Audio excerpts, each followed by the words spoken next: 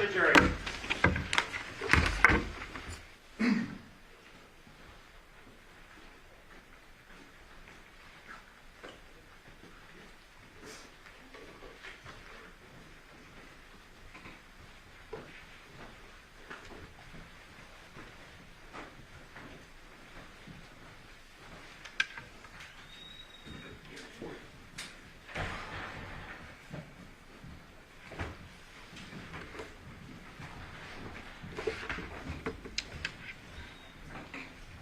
Your Honor, the jury is all present and accounted for. Good morning, everyone. We are back on the record in C-377-239, case file that Devyn Michaels, Deputy District Attorney on behalf of the state, with both parties stipulated in the presence of our jury. Yes, Your Honor. Yes, Your Honor. All right. The state rested their case yesterday. Since you have any witnesses you intend to call? Yes, Your Honor. We're going to call Sean O'Brien.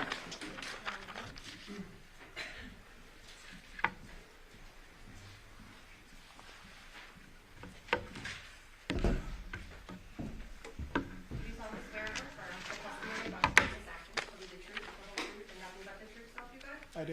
If you please be seated. If you could state your name for the record, please. Sure. Sean O'Brien, S-E-A-N-O-B-R-I-E-N. Good morning, Miss. I'm sorry.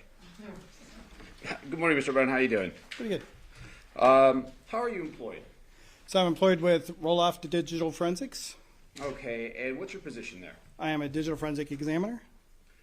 Okay, can you give us a description of that job? What are your duties? What do you look at? What do you do? Sure. As a forensic examiner, I look at any type of digital devices, digital artifacts, just pretty much anything that you can connect to the internet or even standalone, not connect to the internet, but it's digital in nature. And about how long have you worked in this field? Over 20 years. Okay, you want to tell us about that, previous job assignments? Give us a little bit about yourself. Sure.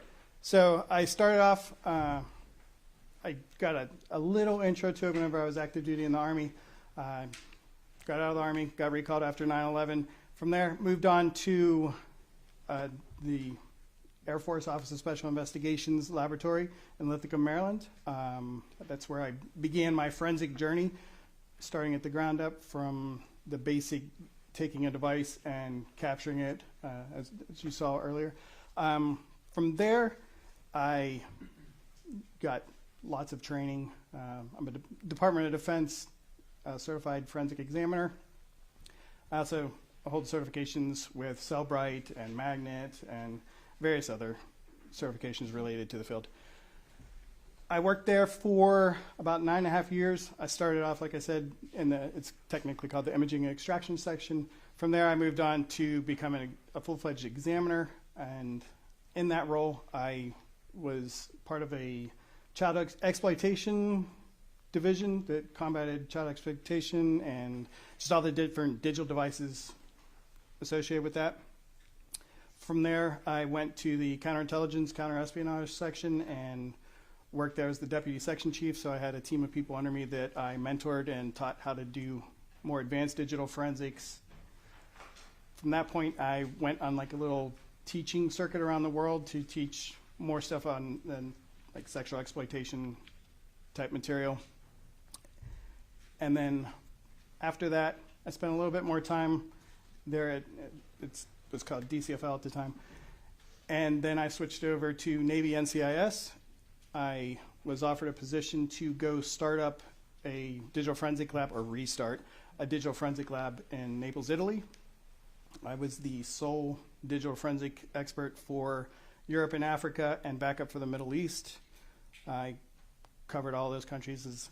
As part of that duty, I also worked in hand and on location with essentially like the special forces of the military police for Italy, and worked in a lot of like terrorism cases and stuff like that with them. I also worked with NATO, establishing the baseline digital forensics standard operating procedures so that everybody in NATO would have a baseline, because you have a lot of different economics, like there's very wealthy countries in Europe and there's not so wealthy countries in Europe. So trying to teach them how to do forensics with the bare minimum, because a lot of the tools are extremely expensive and just teaching them how to balance the cost versus that. I spent 8.5 years doing that. I had to return to America, and I started working for the Veterans Affairs in the Office of Inspectors General. I ran the e-discovery division. It's essentially, it's not forensics, but it is in a related field, and I managed a team of people that would pull emails and do examinations and help agents and other requesting officers or parties to do audits and things like that. From there, I left and came over to roll off digital forensics, and here I am today. All right, so now you work for your forensic company. What are some of the programs or software that you use in your role at your current job? So my primary tools are some of the ones that you've seen here. Cellbrite and Magnet are probably the top two that I use. All right, and then what about any certifications on those programs? Any training on those programs Right, so specifically? I'm certified with both Magnet and Cellbrite to be an examiner and to extract the devices, to get the device and get the information off of it and then process it and review it. And so when you're not just talking about cell phone like pictures and things like that. You can also look at locations and all of those types of things as well that go into anything with the digital forensics, correct? Correct. Cell phones are essentially databases, so it's looking at all the different databases, some that can be seen, some that can't be seen in particular readers, so you have to use different tools to get to it and look at the data inside of those databases. So I'd like to turn your attention to this case. Myself and Mr. Jaskovich called you to hop on to this case and help us to go through, I believe there's 6 terabytes of discovery on this case to go through? There is a Something like that. There's a lot. And we asked you to look at a few things. What were those? So cell phones, the cell tower records, looked at the Barilla extraction of the Infotainment Center. So everything that has to do with the cell phones, the cell towers, and the vehicle. Okay, so right now I'm gonna turn your attention to the cell phone examinations. You were tasked to look at certain things dealing with cell phones, correct? Correct. I was primarily focused on 3 different cell phones. The cell phone of Devyn, Johnathan, and Devyn. And did you have an opinion on the accuracy of the information that was given to you? I mean, accuracy, it's the data that's on there.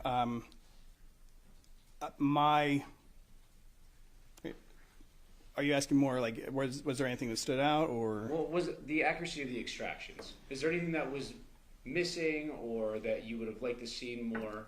So, as previously stated, the cell phones are made up of databases, and I stated that the software doesn't always pull all the information. So the information that I was provided was a UFED reader report, which is after you do an extraction, you take that data, you put it into another piece of software, and then you can create a reader report, which is what I reviewed in this. That is only the data that is able to be interpreted by the software. So I found it problematic because over my review and looking at everything, it's only, of all of the apps that are on the phone, the average between the 3 devices was only 3% of the data was displayed and presented with the databases backing it up.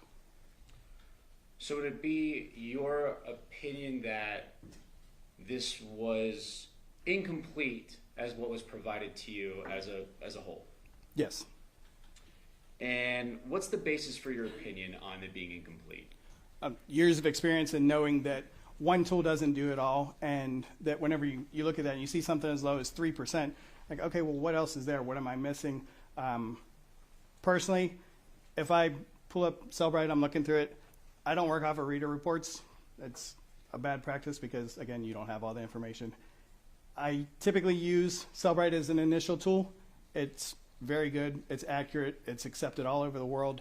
The data that it displays is great. The way that it displays it is great. But sometimes you're like, well, I want to know more about that. And if you're in a reader report, you can't go back to, say, a database that holds messages and be able to find out more information about those files and to look in the databases and see the different information. So not having that is problematic. And then I typically use other tools. So if there's a database I can't get into, I could run it against, throw it into Magnet Axiom and be able to pull that up and look at it in a different tool to try to verify information as well as see if there's any additional information that can be gleaned. If there's databases there that I can't get into, then I can pull it like DB browser or some other deconstructing tool that deconstructs the database so you can look at it in different manners. And I believe it was yesterday, Detective Campbell came in for the state and testified about UFD, and I'd asked him some questions about UFDR. And could you kind of explain to the jury the difference between the terminology before we go any further? Sure. So whenever you get a cell phone, if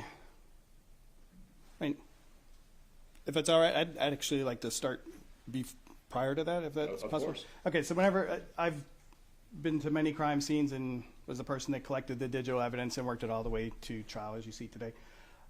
The standard procedure is to get on site. What's this case? So first of all, you have to figure out what's your scope. What are you looking at? What do you have authority to look at? What type of evidence can you get? So first thing I do is I look after all the photos are taken, because that's the first thing that happens. The crime scene investigators come in, they take the pictures, and then we go in, we start doing a search. If I see anything that's digital in nature, I stop. If I don't have a camera on me or there's another person that's assigned to take pictures, that person would come up, or I would come up, take a picture in the state that it's in the location that it's at. And then from there, once that's been categorized and like logged down, then you would take that, secure it from being connected to any networks, so turning off data, putting it in airplane mode as a bare minimum. From there, you would then, if you're not processing it on scene, you would put it in a bag, seal it, evidence tape, do all that, take it back to the lab, take it out, and then begin your extraction. So that, we're going to use a phone for this example. The phone that was collected, I would connect that to it's called UFED, and there is a UFED for PC, which is software that's on a laptop, and you can connect the phone up to it, and it starts extracting the data from the phone and puts it on there. There's also like mobile UFED devices that you can be in the field and on the crime scene and plug it in. So there's multiple ways to get that data through Cellbrite, and what that does is it builds a UFD. And that UFD is more like a index and some supporting information that tells you, hey, in this big package of data, which a lot of times it's in a zip file, and it's the package that the UFD is going to refer to that actually has the databases and the information. So you load that into Physical Analyzer. So Cellbrite has a product called Physical Analyzer, and Insights is their newer version. And you can put the data in there, and that gives you access to the databases. And you can actually do some database, like go through the database and break it down inside of that software as well. You can use, it's called App Genie, so it'll go in and it'll look at the app and be like, well, what can we do with this app? Like, what more information can we gather? Because, again, it's a vendor software, so they're only doing what the people in my field are saying, hey, we need this to be adjusted. We're not getting enough information for this. Can you turn your attention to there and try to get more information? So once that's all gathered, you go in, you're starting to do your examination, starting to find out your bits and pieces, finding out what databases you need to explore more, what information is important. And then the requester, which is usually an agent, a police officer, or auditor, whatever the case may be, they'll want to see everything right away. Unfortunately, digital forensics is not a right-away type field. It does take quite a bit of time. I think 6 terabytes is a lot of time it takes to get through that. So they'll want something right away. You create a reader report, send it out to the requester. That way they have just a first look of like, oh yeah, that's my suspect. Oh yeah, this is a message they talked about. And you can start to get little bits and pieces. It keeps them happy while you're doing the more in-depth stuff. It also allows them to say, hey, I saw a message on this day, but I can't find anything else that's around there. So they reach back to me and say, hey, this date, I need to know more. So then I can hone it in and be able to say, on this date, at this time, looking at these different databases, I was able to determine this or to provide more information. And then from there, you write up a report, you put everything together, and then it goes back to the report goes back into evidence if it's an evidentiary report. Again, you're working off a copy of the data, so the phone's already been put away. You don't mess with that anymore. If the extraction, like you drop a hard drive or whatever and it stops working and you have to re-extract, you still have that. And one of the other things to touch on that, there's a verification. So I know earlier in the trial there was talk about a hash value being a fingerprint. Same thing, whenever it does the extraction, Cellbrite does a hash of the data and you're able to just click on verify hash value to make sure that you're looking at the same data that you were previously. So, in reviewing this and basing your opinion, what are we looking at here? So right here we're looking at this is the UFED reader report, and it has different data located there. So you'll see the file system, which is essentially the background of the phone, and it shows the different areas that databases are in. The one database that we'll look at in a little bit, or information that was supplied from that database, you can see I have typed out there the path that has the com.android.providers.telephony and the databases. If you look in the directory on the left-hand side, it does go in alphabetical order. So, And Mr. O'Brien, if you Sure. want to use your mouse, don't click on it though, because of the No digital clicking. intent, but all right, no clicking. yeah, you So, can go ahead. right here you see com.android Chrome, com.android vending, like wallpaper backup. So that only 3 com.androids were found, not the com.android providers. Like that whole directory structure isn't there to include the database. So is this a complete picture of this phone? It is not. Okay. So did you also review the Armada Infotainment system? So I reviewed the portions of the Barilla extraction that were provided to me, which were the data locations where the vehicle traveled. And so I'm thinking that we heard testimony about how Detective Campbell was told, or I'm sorry, it was Detective Good was able to go through and kind of ping along how I'm sorry, Detective Spangler, all these guys with these technology and phones, I apologize. Detective Spangler was able to go and follow the infotainment system, where the car went, when it started, when it stopped. You saw that, correct? Correct. And I believe it was brought up that Miss Michaels was at a car wash around a certain time. I believe it was between 8:14 and 8:24, and the state phrased it as a car wash, correct? Yes. And we asked you to look at the points at this supposed car wash, and that's what we're looking at here. That is correct. Okay, and we see that the kind of the top half of it, it's the gas station, it's a convenience store, it's not just a car wash. But what did you do here? So the first thing I did was I looked here. This is the car wash. You can tell by the structure and the wet marks, and then if you do street view, you can go in and see that as well. So I noticed there's no pings along this backside or anywhere along the car wash area. I also looked at the date and times and the start-stop time of the vehicle, which also was indicative of not really enough time to get a car wash, not in the right location for a car wash. But it did show that there was activity under this canopy, which is where the gas pumps are, and is also where all the pins happen. The locations are all in the gas station area. Coming in from this side, going around into the area here, and then come out and leave that direction. And just as a side, you shut off your car when you get gas, right? Typically. Usually when you're at a car wash, you leave it on, you're sitting there listening to music. Or having to drive forward, yeah. Correct. Or neutral, let it go on its own. So, turning your attention to another item, did you review Video data at 6505 Taylor Creek. I did. And what is your opinion of what was recovered from that address?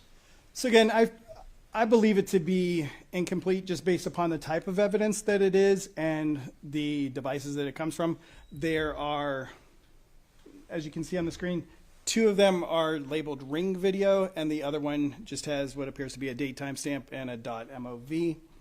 The others are .mp4s. So the 2 videos on the right, the washed out one and then the one that's more in color, appear to be videos that were extracted off of either the Ring app or like you can go online to the website and pull it down, download it. You can share via email. There's lots of things that you can do with Ring videos. And the one on the left appears to be a few still shots that were then combined into this video that's there. So the snapshots being put together, I'm not sure how familiar you guys are with the Ring camera, but you can set it up so that it does snapshots. So you can I don't recall the minimum amount of time, but I believe it to be like minutes, maybe even seconds, and then from there you can go into like you can turn it off completely. So the fact that there are what appears to be snapshots would indicate that snapshots were being taken. And if only 1 or 2 snapshots were taken of that area, and I believe this is the one where you can see the house up on the vehicles on the top right. Yeah. It's this one. So in this area here is the area of interest. So if you're having a lot of snapshots in that area, you're going to be able to see things coming and going. So you would be able to refer to those snapshots. However, in this exhibit, I did not see multiple. Well, there were multiple, but not a plethora, not a whole bunch of snapshots to look through. It was just, hey, we collected these 2 or 3 snapshots because we see the vehicle there, and then done. But there's so much more that could have been collected on that and more information. And you weren't provided any document from law enforcement that they were looking for snapshots of this camera?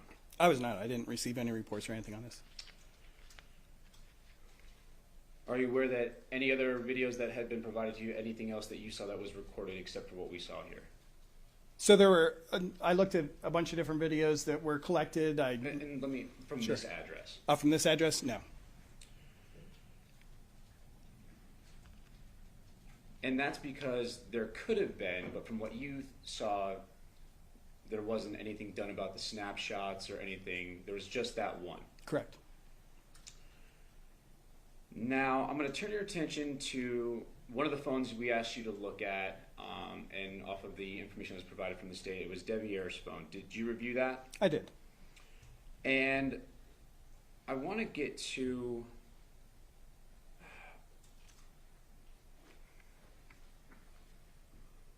Was it a complete capture of Devier's phone? No, same as it's previously shown. There wasn't information about every single app, every single activity that was going on. There was not.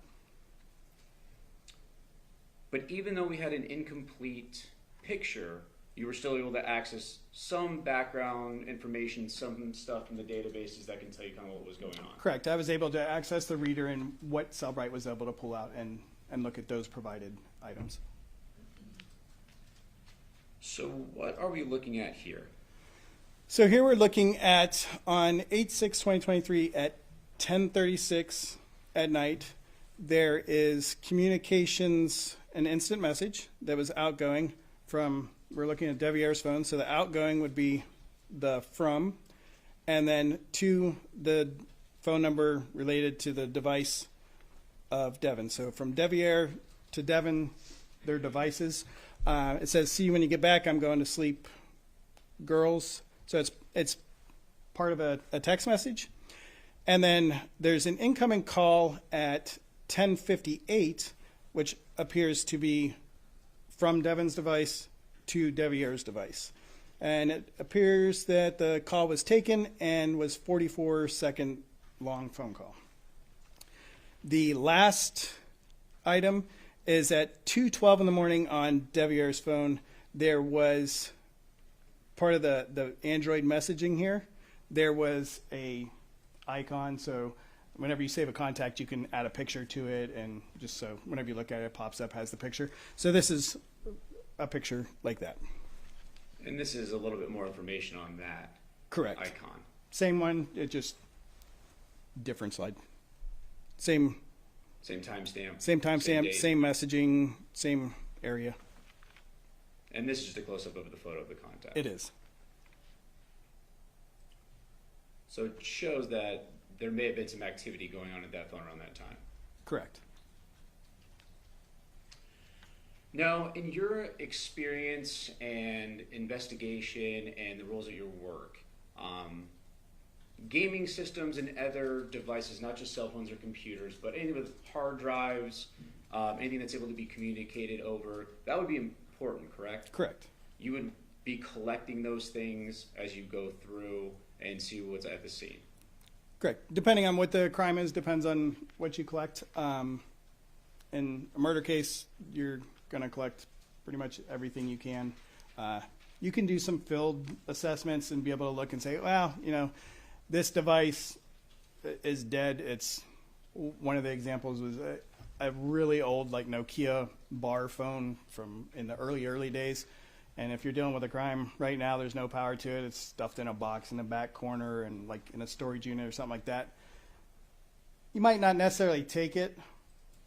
I mean, you could, but it's more, all right, well, we know that's there if we ever have a need for it. But in general, if you're doing what's considered a major crime, which murder falls under, you're going to want to take as much digital evidence as you can until you start getting more information. Because in the beginning of an investigation, you don't really know what's going on. You're trying to collect anything that may have evidentiary value to later be examined, or if something comes about the investigation, you have that preserved. Correct. And even in this case, so there was an additional cell phone, I believe it was Devyn's cell phone, that was, okay, this is too old, the activity is too old, it's not really relevant to the specific focus point of this investigation. So again, collected as it should have been, reviewed, not relevant, set it to the side. So here's a picture. It's one of the exhibits that has been admitted for the jury to look at. Just looking at this picture, do you see anything here that of evidentiary value that would bring you to preserve some of this stuff? So I see two items in here that could potentially hold additional information. There is a Xbox on the... And I prepared it a little bit here Okay. just for you. So it appears to be an Xbox here and then a Nintendo Switch here. And the significance of that is that both of those devices you can chat with people. You can communicate. There's multiple ways that you can do that. One of them you'll see in a little bit, like Discord is a really big gamers app. A lot of people that use Xboxes also use Discord as a communication method if the game that they're playing or whatever doesn't have it embedded, or if they just want to save speed or data just to make things more efficient. But even in like a Nintendo Switch where you can switch out data cards to store things and add more games, or even Xboxes with hard drives to plug in for additional space, it can be just a normal hard drive. Those are things that you'd want to look at and see if they were there. Absolutely, and they connect to the internet and you can browse the internet as well, so potential for communications that way on top of chat applications. So going to other things that could have been looked at here, what are we looking at on this exhibit or this slide? So this is showing that the Discord app was purchased through the Play Store on Devier's phone, and it looks like 4/27/2023 is whenever it was installed. So yeah, it just shows that an additional chat application was on his phone that is also found on gaming systems. And Discord, I know you kind of briefly touched on it.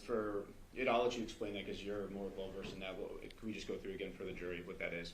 One more time, please. What Discord is? So Discord, a chat application, you can have it on your phone. There's multiple places that you can hold that, and it allows you to communicate back and forth via voice or text.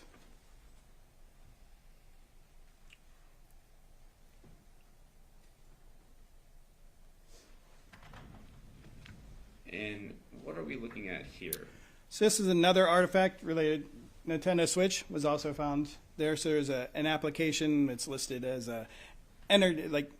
Cellbrite flagged it as entertainment and chat application. So it's another indicator, hey, it's a possibility that the Nintendo Switch has chat on it. The application also allows for chat. And that would be something of significance if you're trying to determine people talking about potentially a murder or anything, that you would go and look through all these things and all these apps to see which ones could communicate to other people, at least be looked at and investigated or preserved for a later time. If you had access to those databases, yes. And what are we looking at here? We are looking at one of the applications that is related to Discord. And it's at 8/7/2023, 2:31 a.m. So it was an artifact, a Discord. So you can see Discord up here. So it's at that date and time on Devier's phone, the Discord chat, or well, the Discord program was accessed. And that was at 2:31 a.m. on August 7th. That's correct. So it says modified. Anytime the system does anything to the file, then it would modify it because it's making changes. And briefly, you didn't look at any router logs, did you? I did not. You weren't provided with any router logs? I was not. Nothing from the Porcupine residents about a router? No. That would have been helpful if you would have had that at that address, correct? Correct. So as previously testified, the router holds information of connected devices. That's really important, especially whenever you're looking at an investigation like this, because if you know what devices have been connected, then you know what devices you don't have, or you can verify the devices that you do have. So you could look at it and be like, well, 6 phones show up on here, but I only have 5. Where's the 6th? And some of these artifacts that we've seen, this could all be indicative of activity on either the phone or gaming systems. There's something going on, but we just don't know because we don't have the full picture. That is correct.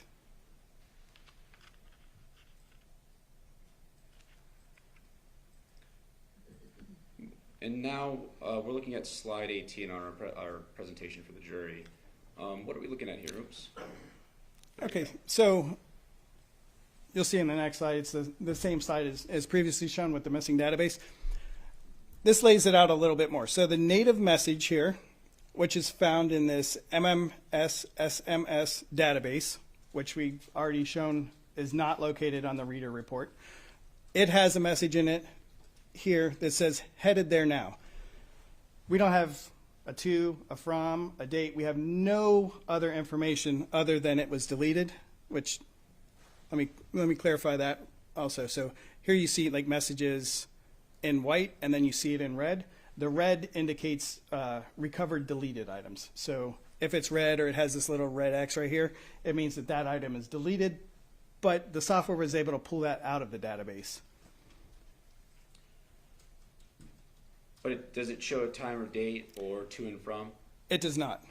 And again, I couldn't go back to the database to see if there was any more information in there or related stuff around that time, like around that message, or looking at deletion orders, or there's no way to tell more information in the presented state. But we know it's deleted. We do know it's deleted. And this is the slide that we talked about earlier. Correct. And it's about the missing databases and the different types of files, the UFDs, UFDXs. So UFDX, I think that's a new term. New term for here. So if you have a UFD, it's the initial one, like I had stated about having a device, and you're looking at it's the UFD with the supporting data. If you take multiple devices, so in this case, if I was to take all 3 of the devices that I looked at, I throw them all into Physical Analyzer, I could create a UFDX, which is essentially multiple extractions put into one. So I can open that up, and by doing that, it loads all of the devices, and then I can run searches. Can you go back a slide? Of course.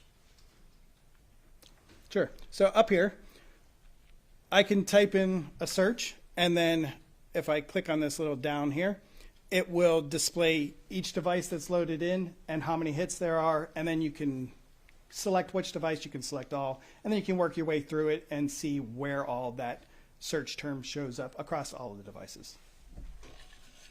And just because we've heard all these terms and they've been thrown out between yourself and Detective Campbell, what is the most complete extraction that you would like to have had on this?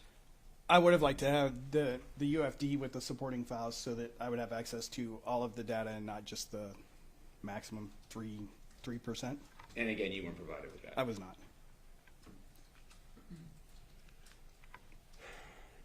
Now, when we asked you to review, yesterday we heard from Detective Campbell about it was Detective Good at the cell site location. It was a couple days ago. They said that they only looked until 9 a.m. at that time. That is correct. And we asked you to look a little bit further, give or take on both sides. And did anything stand out to you? There was a location I was like, this looks interesting. Maybe want to take a look at it. Again, I don't have much more information other than the location at the time that was shown. And so I brought it to the attention And just because I know it's hard for me to zoom in on this, how we have it set up, but if you could just put the mouse on the two little points that we have on there so the jury sees what we're trying to point out here. Sure. So here is Jonathan's home. And then here is one in the southern part of the valley, more in a remote area. And that is on 8/7/2023 at 10:25 a.m. And that's a close-up of what you brought to our attention, correct? Correct. So it's here, and then you have a lot of these washes, and then over in this area you have lots of open area. So it's pinging near all these open areas. That's correct. And that's the date of that is the 8/7. 8/7.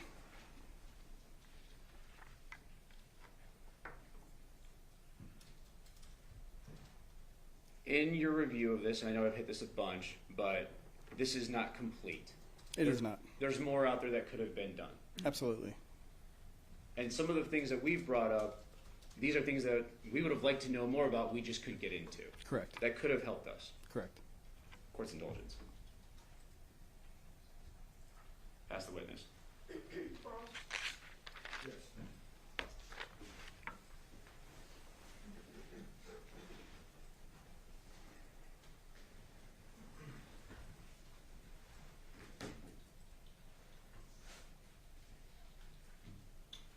Good morning, Mr. O'Brien. Good morning. We just met outside in the hallway. We did.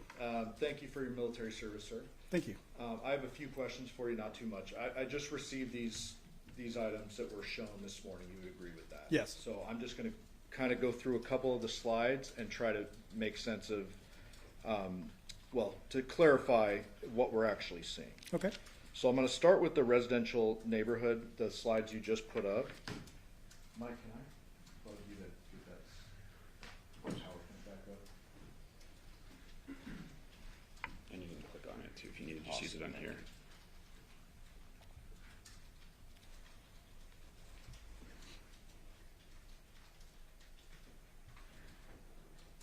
Yeah, perfect. And then you can click on the slides below and it goes up. Perfect, thank you. So I'm showing the slide that you'd agree that's a residential neighborhood, correct? Yes. And you looked at a whole lot of stuff in this case. Would that include text messages on Devyr's phone? It would. We got a bunch of text messages after 9 a.m. On August 7th of 2023 from Devyr's phone. Correct. And you'd agree with me there's text where he's talking with his boss and talking about a job and going to that job? Yes. Okay. And you'd agree this is a residential neighborhood, a newer one, kind of out at the tip of the valley? I would. And the location data is that you're looking at that caused you to testify that he was in this residential neighborhood was from the CDRs, not from the device. That is correct. So CDRs, as a reminder, those give a general approximation. They're not like the breadcrumbs from the Burla or the Google. It's not the GPS, guys. Got it. So you're not saying in any way to this jury that his location put him in any of these desert areas, correct? That is correct.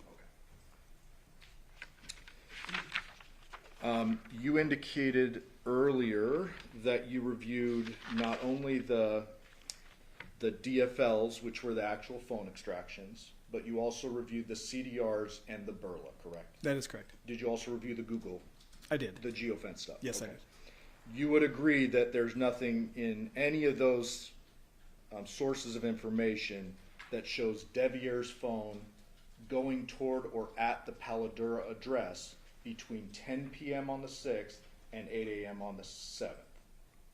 That is correct. Okay. You would agree that all of those things show the defendant's device, car, and everything at the Paladura address until 2:04 a.m. That is correct. So the Google data is separate, and that was a geofence, Yes. right? And there, you're familiar with the steps and Google's privacy. And I am all the that. obfuscated numbers and doing Yeah. the 2-3 steps. Right. So just to narrow it down and like simplify it, a geofence is actually placed on around the home, the Paladura home, and says, the first step says, show us what devices are at that home, but they give general numbers. Correct. And if I oversimplify it, you can tell me. It's good. That, Okay. that works. And so, in this particular case, it only showed the defendant's device at that home. Well, it showed multiple, but once you select which one you want that's of evidentiary value, and yes, that was Yeah. one of them. And that would be Yoko's, Yoshida's, and Jonathan's were actually there too. Yes. Yeah, and nobody else's. Not that I recall now. Yeah, so it's 4 devices at the Paladura home, not including Devier's. Correct. And Devier did have a Google device. Yes. An Android that.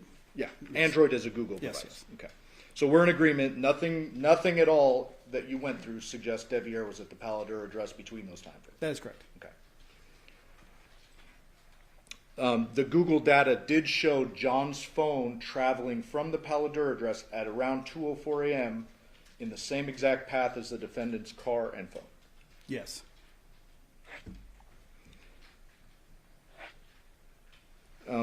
Real briefly on the car wash. That information was gleaned from the Burla. Correct. Burla is the one with the breadcrumbs. Correct. It does the GPS locations, which is the most accurate. Got it. And that shows the Nissan going to what appears to be the gas pumps, not through the car wash. That is correct. We're in agreement. Okay.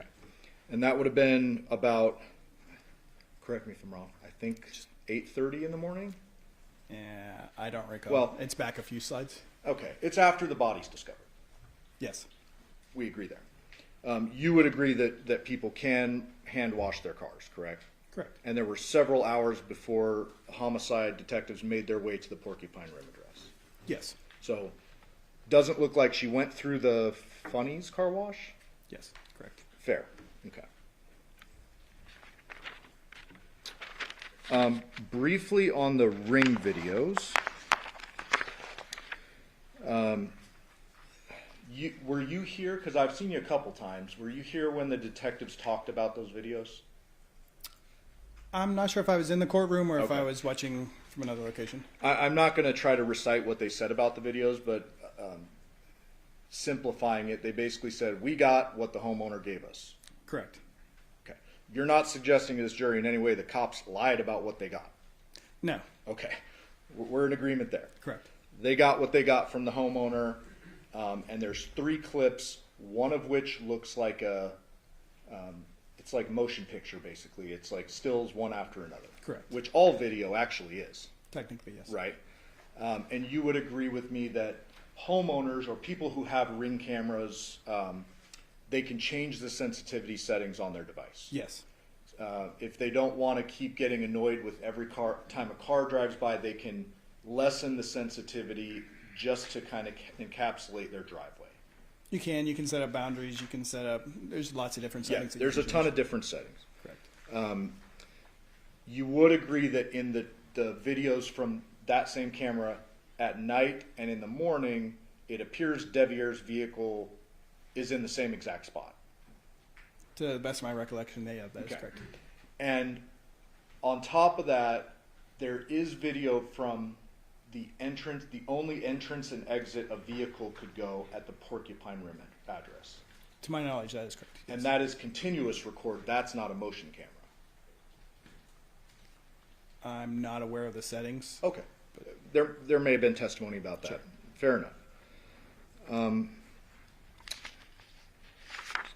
So I want to get to slide 10 and, well, Do you want me to help you?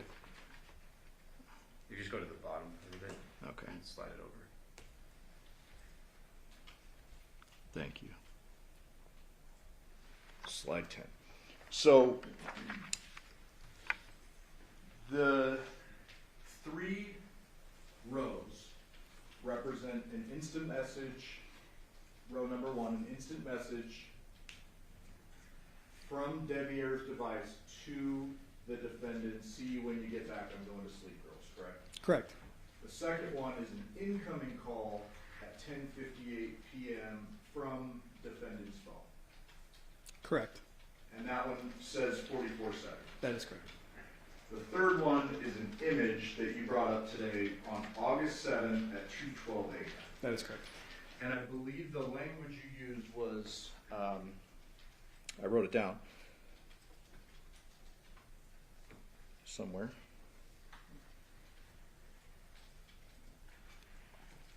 Did you say accessed? What, just tell us, what does this mean? Like this? So that particular picture, the PNG, was the device accessed that. I don't have more supporting information about anything else that was happening at that time, again, because I don't have that database, but something was done with that particular file at that particular time. Got it. So we understand though, when you use that terminology, are you saying the device accessed it or a person accessed it? Unable to determine. Okay. If I can say that like the device shows that there was some sort of activity on that. yeah, and just so we're clear, a device can do things in the background, can access, can cache, can do all these different things, correct? Yes. If it's the opposite, if it's a person accessing it, you would then agree with me that at 2:12 a.m. a person is with that phone using it. You stated that a person was to show that a person would have to be there. Yeah, absolutely. I mean, Yes. it seems obvious, but like, there's 2 alternative theories. It's either the device access it somewhere in the background, or a person is actually handling their phone at 2:12 a.m. That is correct. Okay.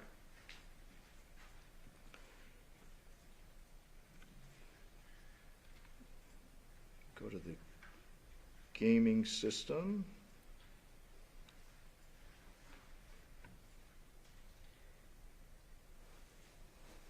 So you pointed out a couple of a Nintendo Switch and an Xbox, correct? That is correct.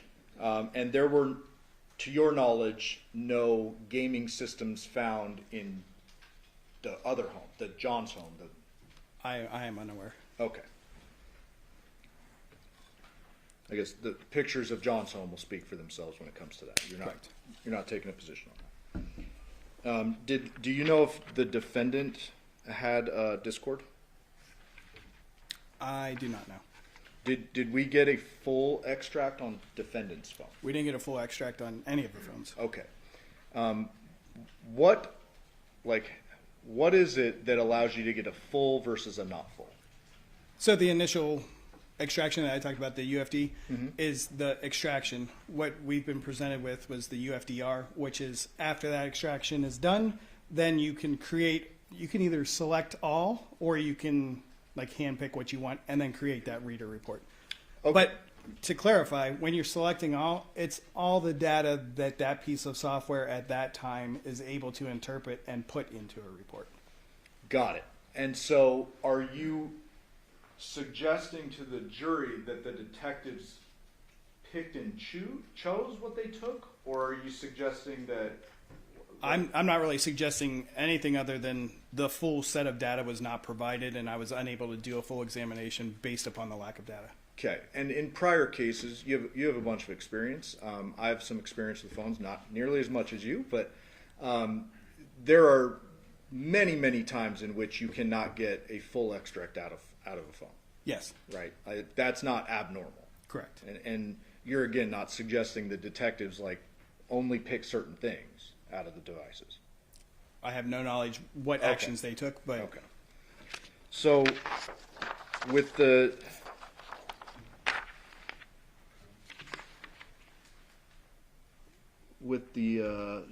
text here on slide 18, okay. you said this is an artifact with no other information at all.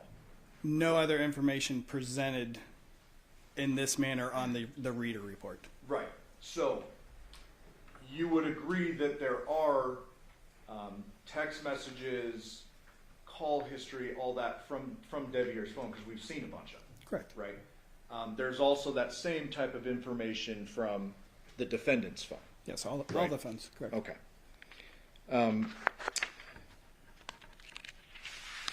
The text history for Devier's phone goes back years, right? It's quite far. Yes. And he has a bunch of contacts saved in his phone like we all do, Correct. right? I don't even know the number, but like dozens, hundreds, I don't know. Can you see it on that? If you go back a slide, maybe. I'm not sure if it was captured on that or not. So before the bar shows up in the movie. Let me help you. To do that animation. Oh, gotcha. I don't know how to pull it off though. There you go. There we go. Thank you. No, I didn't capture the contacts on there. Yeah, but But- it is captured somewhere in. It is part of the reader. Yes. Yeah. The reader file has that. And so you agree with this headed there now message. That could be to any number of people, years back, 5 years ago, 4 years, whatever it is. That is correct. Okay. But you got to bring it up because, I mean, it's something. But you would agree with me, I'm showing you admitted exhibit 666, that, oops,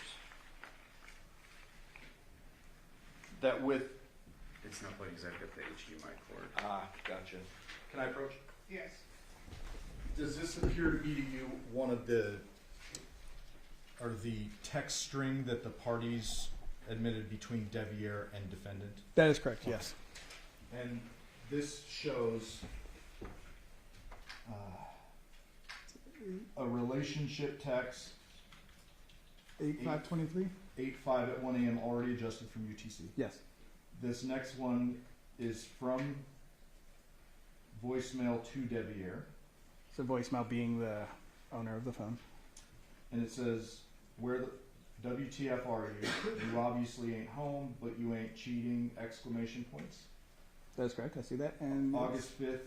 2023 at 4:02 a.m. Okay. And then the next text says, "From Devier to the defendant's voicemail, see you when you get back. I'm going to sleep. Girls are in the living room," correct? That is correct. Okay. No other text saying, "I'm on my way," or I'm sorry, headed there now. No.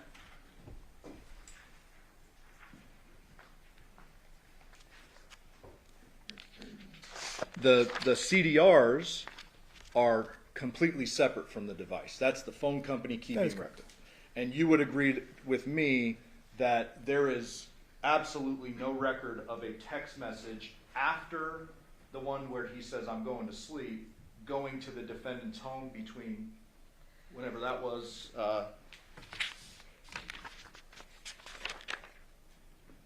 10:36:24 p.m. and 8 a.m. Can you repeat the initial question? The CDRs. Okay, we're- CDRs. Yeah, That is we're correct. away from the phone. Yep, that is correct. In the CDRs maintained by an outside source, the company, Yes. there is no incoming text to Devyn from Devier, no outgoing text from Devier to Devyn after that one at 10:36. Based on my review, no. So this headed there now text doesn't have anything to do with our time frame, based on the CDRs. Based on CDRs, I believe that is correct.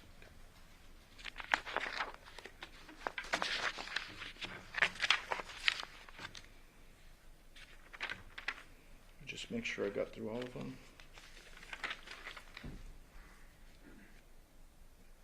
Yep, that's it. Thank you very much, sir. Sure. Follow up, Mr. Chairman?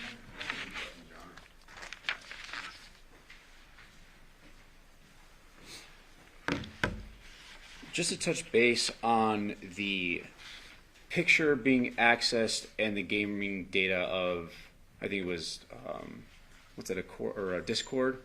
There was activity the morning of, or the early hours of August 7th. That is correct. And do you know if Devyn had his phone on him? I wasn't there. I don't know.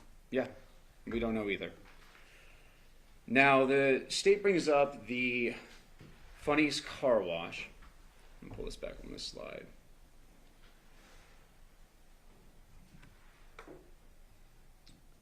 Now, he brought up the state, and I'm not trying to misstate, I'm just kind of summarizing, is about pulling in a potential hand wash of a car or something like that. You remember that question? Yes. Now, the car turns off at 8:17 and turns back on at 8:21. Does that sound about right? It does, yes. Nissan Armada is not a small car. It's not a Honda Civic. It's not a hatchback. It's a pretty big car. Correct? Just from your, I mean, you've seen them on the road. Yeah. It's a bigger SUV. It's not a small Correct. car. That's correct. So to hand wash a big SUV that they've made is super clean. That 4 minutes is pretty quick. Correct. To hand wash a car, not drive through a car wash, but to hand wash it at a gas station, unless there's, doesn't seem to add up. Correct.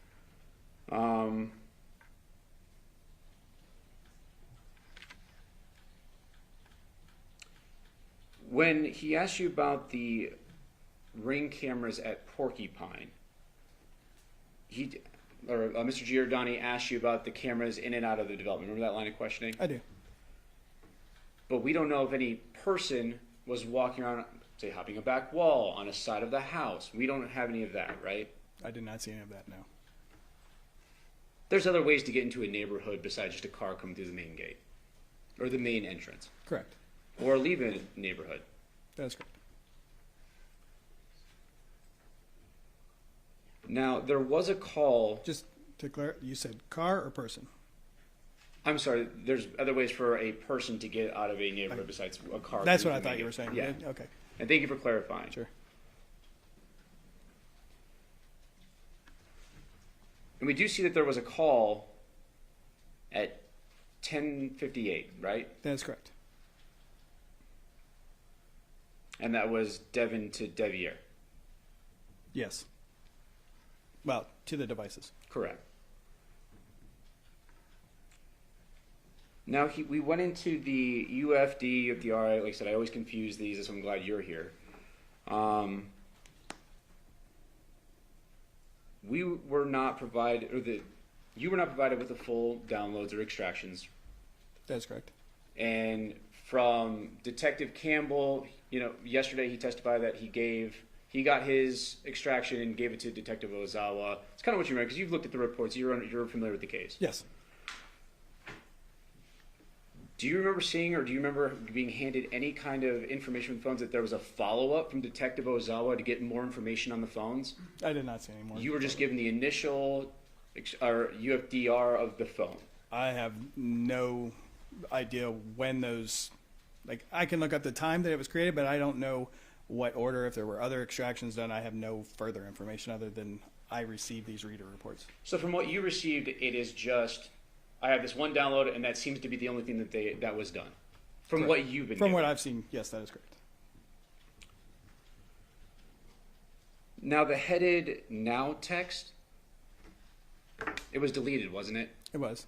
And we don't have a time. We do not. We don't know what that's in reference to. No.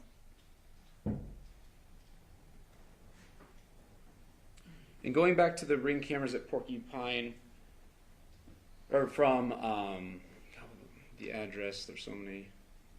The Taylor Creek address, Okay. you don't, not suggesting that the cops didn't, not that they made their own, but there was no follow-up onto subpoena or get any more information on this. You didn't see any of that. I have no knowledge of that now. And I'll state it this way, you weren't provided any more than that. This is what we got and we gave it to you. Correct. Okay.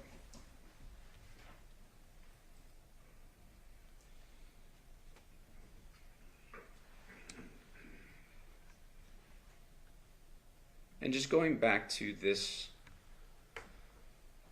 picture of one of the last pings on Devier's phone, the state suggested that there was this, he had this work schedule, which it's been throughout the course of the trial. There's been testimony that he had to work, that morning, and he went.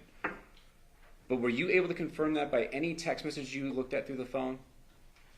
Nothing popped out to you. No, nothing stood out to me. It's kind of why this popped out to you by this area at this time. That's correct. No further questions. Any follow-up, Steve? Yeah, I have to, apologize. So, there actually is text messages where Devier is talking to his boss and saying, I'm headed to a job out. You saw those, right? Yes. Okay, so those do exist. Yes. Okay, that's not just testimony, that's in the device. It's in the device. And it's There's consistent. multiple occasions that they talk about work. Hey, I'm headed to this side, headed to that side. I'm going to run late. That morning, August 7th. I don't recall specifically. No. Well, I can show you. Okay. Can we agree overall that you went through these devices like with a fine-tooth comb? No. I did the best I could in the amount of time that I was provided Okay. with the data that I was provided. Okay, fair enough. When you go through this, I mean, you're presenting everything that stands out to you as like, this is fishy, or this is something I would bring up, or whatever, right? Correct. There's nothing you left out that was something you were like really interested in and didn't present to the jury. No. Okay. So,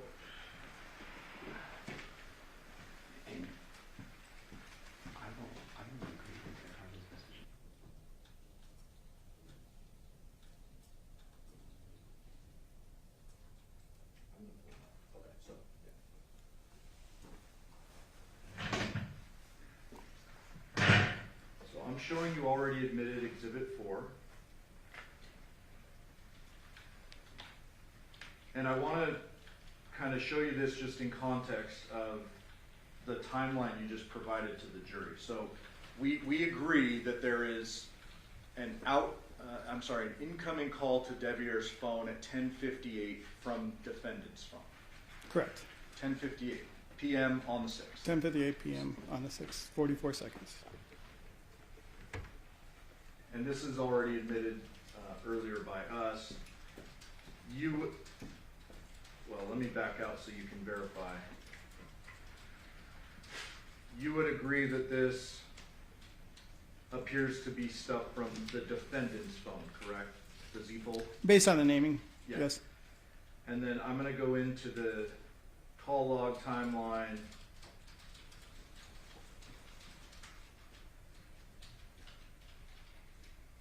And you can see that 10:58 p.m. outgoing call from the defendant's device to Devier, correct? Do you see that? Yes. And then as it goes on, there appears to be a bunch of missed calls from Michael's home. That is correct. What's labeled as Michael's home? Right, but it's a different device from Devier. It's a Correct. separate number, yeah. Correct. And some of those went to voicemail. Yes, that is correct. I believe 3, maybe 4. And you're aware we can recover those voicemails, and we in fact did. Absolutely.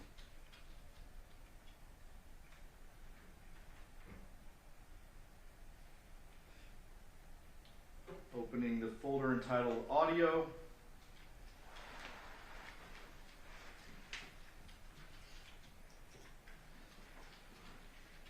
Do these appear to be the 3 recovered voicemails? Yes, it does. And these are after that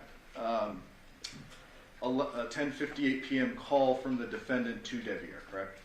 Correct. It appears to be about 11:13, 11:18, 11:21.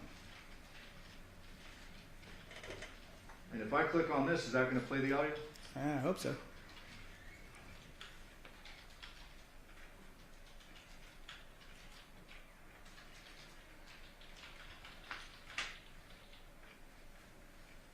It doesn't have the supporting file. Yeah, I did this before, and I just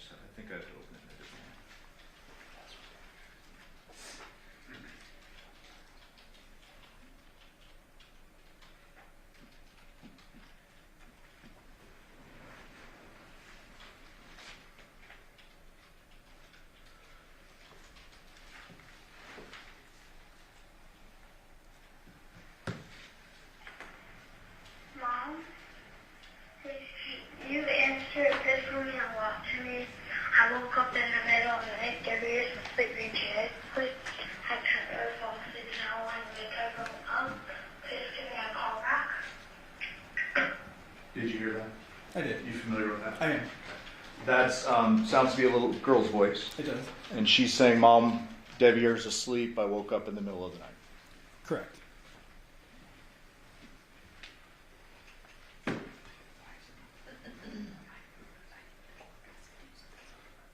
Victoria, can we somehow move that up? Because I have the represent on. I don't know why the audio's not playing over there. No, I unplugged it. Well, may I inquire if the jury heard that? Yeah, did you guys hear that? Okay. Yes. And Mr. Giordano, if you wanna put the laptop next to the microphone, it may make it louder. That would make sense, wouldn't it? Yeah. Here we go.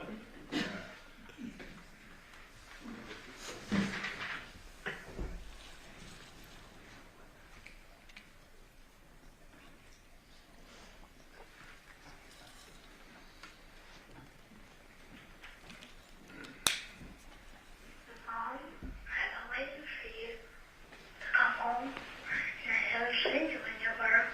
So, if you could, please give me a call. I'm very worried about you. I'm very serious. I don't know if you got in a car accident or any certain things. And I'm getting very worried. Please call me, please. Everyone's asleep. I woke up in the middle of the night. I can't fall asleep. I've been trying to get everything prepped for school tomorrow. So, the rear's knocked out, today's knocked out. I can't fall asleep. He's been telling me what he's got here to everything. You said you were going to get some medicine. And then you never got any. So please give me a call back. I'm very worried. That was voicemail number 2. Sir? Yes, that is correct. And you heard the little girl's voice say, "Everyone's asleep. I woke up in the middle of the night. Yes, I did. Devier's knocked out." I don't think she said that, but Okay, well, I'll play it again. Mom, I've been waiting for you to come home, and I haven't seen you anywhere. So, if you could, please give me a call. I'm very worried about you. I'm very serious. I don't know if you got in a car accident or any certain things. And I'm getting very worried. Please call me, please. Everyone's asleep. I woke up in the middle of the night. I can't fall asleep. I've been trying to get everything prepped for school tomorrow. So, the rear's knocked out, today's knocked out. I can't fall asleep. He's been telling me what he's got here to everything. You said you were Did going you hear it that time? I did. Thank you. Sure.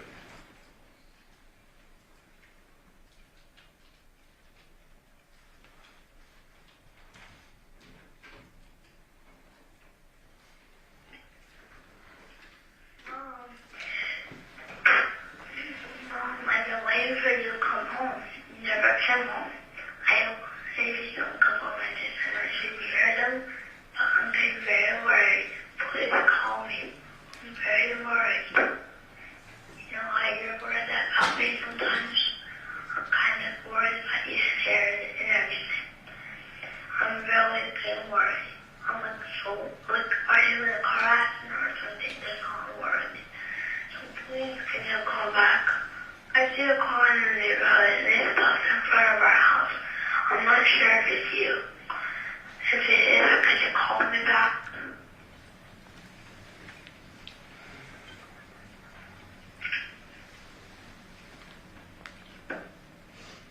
And that was voicemail number 3. That is correct. And then if we back out of that, we go to the report. That would have been, for the record, 11:13 p.m., 11:18 p.m., and 11:21 p.m. in that order, right? That is correct.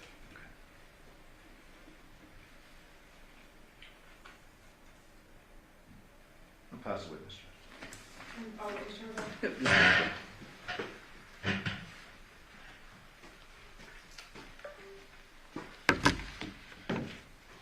Those messages were around 11 p.m. is what the is what you recall?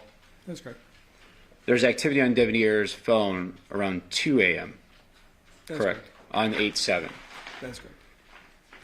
And on one of the voicemails, it talks about a car out front. Is that what you heard? Yes.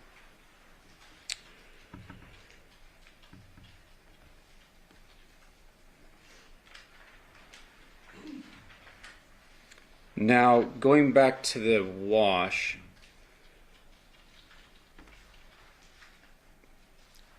the state brought up about his work schedule.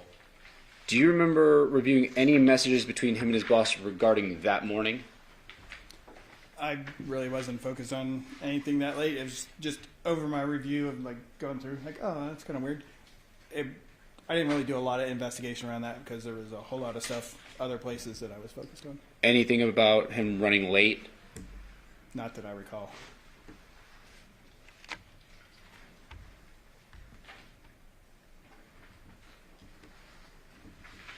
And we saw those artifacts on the phone around 2 a.m. with the Discord and the photo.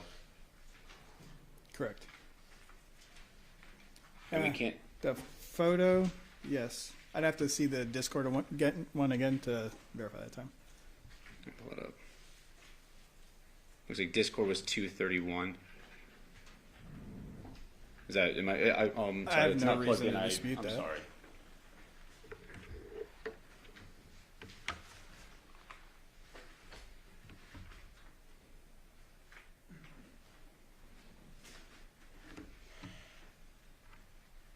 I don't know what just happened now. There it is. 2:31 a.m. Discord. That's correct. On 8/7.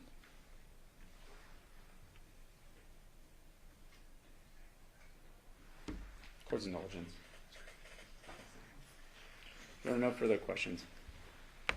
Any follow-up statements? Okay, ladies and gentlemen, the jury have any questions for this witness? Okay, everybody's working on a full sheet of paper with your name and your jury number. Counsel could approach.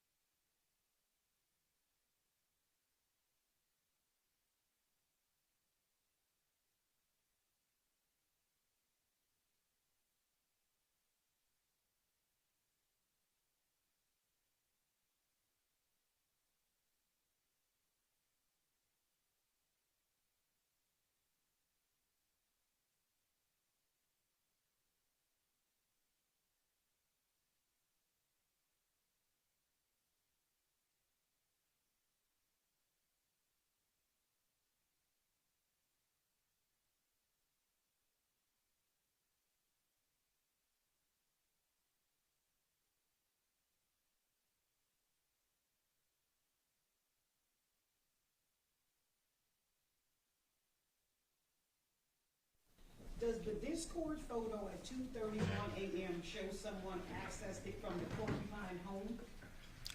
There is no indication of where that came from. I'm sorry, no indication. No indication of the location of where that came When you look at the Burla data, did Burla show Devyn going straight into her neighborhood and to her house? One more time, please, ma'am. When you look at the Burla data, did the Burla show Devyn going straight into her neighborhood and to her house?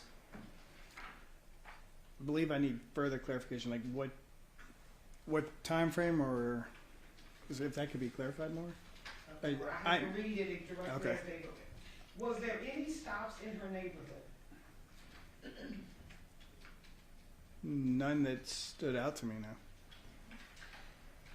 When using chat applications such as Discord or others, if the phone is set to show notifications, will this create activity records even if the phone is not being used? Yes, it would. It houses it in a database, which again, I didn't have access to that database. Okay. Mr. Horvath, any follow-up based on your question? Of course, it's ordinance. Okay.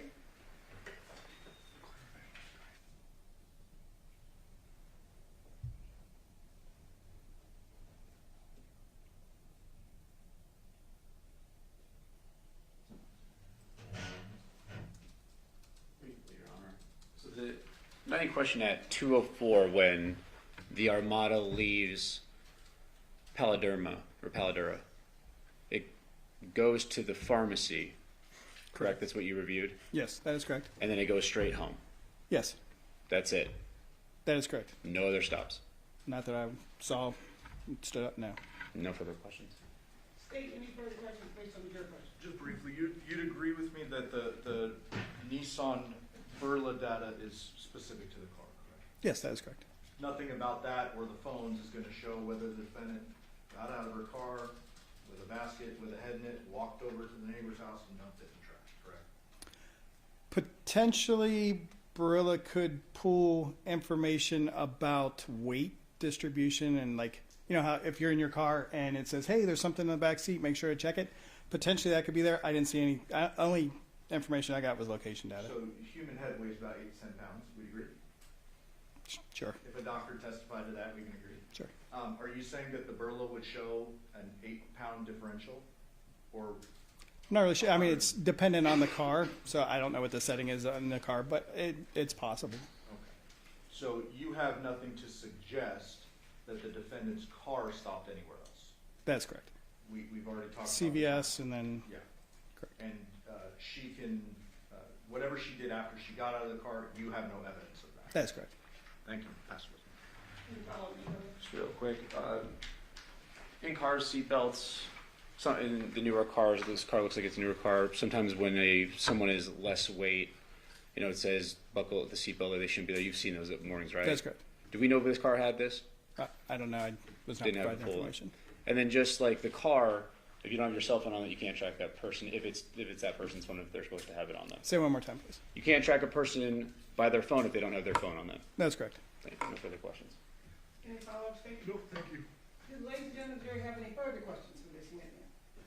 Okay, seeing no response, you are excused. Thank you very much for your testimony here today. Thank you, ma'am.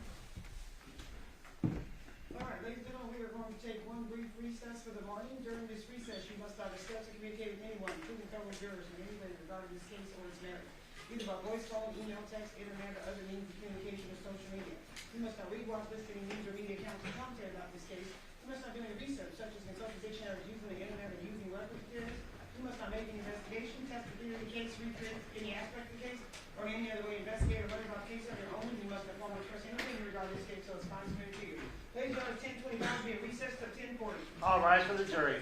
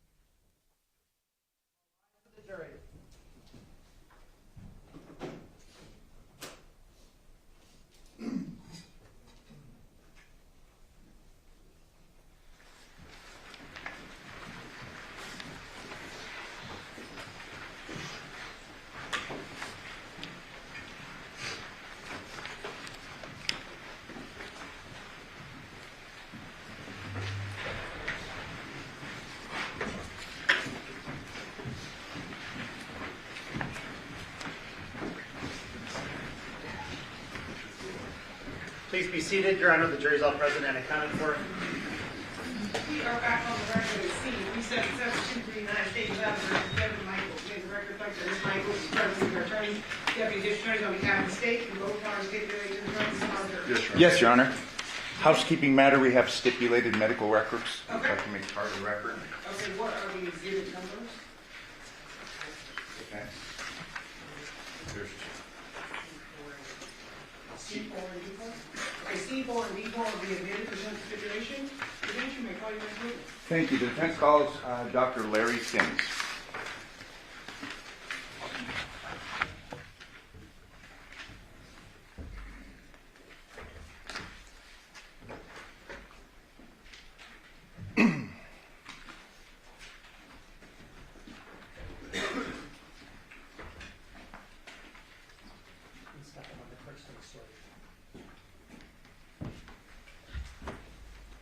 Do you solemnly swear or affirm the testimony you're about to give in this action will be the truth, the whole truth, and nothing but the truth, so help you God? Yes, I do. Thank you. Please be seated. Please state and spell your name for the record, please. My first name is Larry, spelled L-A-R-Y. My last name is Sims, spelled S-I-M-M-S. Whenever you're ready, Mr. Director. Thank you. Dr. Sims, if you could tell us a bit about yourself, beginning with your education. Well, I graduated from high school in 1970. I graduated from college in 1974. I went to medical school at Oklahoma State University and graduated from there in 1978. I did a rotating internship as a physician in Dallas from 78 to 79. And I was a general practitioner for 10 years, 3 years in rural America and 7 years in Detroit. I had about 55,000 patient contacts, delivered about 100 babies. Then I went back into training at Michigan State University in pathology for 4 years. Then I did a 1-year forensic fellowship at Cook County Medical Examiner's Office in Chicago. Stayed on there for some years, and then I came out here and was at the Clark County Coroner's Office for 19 and a half years. I maintain a licensed medical license in Nevada, and I'm board certified in anatomic pathology, clinical pathology, and forensic pathology. Doctor, so you were a coroner here in Clark County? Yes. 19 and a half years. Yes. Would often be called by the state of Nevada in prosecutions of murder cases. Oh yeah, I probably testified over 500 times during that period of time. You were contacted and were ultimately retained by the defense in this case, the state of Nevada versus Devyn Michaels, correct? Correct. Yeah, I was contacted by the Special Public Defender's Office. It's been over a year ago. Okay, and just for the record's clean, I mean, I'm not part of the Special Defender's Office, nor is Mr. Horvath, but that was who was initially on this case. That's who initially contacted me. After being contacted, were you provided with certain materials, specifically an autopsy report and other things of evidentiary concern, photos and the like? Yes. To your knowledge, was it the entire file? Well, what I was provided, which is all the forensic important stuff, yes. Have you had an opportunity to review the autopsy report prepared by Dr. Stephanie Yagi? Yes. And that autopsy report is dated August 8th of 2023. Correct. Did you review the pathologic findings in the autopsy report? Yes. And what are they? Well, okay, have you got a copy of the autopsy report? I can go. Absolutely. May I approach with a copy? State any objection? Not at all.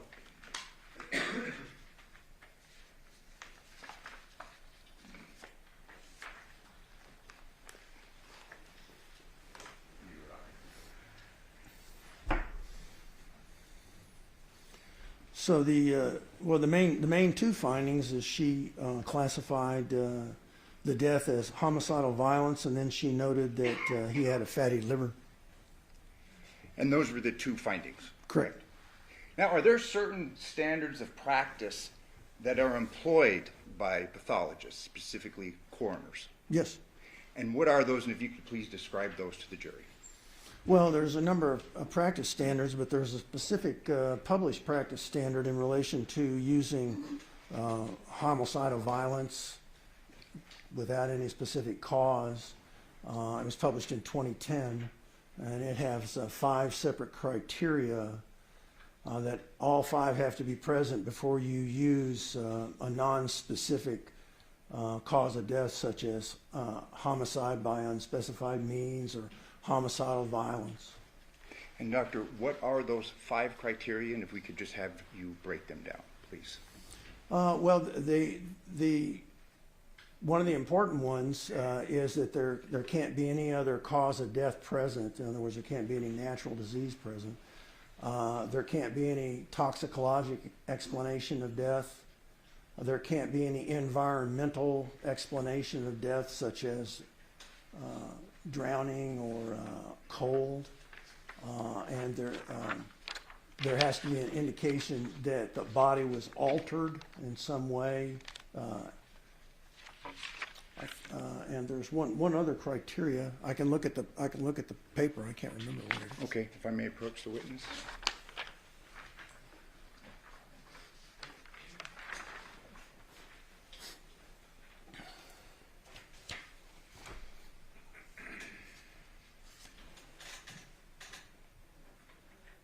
And then a specific cause of death can't be brought out of the whole entire data set, which means all the findings that are available. So. Thank you. So from the get-go, we have this pathological examination done, and we have these pathological findings. The first being homicidal violence. And you had discussed these 5 criteria. Let's focus on 2 of them, specifically no atomic cause of death. How is that a concern, and how did this examination and this opinion not follow the standard practice? Well, there are, in this particular case, he actually has 2 natural diseases that could cause his death. His heart was enlarged, and he had a fatty liver. And those are obviously borne out through Dr. Yagi's analysis and review of the body, correct? Correct. There's another criteria I'd like to draw your attention to, and that's no toxicologic cause of death. If you could please explain that and the significance in this exam. Well, there has to be drugs can be present, but they have to be at low enough levels not to cause a death. Is kind of the main thing to take away from that. Or there can be drugs present that are not known to cause death, like a medicinal type of drug. So in this case and on this examination, there was a toxicology report, correct? Correct. And what were the findings of this toxicology report? Well, the main findings, he had a low level of alcohol, below the legal limit for driving. His marijuana level was substantially above the legal limit for driving. And he had quite a bit of alcohol in his stomach, but not really very much in his blood, which indicates just that he had drank a significant amount of alcohol just prior to his death, before he died. Let's break that down just a little bit, and let's start with the alcohol, where you just left off, Doctor. Are there different places where these draws are taken in order to arrive at the alcohol content of the body? Correct. It's very important to, without going into a lot of explanations, to take the blood from a certain region, because that region is more characteristic of the level of whatever drug prior to death. If you take it some other regions, it could actually be higher or lower. So in this case, was there both a blood draw from perhaps a leg or an ankle and from the stomach? Yes, they did both of those. If you could please explain those processes and the findings to the jury. Well, the blood was taken appropriately, and so I have good confidence in the alcohol level of the blood and Have you got a toxicology report, just so Yes, I make sure I don't say anything wrong? I believe, oh, absolutely, and Doctor, I believe it's attached Part to of this? the back of the report.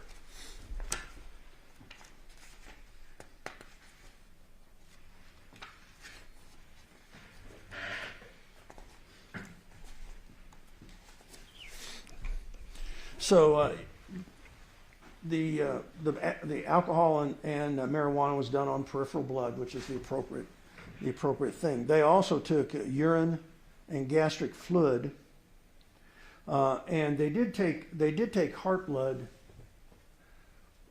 and they did measure the gamma, the GHB level in the heart blood rather than the peripheral blood, which is not a good thing to do.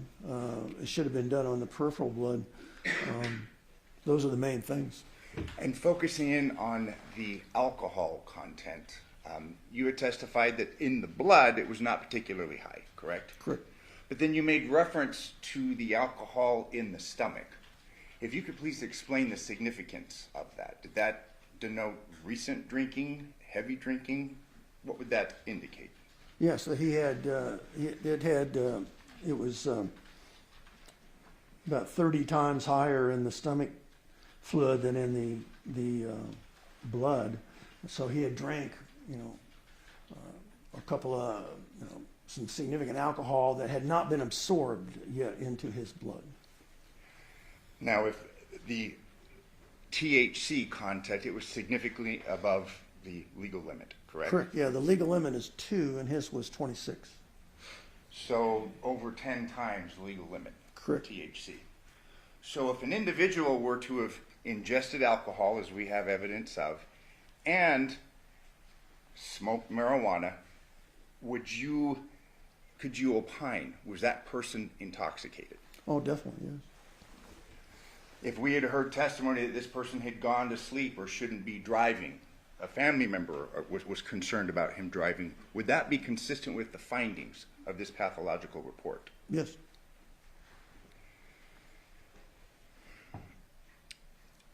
In reference to the GHB and the drawing from the heart, you had said that was of concern. If you could please explain why. Well, because heart blood is notorious for being inaccurate as far as a true level of the antemortem prior to death level.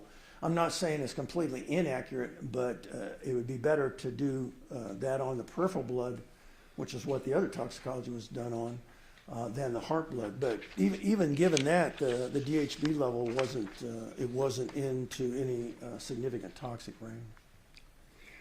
Turning your attention back to the findings concerning cause of death, manner of death, and specifically the standards of practice, these 5 criteria.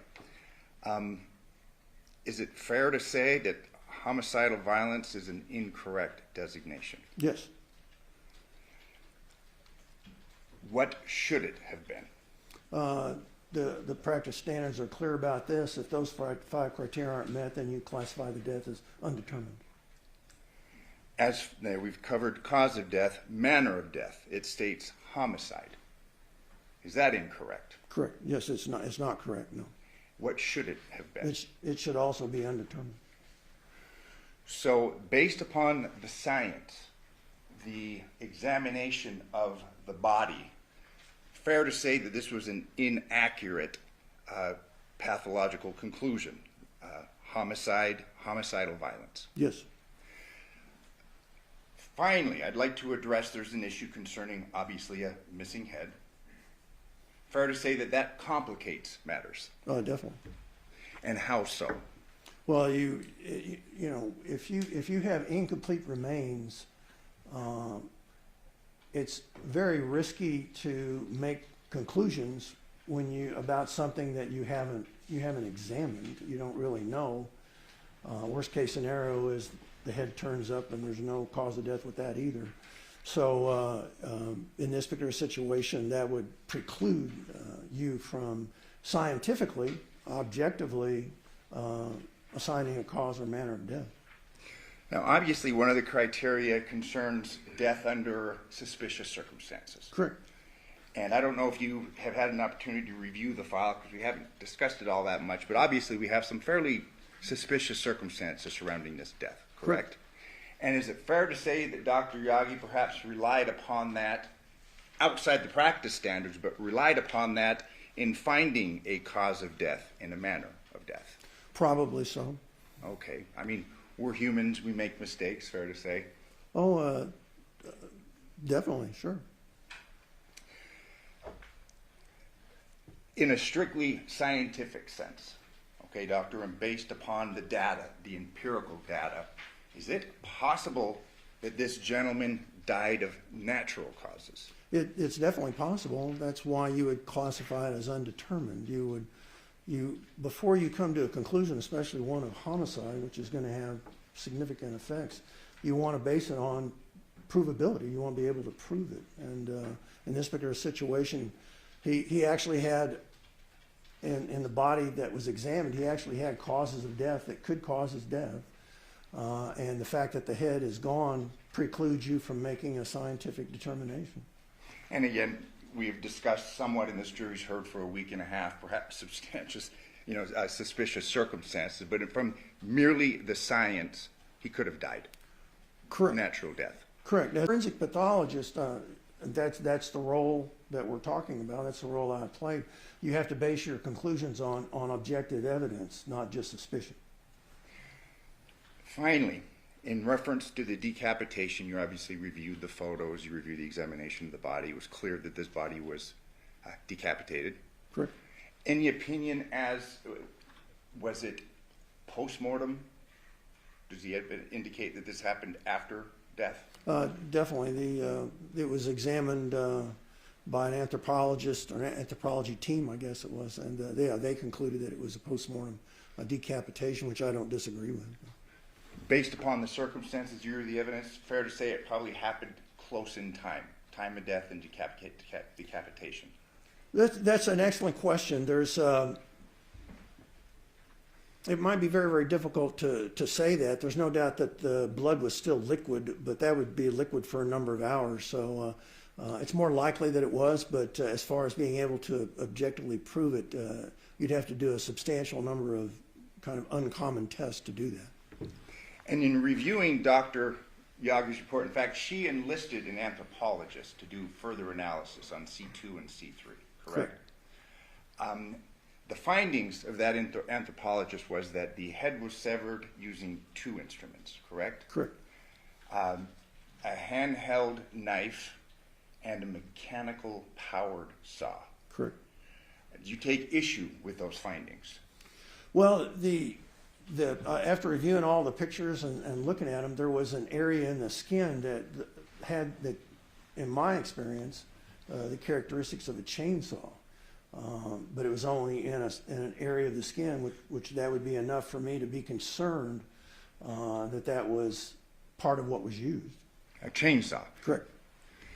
So while we have the anthropological findings on the bone, did you view any follow-up evaluation or analysis on the skin that you're referring to? No. In reference to this idea concerning the cause, the undetermined cause of death, and we have a post-mortem decapitation and the time of death, we agreed that it's fairly close in time. You'd made reference to the blood, and there's been several questions last week asked concerning witnesses and this idea of cast-off. Would you anticipate there having been cast-off given the evidence that you reviewed? Oh, especially if there was a motorized weapon used, yeah, you would expect substantial cast-off also on the people or the person that did it. So would you expect, based upon your evaluation of the evidence, for that person to be covered with blood? Well, there would be a lot of blood splatter, yes. Okay. We had heard testimony concerning, bodies are dissected in the morgue. There's not a great deal of cast-off. We're obviously talking about different circumstances here, correct? Yes, that would be different circumstances, yes. Here, we're not talking about a refrigerated body. Correct. Here, we're not talking about a specialized instrument that may be used, let's say, in a coroner's office to dissect a body. Yeah, we don't use chainsaws, but, so no, that's a whole different thing, so. Okay. There had been questions asked concerning the arteries, carotid arteries, and you'll agree with me, the anatomy of the neck is fairly complex in reference to a decapitation. Yes, I mean, we have obviously the muscle system, we have the vascular system, we have the spinal cord with all the vertebrae we've heard are complex and quite strong. correct.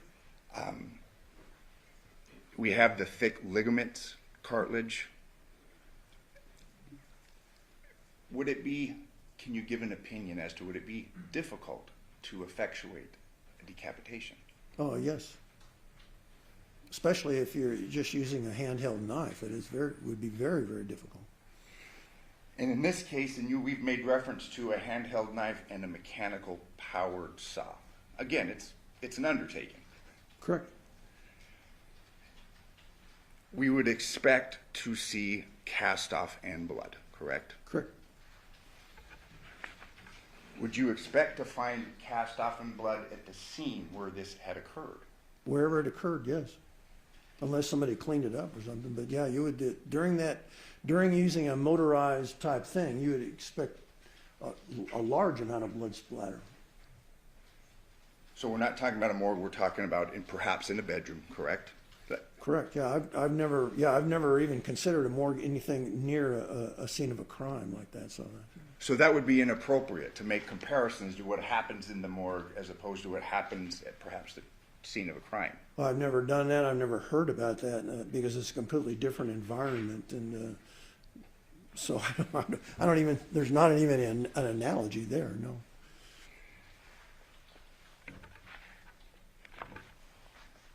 We could have the court's indulgence just one moment.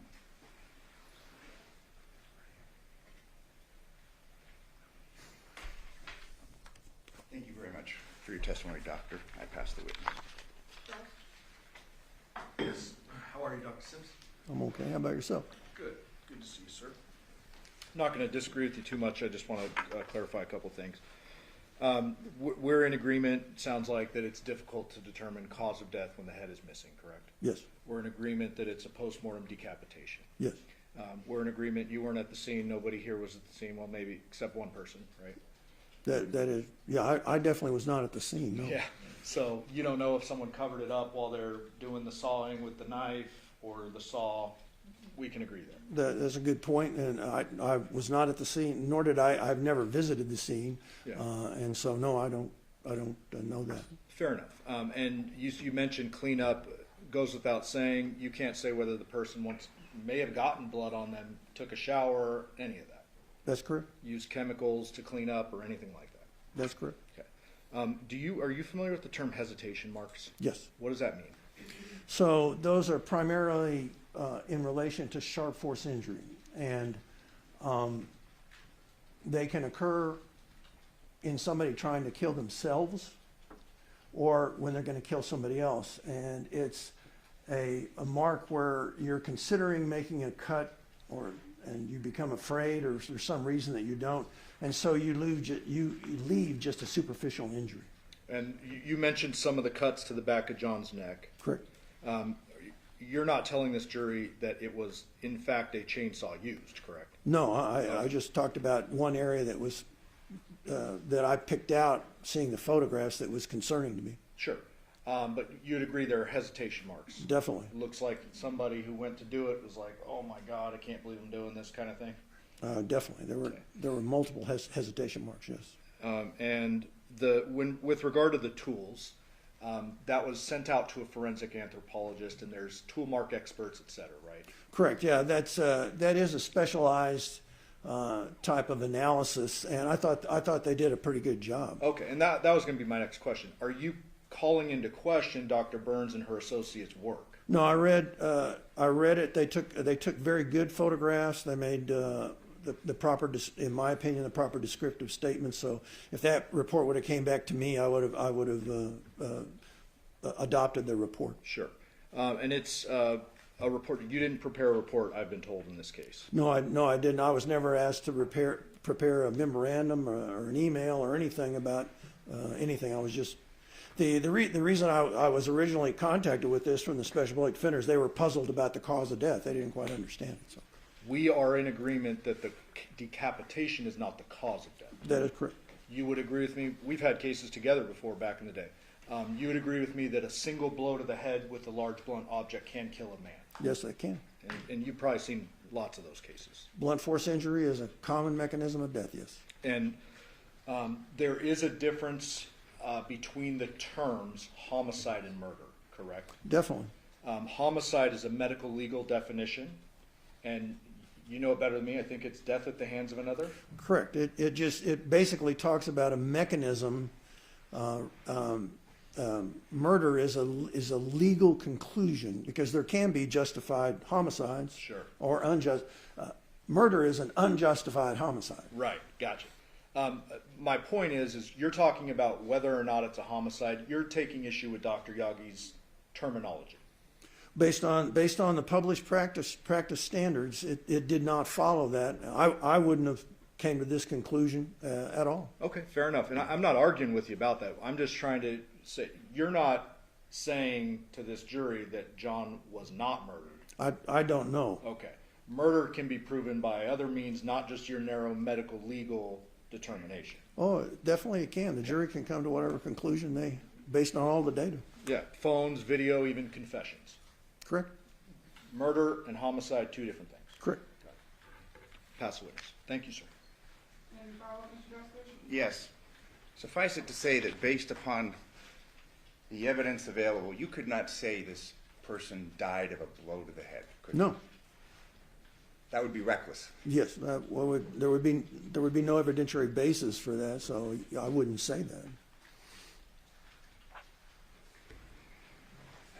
Something I'd like to address on my redirect of you is that we've heard from other witnesses involved in the investigation of this case that this was the first time that they'd investigated, been involved with a case involving a beheading. Okay. Have you had experience with beheadings? Yes. Multiple? As far as in the general term of dismemberment, it's probably around 24 out of my whole career since doing forensic cases starting in 1991. So. Thank you. Finally, a follow-up question that I'd like to address, and if you don't have any specialized knowledge concerning this, we completely understand, but there's been some discussion of chloramine, the mixing of bleach and ammonia. It was referred to in the autopsy report concerning smoking, body, things like that. First of all, can you give testimony concerning chloramine? No, I don't. That's a criminalist. A criminalist gives testimony about that. I mean, I've definitely been in cases involved in that, and they've talked to me about it. I mean, I can tell you what they told me, but I have an independent. That's not something that I include in my reports or in my estimations because there's somebody that are better experienced and better knowledgeable than I am. So you have no opinion as to how long this chloramine may exist? Let's say you put bleach and ammonia together, it's on a body. No time frame, how long that'll be, nothing, can't give any testimony concerning that. No, I mean, you can tell that it caused discolorations in the skin from a pathologist's point of view, but I don't have any opinion about that, no. Thank you, doctor. I have no further questions. Any follow-up, sir? No, thank you. Please, ladies and gentlemen, the jury have any questions for this witness? Do you write a question on a full sheet of paper with your name and your journal number? And Counsel Hirsch?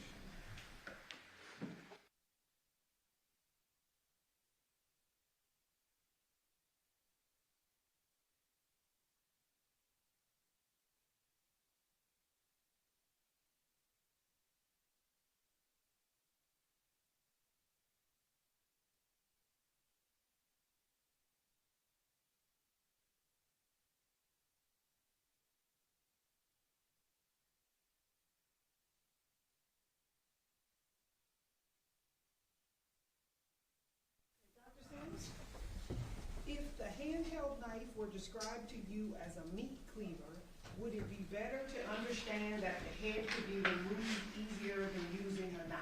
Yes. Okay. I'm sorry, Mr. Bassett, any follow-up based on the jury? But in addition to this knife, and again, the findings were of a handheld knife, correct? Correct. Would you expect a cut to be different from a handheld knife versus a meat cleaver? No. Similar? Yes.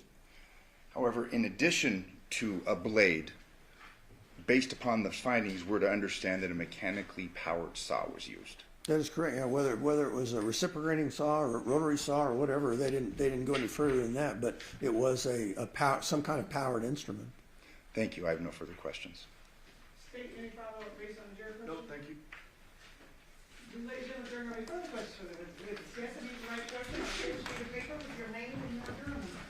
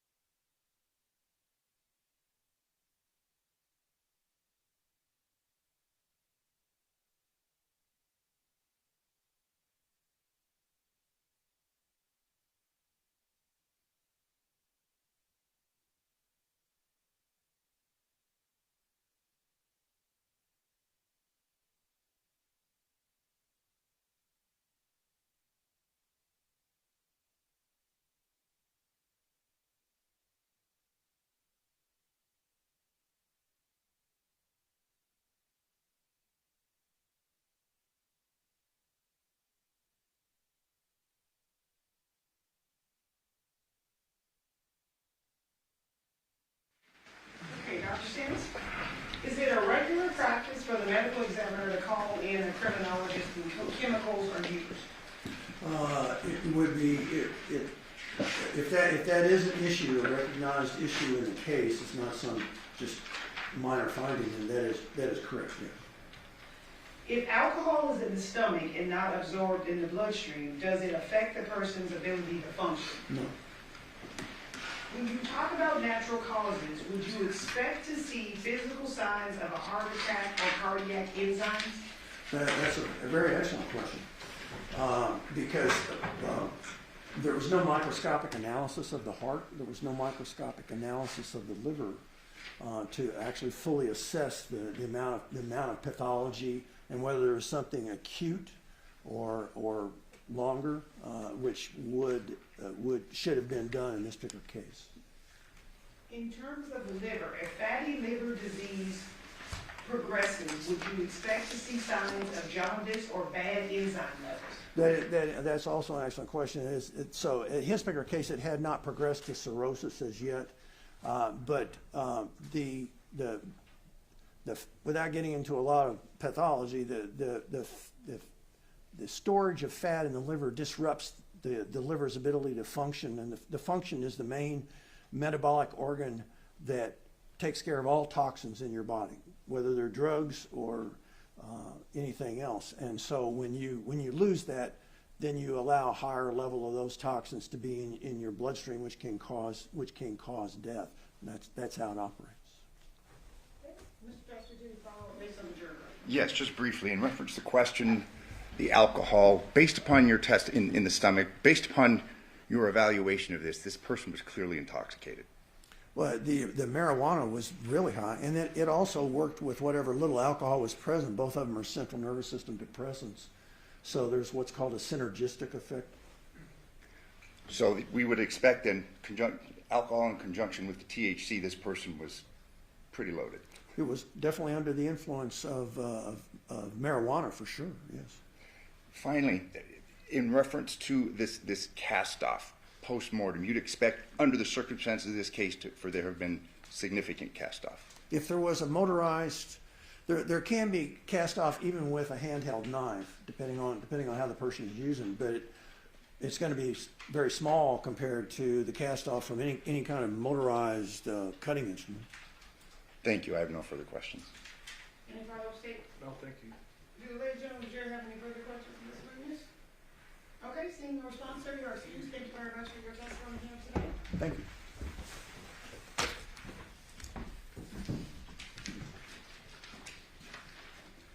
Does the defense have any further witnesses they wish to call? We have no further witnesses that we are going to call. We are going to arrest. However, we do have a housekeeping matter. Did we get those other exhibits? She's looking at them right now. Okay. We'll stipulate that. We'll stipulate the defense rests. Okay, what are the exhibit numbers? E4 through N4 are going to be a bid pursuit stipulation. The defense will rest at this time. Do you have any rebuttal? No, thank you, Your Honor. All right, ladies and gentlemen of the jury, we have now reached the conclusion of evidence in this case. We have now reached the portion of the case where I'm going to read you the instructions on the law that applies to this case. You guys are the fact finders, so it's very important that you understand what I'm reading to you. So we're going to give you your own packet so you can follow along as I read them to you, just in case I read too fast and you guys, we don't want you to miss anything.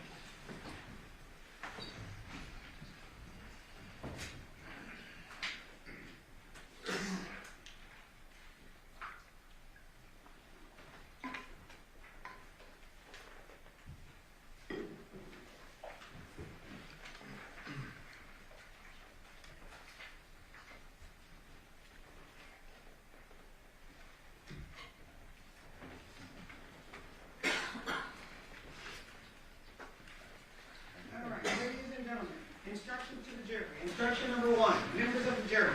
It is now my duty as judge to instruct you on the law that applies to this case. It is your duty as jurors to follow these instructions and to apply the rules of law to the facts as you find them from the evidence. You must not be concerned with the wisdom of any rule of law stated in these instructions. Regardless of any opinion you may have as to what the law ought to be, it would be a violation of your oath to base a verdict upon any other view of the law than that given in the instructions of this court. Instruction number 2. If in these instructions any rule, direction, or idea is repeated or stated in different ways, no emphasis thereon is intended by me, and none may be inferred by you. For that reason, you are not to single out any certain sentence or any individual point of instruction and ignore the others, but you are to consider all the instructions as a whole and regard each in the light of all the others. The order in which the instructions are given has no significance as to their relative importance. Instruction number 3, a third amended indictment is but a formal method of accusing a person of a crime and is not of itself any evidence of her guilt. In this case, it is charged in a third amended indictment that on or about the 7th day of August 2023, the defendant committed the offense of murder with use of a deadly weapon. Count 1, murder with use of a deadly weapon. Did willfully, unlawfully, feloniously, and with malice aforethought kill Johnathan Willette, a human being, with the use of a deadly weapon, to wit, a wooden stick and or other unknown object, by striking the said Johnathan Willette with the said wooden stick or other unknown object, and or through other means, the said killing having been 1, willful, deliberate, premeditated, and or 2, committed during the perpetration or attempted perpetration of a robbery. It is the duty of the jury to apply the rules of law contained in these instructions to the facts of the case and determine whether or not the defendant is guilty of the offense charge. Instruction number 4. In this case, the defendant is accused in a third amended indictment alleging an open charge of murder. This charge includes and encompasses murder of the first degree and murder of the second degree. The jury must decide if the defendant is guilty of any offense, and if so, of which offense. Instruction number 5. Murder is the unlawful killing of a human being with malice aforethought, whether express or implied. The unlawful killing may be effected by any of the various means by which death may be occasioned. Instruction number 6. Malice aforethought means the intentional doing of a wrongful act without legal cause or excuse or what the law considers adequate provocation. The condition of mind described as malice aforethought may arise not alone from anger, hatred, revenge, or from particular ill will, spite, or grudge toward the person killed, but may result from an unjustifiable or unlawful motive or purpose to injure another, which proceeds from a heart fatally bent on mischief or with reckless disregard for consequences and social duty. Malice aforethought does not imply deliberation or the lapse of any considerable time between the malicious intention to injure another and the actual execution of the intent, but denotes rather an unlawful purpose and design in contradistinction to accident and mischance. Instruction number 7. Express malice is that deliberate intention unlawfully to take away the life of a fellow creature, which is manifested by external circumstances capable of proof. Malice may be implied when no considerable provocation appears or when all the circumstances of the killing show an abandoned and malignant heart. Instruction number 8. The prosecution is not required to present direct evidence of a defendant's state of mind as it existed during the commission of a crime, and the jury may infer the existence of a particular state of mind from the circumstances disclosed by the evidence. Instruction number 9. Murder of the first degree is murder which is perpetrated by means of any kind of willful, deliberate, and premeditated killing. All 3 elements, willfulness, deliberation, and premeditation, must be proven beyond a reasonable doubt before an accused can be convicted of first-degree murder. Instruction number 10. Willfulness is the intent to kill. There need be no appreciable space of time between formation of the intent to kill and the act of the killing. Instruction number 11. Deliberation is the process of determining upon a course of action to kill as a result of thought, including weighing the reasons for and against the action and considering the consequences of those actions.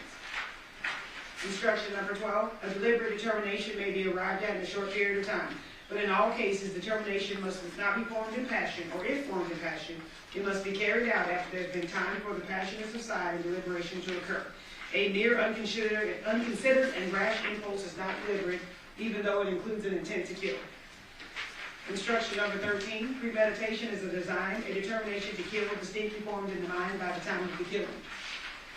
Instruction number 14. Premeditation need not be for a day, an hour, or even a minute. It may be as instantaneous as successive thoughts of the mind. For if the jury believes from the evidence that the act constituting the killing has been preceded by and has been the result of premeditation, no matter how rapidly the act follows the premeditation, it is premeditated. Instruction number 15. The law does not undertake to measure in units of time the length of the period during which the thought must be pondered before it can ripen into an intent to kill, which is truly deliberate and premeditated. The time will vary with different individuals and under varying circumstances. Instruction number 16. The true test is not the duration of time, but rather the extent of the reflection.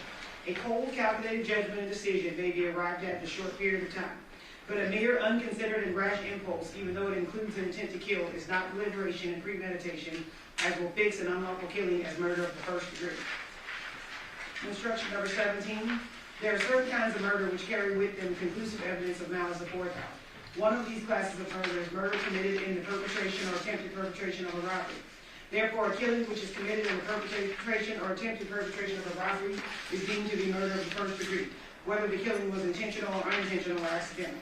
This is called the felony murder rule. The intent to perpetrate or attempt to perpetrate a robbery must be proven beyond a reasonable doubt. In order for the felony murder rule to apply under the robbery theory, the intent to take the property must be formed prior to the act constituting the killing. Instruction number 18. Robbery is the unlawful taking of personal property from the person of another in his presence against his will by means of force or violence or fear of injury immediate or future to his person or property, or the personal property of a member of his family, or of anyone in his company at the time of the robbery. Such force or fear must be used to 1. Obtain or retain possession of the property, 2. To prevent or overcome resistance to the taking of the property, or 3. To facilitate escape with the property. In any case, the degree of force is immaterial if used to compel acquiescence to the taking of or escaping with the property. Such taking constitutes robbery whenever it appears that although the taking was fully completed without the knowledge of the person from whom taken, such knowledge was prevented by the use of force or fear. The value of property or money taken is not an element in the crime of robbery, and it is only necessary that the state proves the taking of some property or money. Instruction number 19. Robbery may spread over considerable and varying periods of time. All matters immediately prior to and having direct causal connection with the robbery are deemed so closely connected with it as to be part of the occurrence. Thus, although acts of violence and intimidation preceded the actual taking of the property and may have been primarily intended for another purpose, it is enough to support the charge of robbery when a person takes the property by taking advantage of the terrifying situation she created. Instruction number 20. It is unnecessary to prove both violence and intimidation. If the fact be attended with circumstances of threatening word or gesture, as in common experience, and is likely to create an apprehension of danger and induce a man to part with his property for the safety of his person, it is a robbery. It is not necessary to prove actual fear, as the law will presume it in such a case.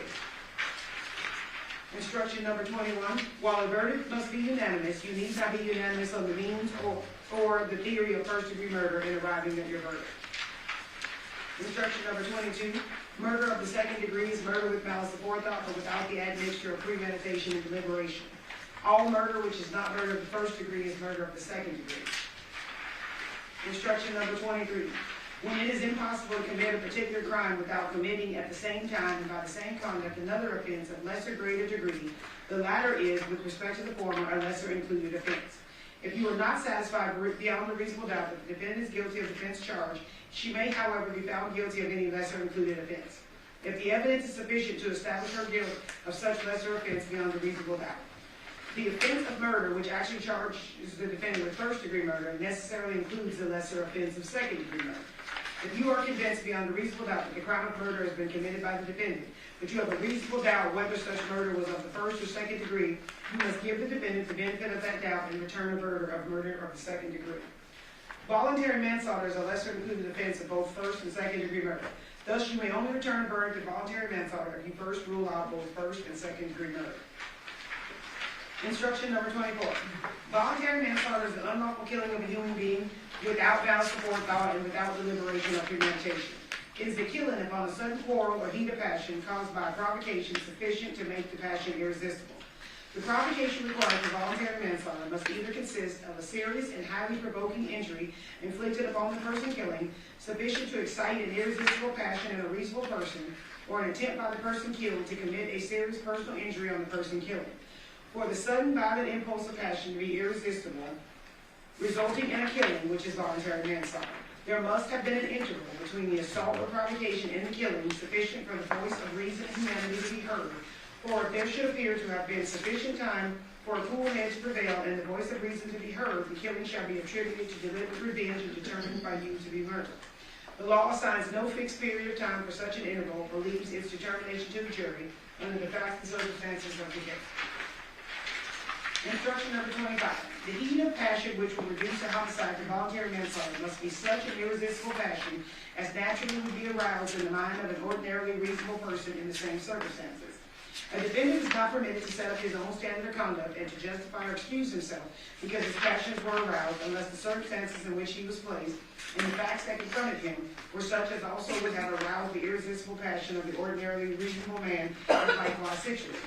The basic inquiry is whether or not at the time of the killing the reason of the accused was obscured or disturbed by passion to such an extent as to cause the ordinarily reasonable person of average disposition to act rashly or without deliberation or reflection, and from such passion rather than from judgment. Instruction number 26. You are instructed that if you find the defendant guilty of murder or voluntary manslaughter, you must also determine whether or not a deadly weapon was used in the commission of this crime. If you find beyond a reasonable doubt that a deadly weapon was used in the commission of such an offense, then you shall return the appropriate guilty verdict reflecting the use of a deadly weapon. If, however, you find that a deadly weapon was not used in the commission of such an offense, but you find that it was committed, then you shall return the appropriate guilty verdict reflecting that a deadly weapon was not used. Instruction number 27. A deadly weapon is any instrument which, if used in the ordinary manner contemplated by its design and construction, will or is likely to cause substantial bodily harm or death, or any weapon or device, instrument, material, or substance which, under the circumstances in which it is used, attempted to be used, or threatened to be used, is readily capable of causing substantial bodily harm or death. Instruction number 28. The state is not required to have recovered the deadly weapon used in an alleged crime or to produce the deadly weapon in court at trial to establish that a deadly weapon was used in the commission of the crime. Instruction number 29. To constitute the crime charged, there must exist a union or joint operation of an act forbidden by law and an intent to do the act. The intent with which an act is done is shown by the facts and circumstances surrounding the case. Do not confuse intent with motive. Motive is what prompts a person to act. Intent refers only to the state of mind with which the act is done. Motive is not an element of the crime charge, and the state is not required to prove a motive on the part of the defendant in order to convict. However, you may consider evidence of motive or lack of motive as a circumstance in the case. Instruction number 30. The defendant is presumed innocent until the contrary is proved. This presumption places upon the state the burden of proving beyond a reasonable doubt every element of the crime charge and that the defendant is the person who committed the offense. A reasonable doubt is one based on reason. It is not mere possible doubt, but is such a doubt as would govern or control a person in the more weighty affairs of life. If the minds of the jurors, after the entire comparison and consideration of all the evidence, are in such a condition that they can say they feel an abiding conviction of the truth of the charge, there is not a reasonable doubt. Doubt to be reasonable must be actual, not mere possibility or speculation. If you have a reasonable doubt as to the guilt of the defendant, she is entitled to a verdict of not guilty. Instruction number 31. The evidence which you are to consider in this case consists of the testimony of the witnesses, the exhibits, and any facts admitted or agreed to by counsel. There are two types of evidence, direct and circumstantial. Direct evidence is the testimony of a person who claims to have personal knowledge of the commission of the crime which has been charged, such as an eyewitness. Circumstantial evidence is the proof of a chain of facts and circumstances which tend to show whether the defendant is guilty or not guilty. The law makes no distinction between the weight to be given either direct or circumstantial evidence. Therefore, all the evidence in the case, including the circumstantial evidence, should be considered by you in arriving at your verdict. Statements, arguments, and opinions of counsel are not evidence in this case. However, if the attorney stipulates to the existence of a fact, you must accept the stipulation as evidence and regard that fact as proof. You must not speculate to be true any insinuation suggested by a question asked a witness. A question is not evidence and may be considered only as it supplies meaning to the answer. You must disregard any evidence to which an objection was sustained by the court and any evidence ordered stricken by the court. Anything you may have seen or heard outside the courtroom is not evidence and must also be disregarded. Instruction number 32. The credibility or believability of a witness should be determined by his manner upon the stand, his relationship to the parties, his fears, motives, interests, or feelings, his opportunity to have observed the matter to which he testified, the reasonableness of his statements, and the strength or weakness of his recollections. If you believe that a witness is lying about any material fact in the case, you may disregard the entire testimony of that witness or any portion of his testimony which is not proved by other evidence. Instruction number 33. A witness who has special knowledge, skill, experience, training, or education in a particular science, profession, or occupation is an expert witness. An expert witness may give his opinion as to any matter in which he is skilled. You should consider such expert opinion and weigh the reasons, if any, given for it. You are not bound, however, by such an opinion. Give it the weight to which you deem it entitled, whether that be great or slight, and you may reject it if in your judgment the reasons given for it are unsound. Instruction number 34. Although you are to consider only the evidence in the case in reaching a verdict, you must bring to the consideration of the evidence your everyday common sense and judgment as reasonable men and women. Thus, you are not limited solely to what you see and hear as the witnesses testify. You may draw a reasonable inferences from the evidence which you feel are justified in the light of common experience. Keep it in mind that such inferences should not be based on speculation or guess. A verdict may never be influenced by sympathy, prejudice, or public opinion. Your decision should be the product of sincere judgment and sound discretion in accordance with these rules of law. Instruction number 35. In arriving at a verdict in this case as to whether or not the defendant is guilty or not guilty, the subject of penalty or punishment is not to be discussed or considered by you and should in no way influence your verdict. Instruction number 36. You are here to determine whether the state has proven beyond a reasonable doubt the guilt of the defendant from the evidence in the case. You are not called upon to return a verdict as to the guilt or innocence of any other person. So if the evidence in the case convinces you beyond a reasonable doubt of the guilt of the defendant, you should so find, even though you may believe one or more persons are also guilty.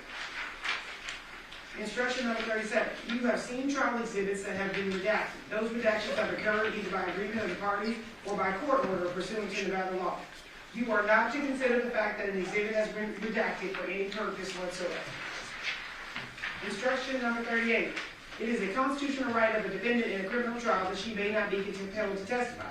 Thus, the decision as to whether she should testify is left to Ms. Michaels on the advice and counsel of her attorneys. You must not draw any inference of guilt from the fact that she does not testify, nor should this fact be discussed by you or enter into your deliberations in any way. Instruction number 39. When you retire to consider your verdict, you must select one of your member to act as a foreperson who will preside over your deliberation and be your spokesman here in court.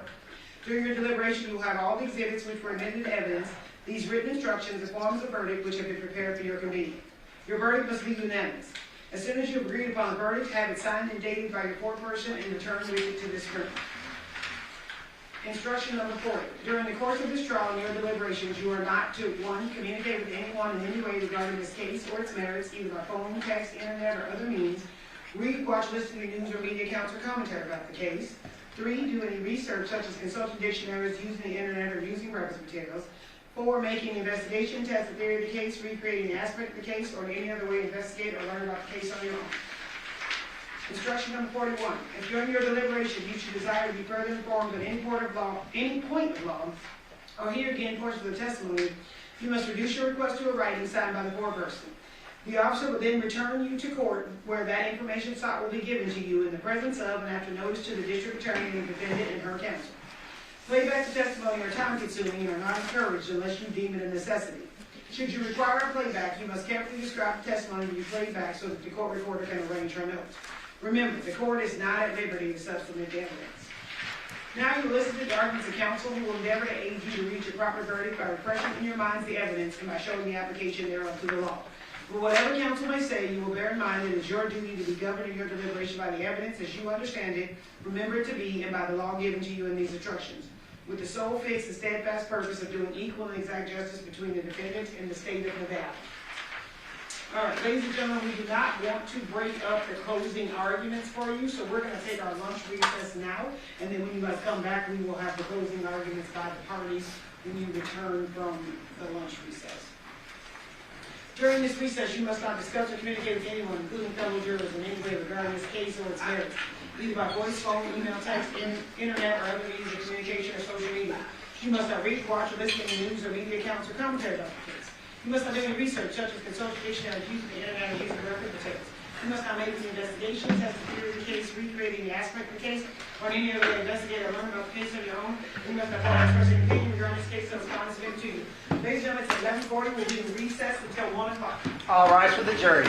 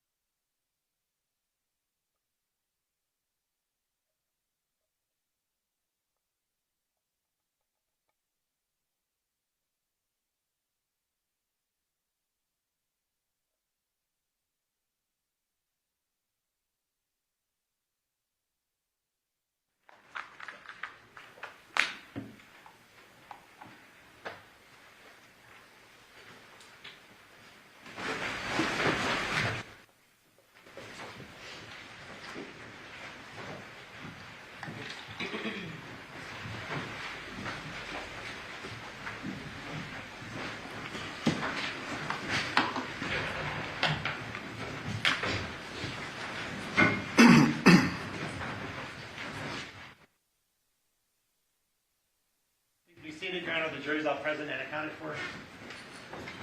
We are back on the record in C 377239, State of Nevada versus Devyn Michaels. May the record reflect that Ms. Michaels is present with her attorney, deputy district attorneys on behalf of the state, and both parties stipulate to the presence of our jury. Yes, Your Honor. Yes, Your Honor. All right.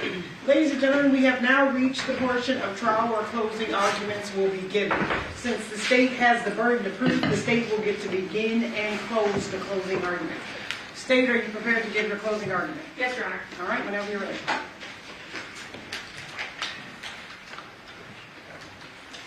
The truth is the truth. It shouldn't change. And the truth is, the walls were closing in on Devyn Michaels and the fantasy that she had put together. And what was her response when her children were taken away? Johnathan had custody, and this was in danger. She did the unfathomable. She murdered Johnathan Willette.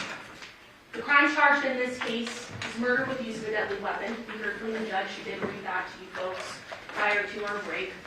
So what it is willful, unlawful, felonious, and with malice aforethought, the defendant killed Johnathan Willette, a human being, with use of a deadly weapon, be it a wooden stick and or an unknown object, by striking the said Johnathan Willette with the said wooden stick and or other unknown object, and or through other unknown means. The said killing having been 1, willful, deliberate, and premeditated, and or 2nd, committed during the perpetration or attempted perpetration of a robbery. Let's start with the easy one, the deadly weapon. You heard from the defendant that she hit Johnathan Willette with a stick, and he died. So this is clearly showing that that stick that she described to you is a deadly weapon because it resulted in the death of Johnathan Willette. Now I want to point out something very important that's in your instructions, and it's not something to gloss over. The state is not required to have recovered the deadly weapon used in the crime in this case. So keep that in the back of your mind that we are not required to do that. However, we have the confession from the defendant that that is what she used. So that being said, you'll have your verdict form when you go back to deliberate. So I think it's helpful to sort of walk through that. So based on knowing that there was a deadly weapon used beyond a reasonable doubt, we're able then to eliminate guilty of first degree without use of a deadly weapon, and also guilty of second degree murder, and guilty of voluntary manslaughter. So all that we are left are those charges with use of a deadly weapon. Let's talk about murder. Your instructions tell you that murder is the unlawful killing of a human being with malice aforethought. Whether express or implied, the unlawful killing may be effected by any of the various means by which death may be occasioned. So let's talk about malice aforethought. What does that mean? That is the intentional doing of a wrongful act. So I don't think anyone is going to get up here and say that this was not a brutal first-degree murder. Knowing that, defendant's actions were not voluntary manslaughter. Voluntary manslaughter is the unlawful killing of a human being without malice aforethought, without deliberation or premeditation. It is a killing upon a sudden quarrel or heat of passion caused by a provocation sufficient to make the passion irresistible. That is not what we have in this case. The defendant said in her statement to the police, told the police, that she was giving Johnathan a back massage while he was laying face down on his bed. She was next to him. She got up off the bed, made the conscious decision to then walk over to that fireplace that we all saw, grab what she described as a candlestick, an object, right? Walks over, makes a conscious decision to then walk over, goes to the bed, and while Johnathan is still face down, with his head facing away from her, as she told us, she took that stick and bashed the victim in the head. He had no clue that this was coming. conscious decisions every step of the way. His body goes limp. This is not voluntary manslaughter. The instruction also tells you if there should appear to have been sufficient time for a cool head to prevail and the voice of reason to be heard, the killing shall be attributed to deliberate revenge and determined by you to be murder. The defendant did mention that the victim, Johnathan Willette, had rubbed on her leg. And then she kind of just shooed it off. It was like, okay. And then, after that, he seemed happy, right? His face was turned away, he thought he was getting more of a massage. But instead, the defendant made those conscious decisions that I just went over and bashed him in the head. This is not voluntary manslaughter. So that being said, when you go back to deliberate, you'll have this form again. We've already crossed off the ones that don't apply, so let's cross off the other one. Voluntary manslaughter with use of a deadly weapon. Because no one's going to get up here with reasonableness and say that this was voluntary manslaughter. So then what are we left with? First degree murder. You were instructed that murder of the first degree is murder which is perpetrated by means of any kind of willful, deliberate, and premeditated killing. What are those three elements? Willfulness, deliberation, and premeditation. And I do have a graphic photo here, so I just want to warn everyone, including in the gallery, that there will be a graphic photo. This is first degree murder. What is willfulness? Willfulness is the intent to kill. There needs to be no appreciable space of time between formation of the intent to kill and the act of killing. What is deliberation? Deliberation is the process of determining upon a course of action to kill as a result of thought, including weighing the reasons for and against the action and considering the consequences of those actions. This is very important, and I am going to spend some time on this. A deliberate determination may be arrived at in a short period of time. The best way to illustrate this is the stoplight example. So all of us drive to work, we're on our way to work, and there's a stoplight. Sometimes that stoplight turns yellow. And when it's yellow, you're making some conscious decisions at that point, right? Either you're taking the decision to press on the brakes, but during that you're deciding, well, is someone going to rear end me, right? If I just stop on my brakes, right? Is my coffee that I just bought from Starbucks going to fly all over the car, and I'm not going to have coffee at work if I slam on my brakes? Is my purse going to fly off the seat, and I'm already running late for work, so how am I going to have time to put all the items back in my purse so I can walk into work? If I press on the brakes, I'm going to then potentially be late for work. And I've already been written up a couple of times, so this may be the time I'm fired. All of this is going on in your head when you're faced with that yellow light. You're also thinking, well, I obviously can't press on my brakes, right? So I'm going to have to blow through this light. But what are you thinking about when you're going, making the decision to run that yellow light that's about to turn red? You're hoping there's no cop, right? You're hoping that a motorcycle doesn't come out from nowhere and you hurt someone. You hope there's no bicyclist that's just somehow hoping that you're going to stop at the red light because they see that it's yellow. All of these are conscious decisions that you're weighing, and that is all deliberation in a short period of time. We do it every day.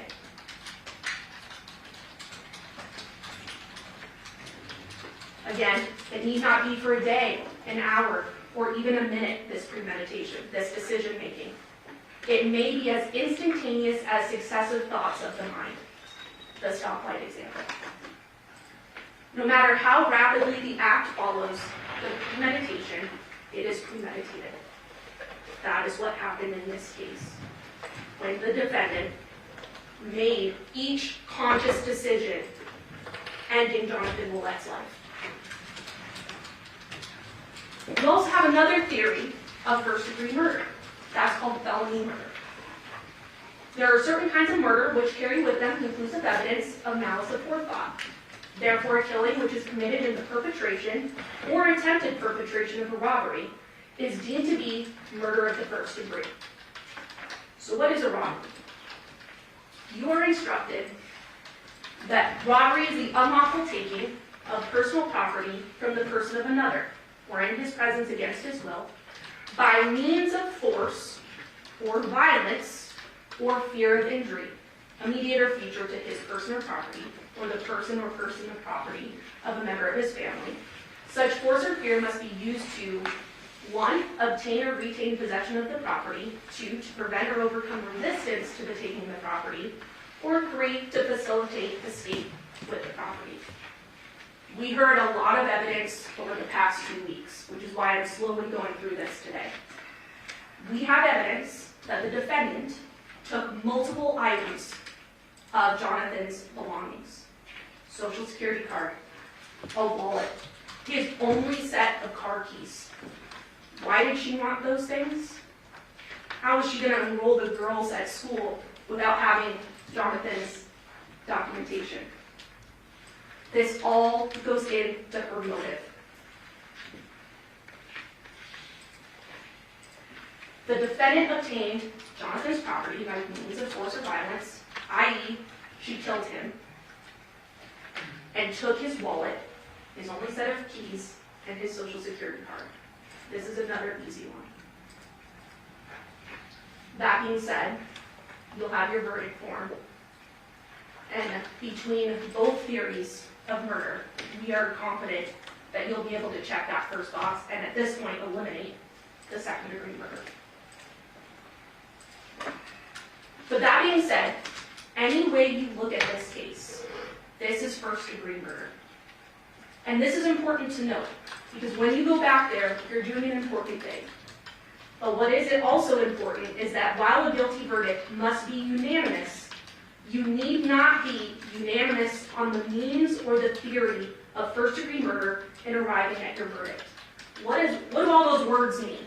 That means when you go back there and you're carefully weighing the evidence in this case, if 6 of you decide that the state has proven beyond a reasonable doubt the felony murder theory, and 6 of you decide that it's the premeditated deliberate, that doesn't matter. The verdict would be guilty of first-degree murder. You need not be unanimous on the theory of first-degree murder. So there's been a lot of talk over the past 2 weeks about Devyn, and we're not shying away from this. You saw him testify on the witness stand. There is overwhelming evidence beyond what he told you that Devyn did not murder his father. Let's go through that. We'll start with Devyn's testimony under oath. He tells you that he saw his father, Johnathan Willette, at that Porcupine Rim address, the house that he and Devyn shared, briefly on August 6th. You'll recall that he saw his dad in the garage and just went right back inside. They never had a discussion. And he was home at the Porcupine Rim address on August 6th. He told you that he was helping the girls, his sisters, Devyn's daughters, with homework. The defendant, Devyn, tells him that she's going to help John move some things. He goes on about his night. He stays at the house, he watches a movie with the girls, he puts them to sleep. This is what he's telling us. He goes to sleep around 10 p.m. He woke up, he recalls, around 2 a.m. to see Devyn getting in bed, which they shared at that time, and he just went back to sleep. He woke up at 6 a.m. the next morning on August 7th. He gets dressed, he goes to work. Even if you don't want to take his word for it, which we believe you should, we also have other evidence to corroborate what Devyn told you. This is a text message that Devyn sent to the defendant, Devyn Michaels, where he texted her, "See you when you get back. I'm going to sleep. Girls are in the living room." corroborating that he put the girls to sleep, and he was going to sleep as well. This was on August 6, 2023, at 10:36 p.m. We also have video surveillance to corroborate this. No video surveillance shows Devier's vehicles in Caladura's neighborhood. Caladura being the murder house neighborhood. No vehicles belonging to Devier are seen. And we spent a lot of time going through that video surveillance on that lengthier day of trial, showing you that there is no indication that Devier's vehicles are in that neighborhood on the night of the murder. There's no video surveillance showing Devier's vehicles entering or exiting Porcupine Rim neighborhood, the neighborhood he lives in with Devyn. Remember that fixed camera? There was no indication that his vehicles left that evening, or entered, for that matter. Devier's vehicle was in the same position overnight. You recall there was sort of that catty corner home that had that footage showing the daytime and the nighttime, and the van, Devier's van, remaining in the same position, to a T. There's also no video surveillance showing Devier jumping a back wall to get in another vehicle. There is no evidence of that. What we do have is Devier leaving in his work van at 7:31 a.m. on August 7th, because that's what happened. We also have the CDR mapping, which also rules Devier out, beyond his word. If you recall, there was that Detective Good testified pretty in depth. He had color-coded the different phones so that you could see with ease which phones were popping up at which times. You recall Devier's was green. We see green popping up at that Porcupine Rim Street, which is his home, throughout the night, and more importantly, during the time period of the murder, which we'll talk about later, because we are able to narrow that down. At no point do we see Devier at the murder house the night of the murder, and even more importantly, during the murder. Again, I explained this, I just want to show it. This is that footage of the nighttime. We see, if you recall, up in that top right-hand corner, we see the victim's truck, Johnathan Willette's truck. We also see right next to it, Devier's work van. This is the night of August 6th. This is the next morning of August 7th. There's that same work van, Devier's work van, in the same position. Nighttime, daytime, nighttime, daytime. Never changing. Physics also ruled Devier out. A lot of discussion about how he jumped a back wall, he took the road that's one house over that, not the road, but the little dirt path, right, to get all the way across town. 7.5 hours? No. That's not common sense. I also think it's important to highlight Devier and the defendant's relationship, Devyn's relationship. Devyn is a master manipulator, and that is shown through the evidence. This is a woman in her late 30s that decided to begin a sexual relationship with her 19-year-old stepson, who had just lost his virginity. I'm not going to get up here and say that the 19-year-old teenage boy, this wasn't his dream to be with Devyn Michaels, who was an older, more sexually experienced woman. But what I am going to say is that the defendant is the one running the show here.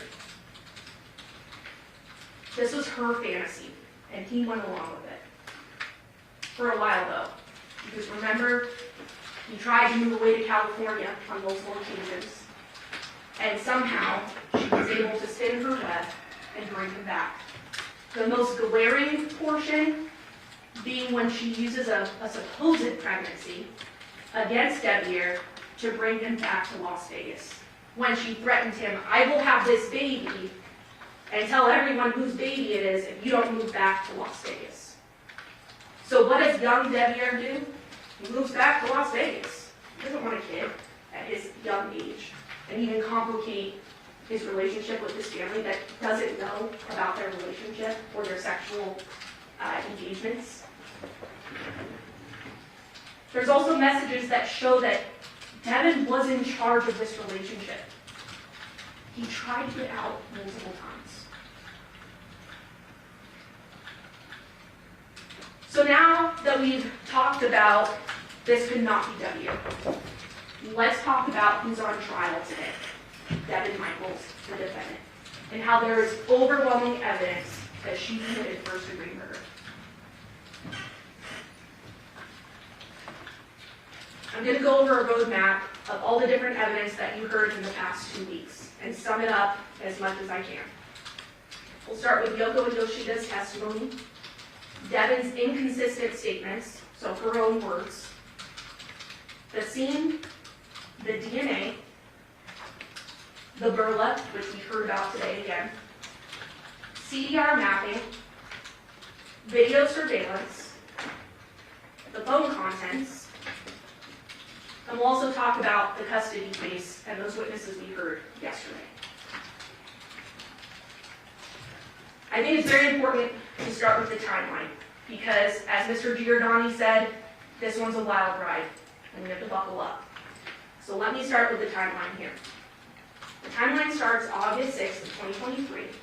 Devyn, John, the girls, they're all shopping for the girls' first day of school. At 8 p.m., Devyn arrives at the murder house in her vehicle, and Yoko confirms this. At 8:42 p.m., Devyn, the defendant, and John drive to Devyn's home. At 9:40 p.m., Devyn and John drive back toward the murder home. 10:04 p.m., Devyn and John they get to Chevron. They're there for a few minutes, as we saw, and then return back to the Paladura neighborhood at 10:12 p.m. And that's even confirmed by Yoko saying that she saw Devyn and John, and that's when John began to prepare a meal for himself. At 11 p.m., a person places something in the Nissan Armada, Devyn's Nissan Armada, moves the Armada in front of the murder house. And what's notable about that, and I think it's important to highlight, is it went from being in front of the camera to being out of the camera, but more importantly, closer to the house, right in front of the driveway, and nose to nose with Johnathan's truck, which we see was in the same position the next day based on the surveillance, as well as the testimony from the officers in this case. We then turn to August 7th, 2023. At 1 a.m., Yoko runs into Devyn for about 15 minutes or so. At 2:04 a.m., Devyn leaves the murder home in her Nissan Armada. At 2:39, she's at that CVS drive-thru that we saw the surveillance video for. And then at 8:40 a.m., there is that 911 call from Johnathan's mother when she discovers her son dead. We can then safely say on this timeline that the murder that Devyn committed occurred between 10:12 p.m. and 2:04 a.m. So knowing this time frame, we're able to look at the corroborating evidence. Let's start with Yoshida's testimony. The day before the murder on August 6th, he sees Devyn at the murder house. And more importantly, he also saw her vehicle at Paladura. We heard from Yoko. Again, around 8 p.m., Devyn arrives at Paladura in her Nissan Armada. Devyn and John then leave in John's truck. Around 10 p.m., Devyn and John return to Paladura. Yoko sees them. After seeing them, she goes upstairs. At 1 a.m., she goes back downstairs. She runs into Devyn, and what did she describe to you? Devyn looks surprised. Why? Importantly, Yoko also says that the light was on in John's room. Of course, you also heard that the way the bed was situated, you would have to walk into the room, down, and go around to actually see the bed. But regardless, she sees that the light is on in the room. Devyn tells her that John started drinking and he went to bed. Yoko told you that she didn't hear anything from John's room. The light was on. Didn't really think anything of it. And that she and Devyn talked and washed dishes for about 15 minutes. Because that's when Devyn told her that Johnathan, the next morning, was going to meet her with the girls, and they were going to go ahead and go enroll the girls at school and take them to school. She confirmed to you that there were only 4 people at the home. Yoko, Yoshida, Devyn, and the victim, Johnathan. At 1:15, she goes upstairs. She goes to sleep after having that conversation with Devyn. Around 2 a.m., she wakes to the dogs barking in the backyard. And if you'll remember, that was abnormal. The dogs, when John was asleep, or at night in general, were not in the backyard. So why were they in the backyard barking? She also heard a thud. She then goes back to sleep. At 8 a.m., she goes downstairs, sees John's truck is outside, which is a little weird because Devyn had told her that the plan was for him to already be gone by that time in the morning to go enroll the girls. So her antennas were up a little bit. She calls him, calls John, he doesn't pick up. Prepares her coffee, goes back upstairs. She called him again, no answer. So now her senses are heightened even more. So she goes back downstairs. She looks around John's room, couldn't see him, because again, the bed is sort of around that corner, as you saw in the photos. She then goes upstairs again. After going upstairs, again, feeling even more heightened concern, she goes back downstairs. And it's at this point she goes deeper into John's lower room, a makeshift bedroom. She sees the doggy door is down, and the dogs are still outside. Abnormal. She saw inside the garage door was half open, the one leading into the garage. Abnormal. The big garage door was open as well, as you all saw in the photos. It had an opening there. Abnormal. So then she investigates more. She goes to his bed, and she sees John wrapped in a blanket. She opens the blanket, and she saw feet. She then goes around to the other side of the bed and sees the amount of blood that's on the other side. Goes upstairs, tells Yoshida, they call 911.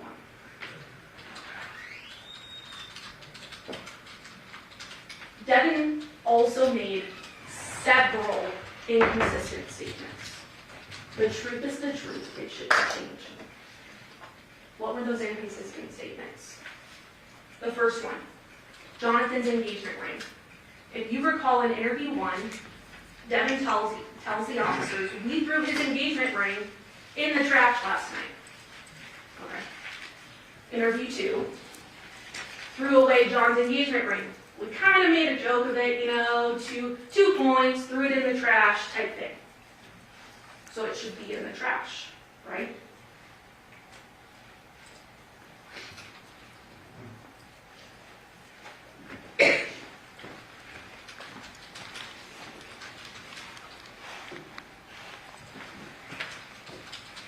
We saw pictures of the trash, of multiple trashes in the Paladura address.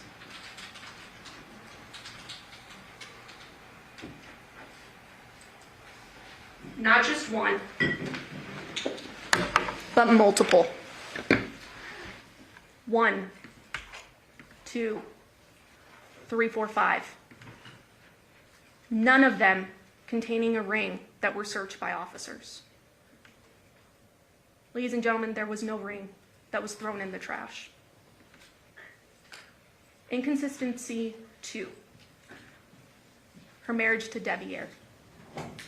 We learned from interview number 2 that this was a marriage of convenience, not intimacy, which we know is not true based on other evidence in the case. Interview number 3. Her marriage to Devyn is just on paper. Rings aren't significant. Me and Deb haven't been intimate in years. That's not true. Inconsistency 3. The gun safe.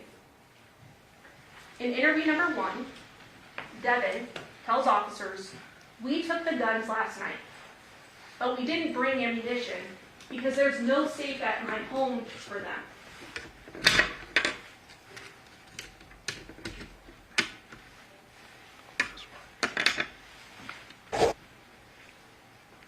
Ladies and gentlemen, we saw pictures of a safe.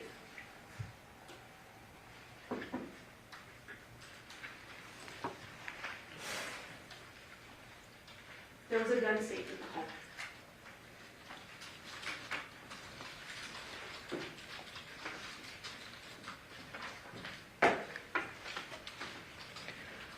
There's a close-up of it there. And there's guns and ammunition. Gun safe in the home. No safe. Inconsistency 4, Johnathan's wallet. In interview number 2, she tells officers, John lost his wallet yesterday. He leaves stuff around a lot. Minimizing. Then we have interview number 3, which is after the search warrant of Porcupine Rim, where they start to confront her with the fact that there's Johnathan's items in there, more specifically his wallet. She tells them, at first, nothing of John's is in my house. John's wallet wasn't at his house, so do you know where it is? No, sir.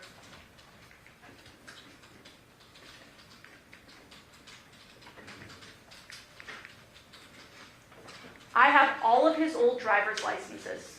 The license you found is an old one. We know that's not true.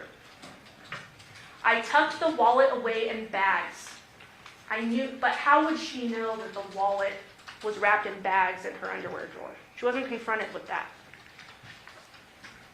Nothing of John's in my house. But there was.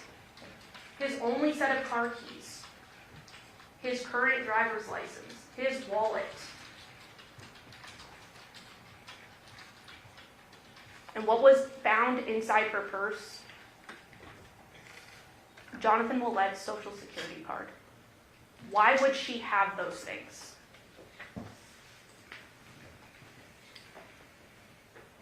But nothing of John's at her house.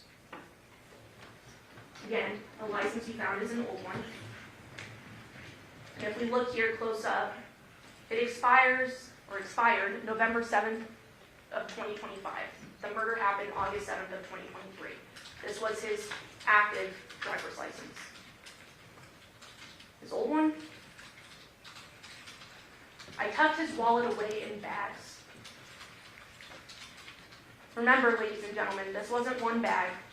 This was 8 bags, and you heard in the interview Detective Weinoff that were tied over and over and over and over again.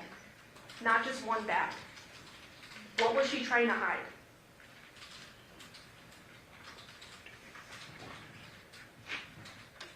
Also, how would she know?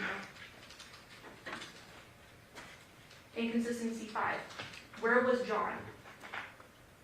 In interview 1, she tells officers that John was in the garage, awake, smoking when she left. He was smoking when Yoko came down. But remember, Yoko said Devyn told her John was sleeping off his alcohol. So which one is true? She says she said goodbye to him, pushed out a box under the garage, went out the front door. Then the next interview. Last thing she did with John was pop his back. He went to smoke. She talked to Yoko. She finished loading. He told her what to take, and that was it. All inconsistent. And not the same story. Inconsistency 6. John's bloody phone found at Devyn's home.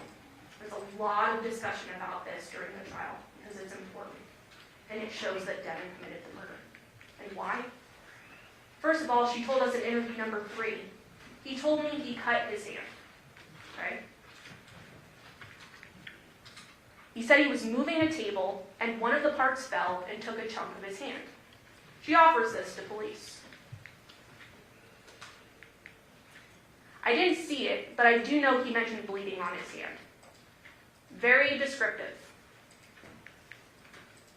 Then interview number 3. He must have been smoking and set his phone down. Again, no notifications are found on John's phone, as if someone manipulated it. Because as we know, John was called and texted multiple times, especially when people were trying to find him. Why would he have no notifications on his home screen? That's because the phone wasn't left by John. You know that his blood was on the phone. And we know that it arrived after the murder based on those CDRs. Based on that raw data, we know when John's phone made it to Devyn's residence. And that's when she took it there because, as you know, it traveled with her after she committed the murder back to her home.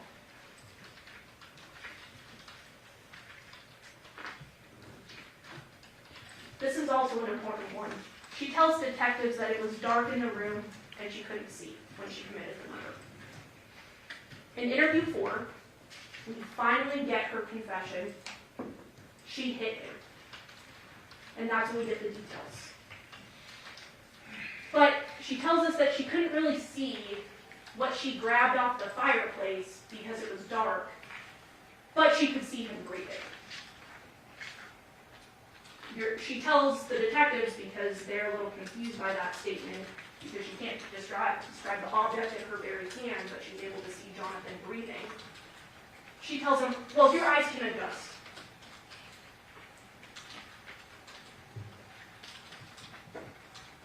And remember, Yoko said the light was on in John's room when she came downstairs. It wasn't off. It's also important to note that he was wearing boxers. He had his boxer briefs on, she tells the police. And we know that's not true. The boxers were found at the foot, next to the side of the bed, as shown right here.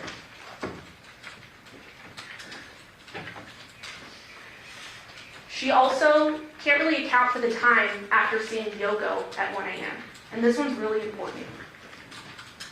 In interview number 4, she initially tells detectives, well, I wasn't there for an hour after Yoko came down. That's not true. But then she's confronted that, no, there is evidence that you were, in fact, there until 2:04 in the morning. So detectives trying to solve this case for the family, is asking, what were you doing? What were you doing in that time frame? She remembers every detail before. She remembers every detail after you heard the interview. But she doesn't remember this time frame. Why? Because she did it. She was decapitating Johnathan. I can't remember. I remember talking to Yoko, getting my stuff, leaving, going to the pharmacy, and going home. But she doesn't remember the time frame that she was decapitating Johnathan. Why?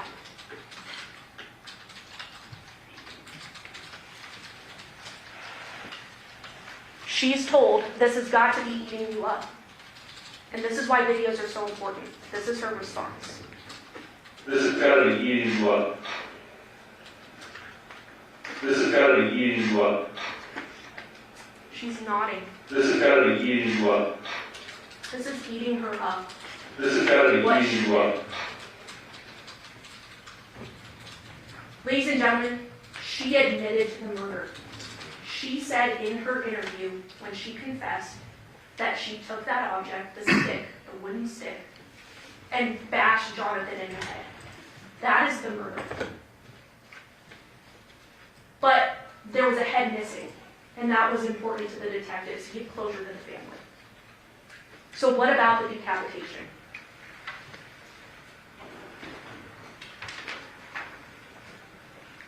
Well, it's, you have to have something for the outer 4 minutes for it to be murdered.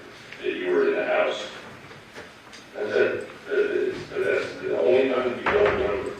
I didn't know I was there that long. It doesn't matter if you know if Because you're that's what I'm saying, I don't remember being there that long. I didn't know I left. Okay, so is it possible you did it, you don't remember? Yes, sir, it is very possible. Okay. Yes, sir. It's very possible. The scene does not lie. Defendant can lie, but the scene can't. So what's the hard evidence as well, in addition to her statements that are inconsistent, other than the confession? As we know, John was found on this bed, and there was blanketing.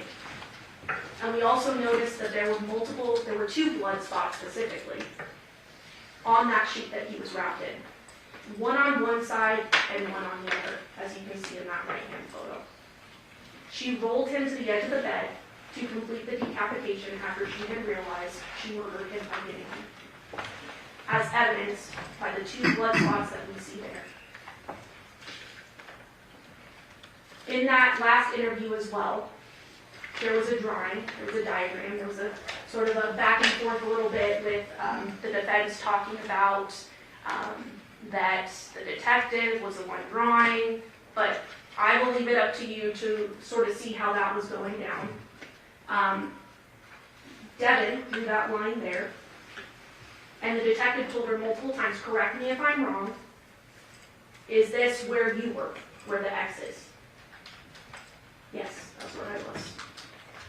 She drew him in the exact position she left him in. There's some truth. The DNA can't lie. We heard that Johnathan's cell phone was found at Devyn's house during that search warrant of the Porcupine Run residence. And we heard from CSA Nicole Merriam, who testified twice, that she swabbed that blood spot right there on the phone, and the testing revealed presumptive positive for blood. It also revealed Johnathan's blood.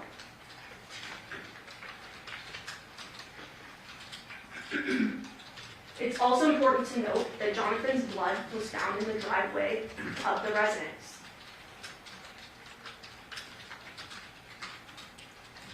We have that marker A, which you can see there, the blood spots with the cone.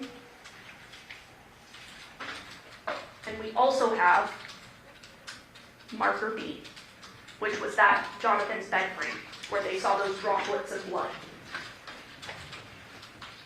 All Johnathan's blood. It also is interesting where these blood spots are, because they're in the driveway in the same exact place Devyn would have walked to go back to her vehicle to drive home, as we know occurred at 2:04 in the morning.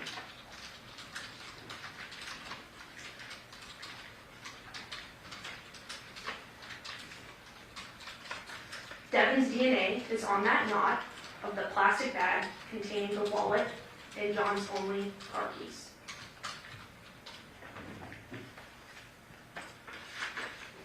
They also tested inside and outside of the wallet, including all the pocket openings. So the inside of the wallet also contained Devyn's DNA. This wasn't Johnathan dropping it in a bag. Why would Devyn's DNA be inside the wallet?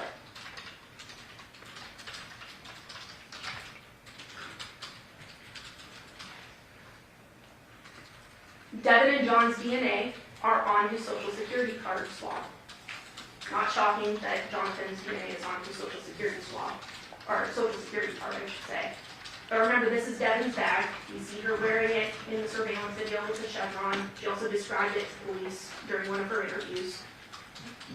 And what's found inside is that Social Security card belonging to Johnathan Willette. And not only is it found, but it's found with the defendant's DNA on it. She handled it. She wanted to enroll the girls at school. and knew that she needed documentation because the father of the children was dead.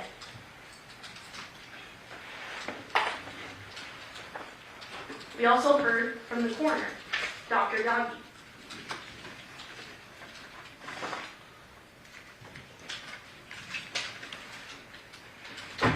The cause of death, homicidal violence. The manner of death, homicide. The internal exam, and this is important, decapitation occurred post-mortem. Johnathan was decapitated by the defendant after she bashed him with the stick and killed him. Based on the science. No one's disputing that. Not even Dr. Sims today.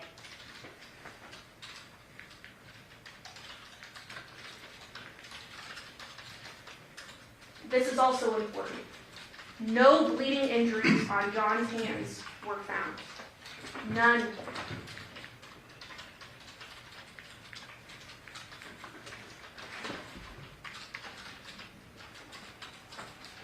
She did discuss slippage, which she explained what that was, where, after death, the skin tends to shed a bit in different areas. But again, no bleeding injuries on John's hands. Then we had testimony from Dr. Burns, who passed around those cool exhibits. Cass, I should say. And she explained that there were 2 implements used to decapitate the victim. As you can see in the picture there, this is her annotated version showing that there were 2 implements that were in fact used.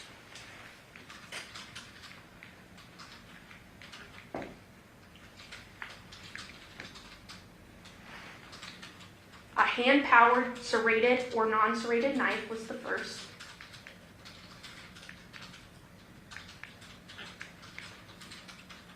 Then a mechanically powered saw, because it's very difficult to cut through human bone. Not only did Dr. Yagi and Dr. Sims agree today, but also Dr. Burns told you that the impacts that she saw on the neck were consistent with post-mortem dismemberment. Johnathan's head was decapitated after he was murdered.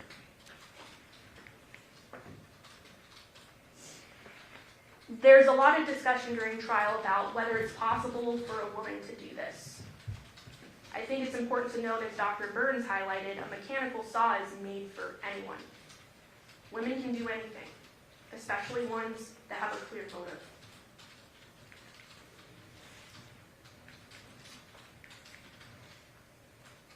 Moving on to the burla. Where was Devyn's vehicle during all of this? Her Nissan Armada shows she's at Paladura during the time of the murder. We have at 11:05 p.m., there's that short activation that we saw on the burla, which I'll go ahead and play for you. And it is not very long. It's at 11:05 p.m. on that August 6th, 2023. Which is corroborated by the video surveillance where we see her vehicle moving up right in front of the driveway of Paladura, nose to nose with Johnathan.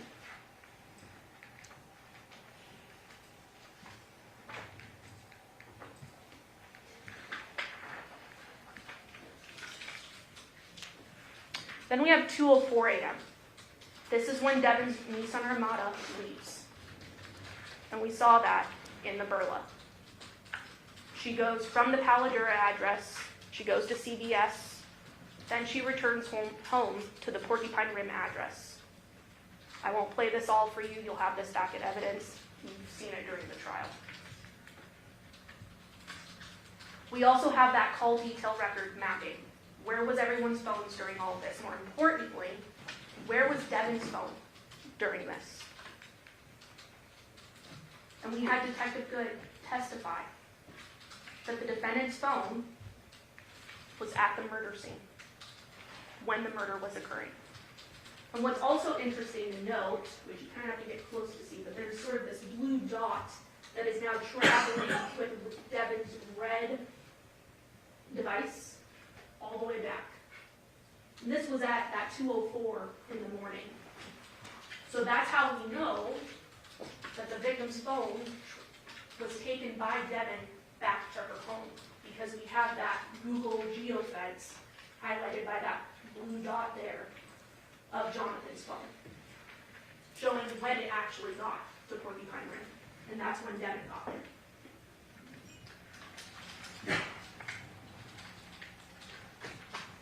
We also heard phone content evidence, which demonstrates Devyn's intent in this case. I worry as much as you probably won't believe. I miss us. I'm glad you appreciate what we once had. We will have it all again, Johnathan says. I want our family back. We got to do as great as we can for the girls to have a good life. The walls were closing in. We have the video surveillance that was played for you in depth during trial. And there's some important notes from that. We saw how much video surveillance was canvassed in that Caladura neighborhood. There was a point where the detective even said he couldn't pinpoint the address that I needed him to because of all these contacts here.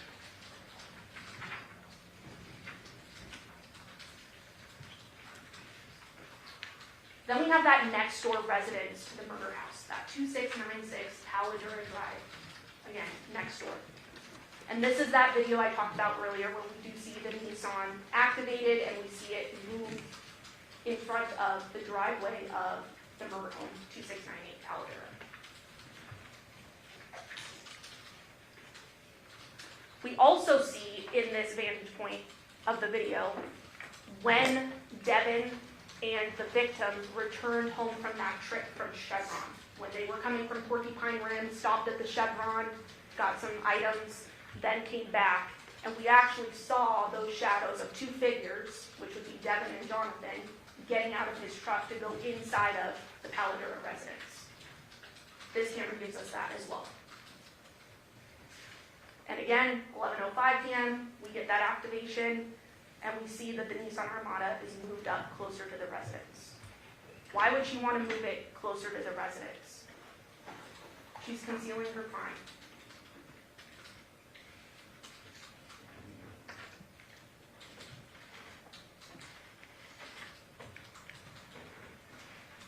Then at 2:04 a.m., we also get from this residence that the Nissan Armada leaves, putting sort of a bookend on the timing of the murder.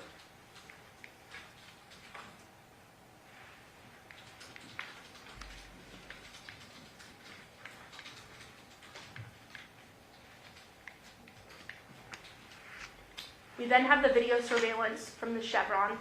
We've also called it the Terrible Herbs. And in there, I talked a little bit about this. We have that they're there at 10:10. That's Jonathan's truck pulled by a trailer. They then leave at 10:11 p.m. And we know that Yoko, as well as the video surveillance from the Caladura neighborhood, they're arriving into that neighborhood around 10:12 p.m., all corroborating, giving us our time frame.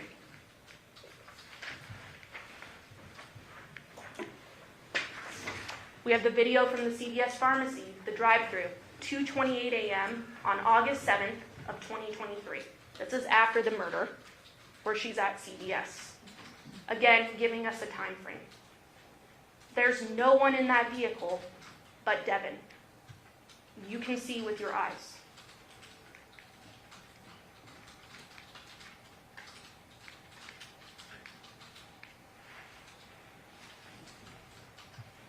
We then have the 6621 Gray Juniper surveillance video camera from Devyn's neighborhood. This is that one that was fixed where you could see the only entrance and exit of the Porcupine Rim neighborhood, and it was constantly running. We were able to see different things from that. Remember, it was 3 minutes slow to real time, but accurate. At 8:57 p.m., we have John's truck entering the neighborhood. And this is on August 6th. Then at 9:29 p.m., John's truck leaving the neighborhood. further corroborating the timeline. Then importantly, at 2:39 a.m. on August 7th, after the murder, we see Devyn's Armada and Devyn returning back to her residence. At no point was Devyn or Devier's work truck or that sedan seen entering or exiting. Very important. We don't see his work truck or any of his vehicles leaving until 7:31 a.m. on August 7th. So now let's talk about Devyn's motive and intent, which is very important to consider. We heard from individuals that knew about the child custody case during this trial. And they told you that Johnathan had been given full primary physical custody of the two girls, Tamaya and Jamea.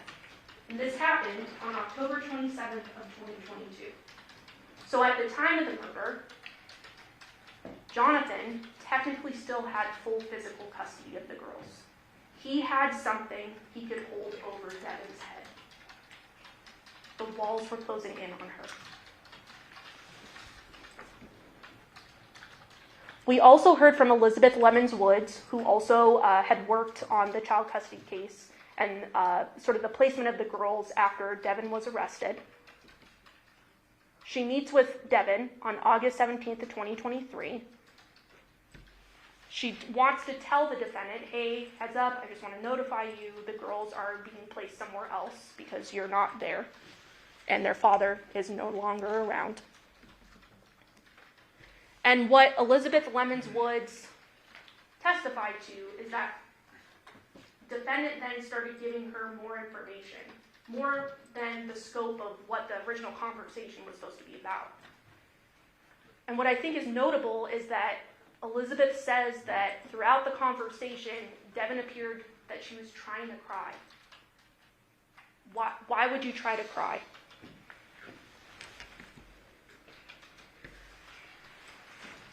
Devyn said during this same conversation, she had to do it. She had to do it.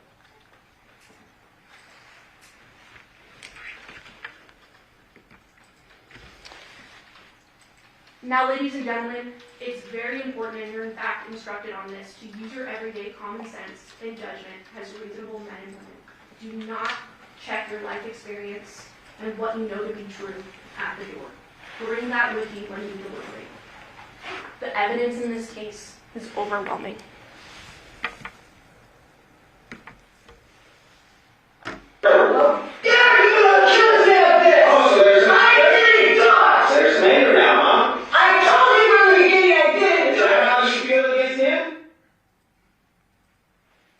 It's hard, and Mr. Giordani hit the nail on the head when he said, buckle up, this is a wild ride. This is unfathomable. But this is what happened. We are confident as the state that having all of this evidence in front of you, that you are going to go back to that jury room and you are going to check guilty of first-degree murder with the use of a deadly weapon, because the defendant committed first-degree murder under both theories: premeditation, deliberation, and also felony murder. Thank you. All right, ladies and gentlemen, we need a moment to set up the technology for the defense's closing argument. We're going to take a brief recess. During this recess, you must not discuss or communicate with anyone, including fellow jurors, in any way regarding this case or its merits, either by voice, phone, email, text, internet, or other means of communication or social media. You must not read, watch, listen to news, or read accounts or commentary about the case. You must not do any research, such as consulting dictionaries, using the internet, or using reference materials. You must not make any investigation, test the theory of the case, recreate any aspect of the case, or in any other way investigate or write about the case on your own. You must inform or trust anything regarding this case of fines paid to you. Ladies and gentlemen, it's 2 o'clock. We'll be in recess till 2:15. All rise for the jury.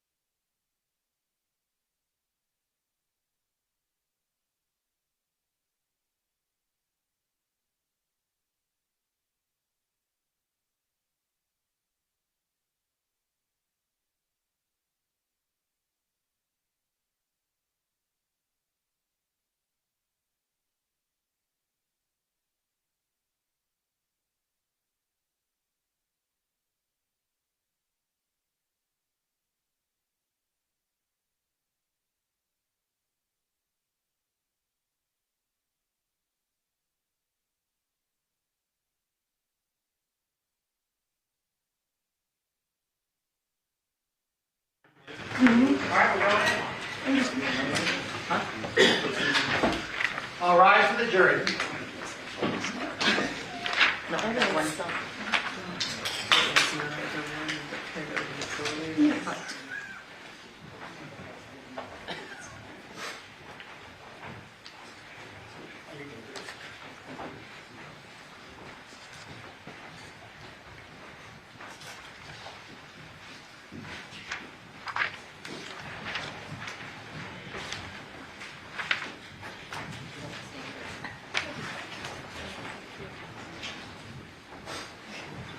Please be seated. Your Honor, the jury is all present and accounted for. We are going to go back on the record and see 377239 State Nevada versus Devyn Michaels. Waive the record, reflect that Ms. Michaels is present with her attorneys. Deputy District Attorneys on behalf of the state. We both parties speaking into the presence of our jury. Yes, sir. Yes, Your Honor. Okay, Mr. Justman, are you prepared for your closing argument? Yes, Your Honor. Thank you. Whenever you're ready. Thank you.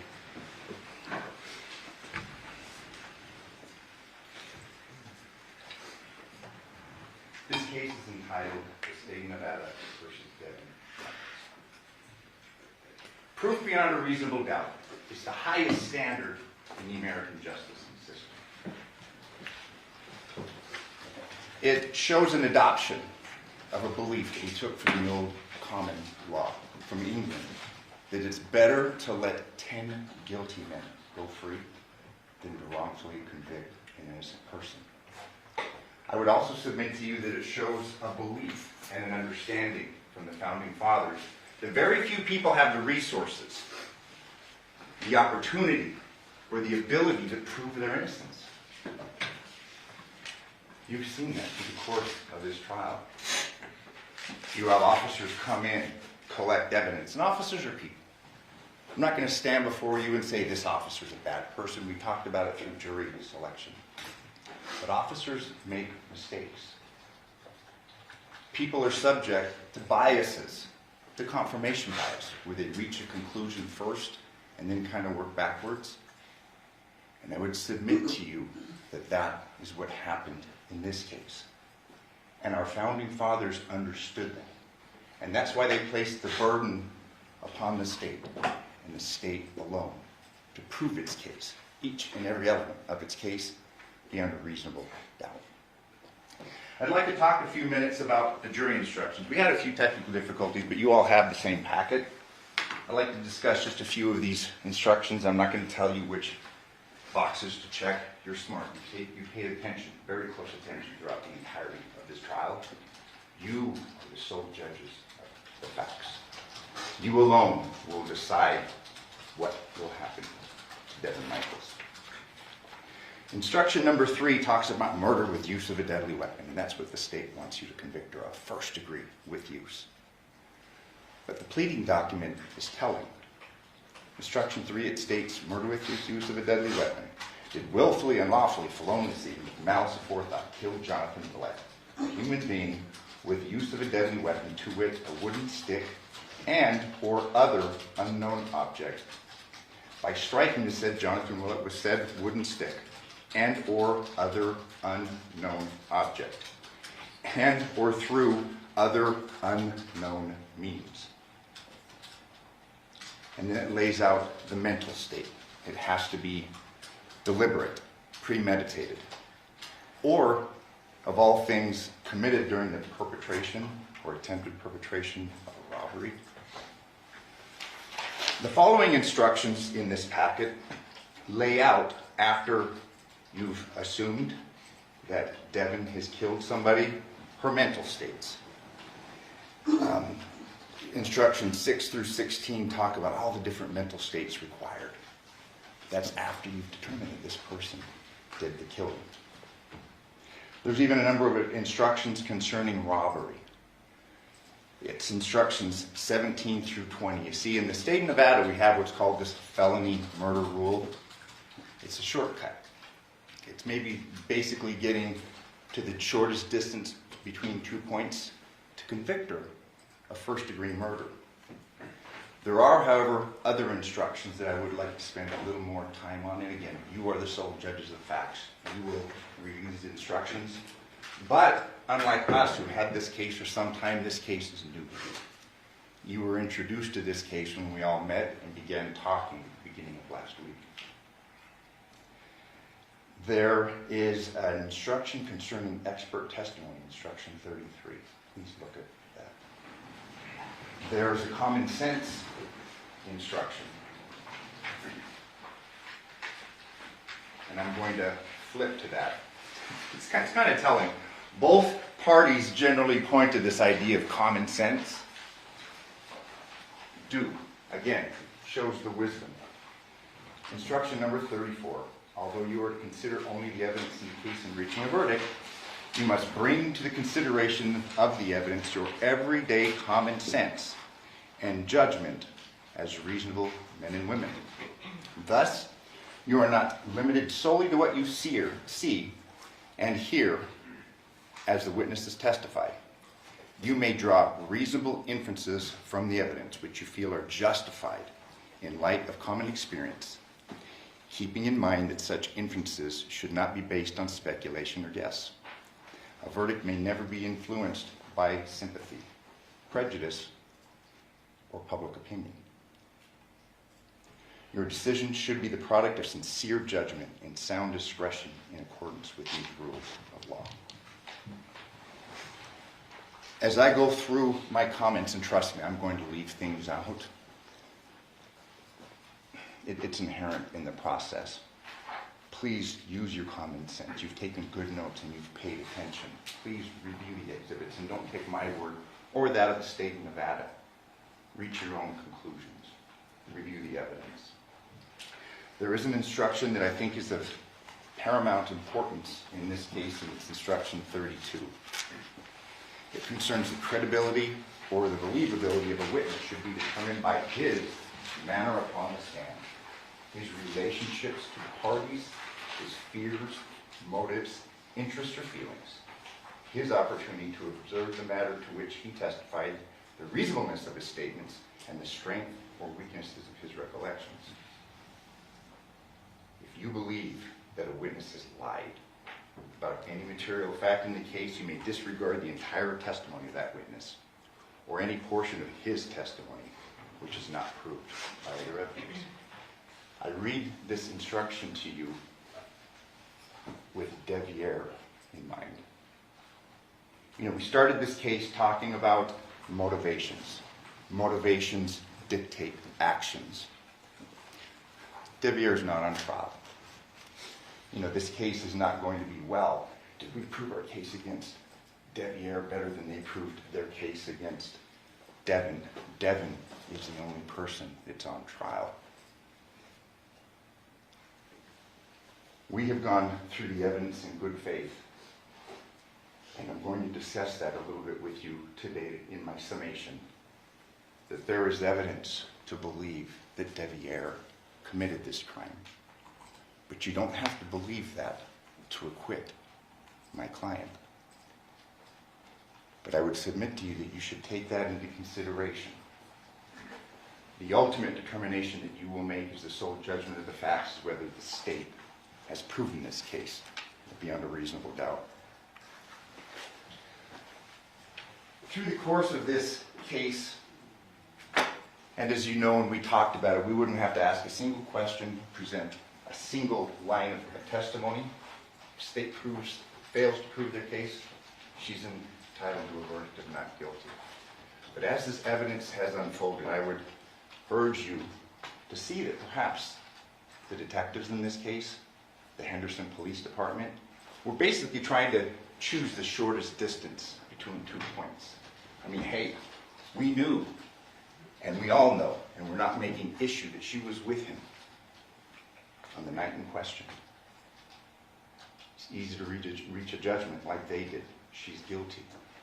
But you, as jurors, must consider all of the evidence. Because unlike when you read in the paper, so-and-so's caught, and you think, yeah, he's guilty, she's guilty, you determine whether a person is guilty. Not the police and not the state of Nevada. I would urge you to read the reasonable doubt instruction. A defendant is presumed innocent until the contrary is proved. This presumption places upon the state the burden of proving beyond a reasonable doubt every element of the crime charged, and that the defendant is the person who committed the offense. And again, This is why we have addressed what the evidence reasonably shows concerning Devyn. A reasonable doubt is one based on reason. It is not mere possible doubt, but is such a doubt as would govern or control a person in the more weighty affairs of life. And what more weighty affair of life do you have than to sit on this jury on this type of charge? If the minds of the jurors, after the entire comparison and consideration of all the evidence, are in such a condition that they say they feel an abiding conviction of the truth of the charge, there is not a reasonable doubt. Doubt to be reasonable must be actual, not mere possibility or speculation. If you have a reasonable doubt as to the guilt of the defendant, she is entitled to a verdict of not guilty. Since this is a charge of murder, I'd like to begin my comments, and I won't be long. I mean, we've been here a long time, but this is important. Let's begin at the autopsy. We had Dr. Sims. He was the lead coroner here in Clark County for 19 and a half years. You heard his testimony. It wasn't much of a cross because he didn't say much to be disagreed with. We did, however, hear from Dr. Yagi. Do you recall the question that was posed to her? Would you agree with me that a decapitation is difficult to effectuate? Remember her answer? I don't know, I've never done one. We heard from Dr. Sims that yes, it would be difficult. It takes a lot. It's involved. Dr. Yagi missed the tattoos. It was in the report. We had Oriental John. That kind of goes to the weight that you should give her testimony and the thoroughness of her examination of the body. The state's relying upon Dr. Yagi's statement, her testimony that there was no injury on the hand. You got to consider the source. Dr. Sims testified that the cause of death cannot be determined without evidence of injury, and he was talking about standard practices. Obviously, these are very suspicious circumstances. In fact, if John was murdered, it's very reasonable to assume, common sense would dictate, that the person that killed him decapitated him. And through the course of this evidence, they have not shown a scintilla of evidence that she was involved with a decapitation. She didn't do it. Determination of homicidal violence cannot be used when in large part that fatty liver or drugs and alcohol are present. He was talking basically about the industry standards, what experts in this field collectively agreed upon. And we saw a variation in this case from Dr. Yagi. In this case, we did have a combination of all three. You heard the testimony about 20 times the level of THC, alcohol in the body. 0.02 was the alcohol in the blood, but Dr. Sims testified that that, in conjunction with this high level of THC, would cause a person to be intoxicated. That's important in this case because you will hear testimony concerning her concern, Devyn's concern, about not letting him drive. As you recall, we went through all those texts beginning back in 2018 concerning Yoko's concern. And again, I don't want to speak ill of the dead, and it was no showing of disrespect towards her, but it was an ongoing concern that she had. She didn't want her son driving drunk, and that concern was shared by Devyn. She had his key. She took the key to the house. That's not evidence that she committed a murder.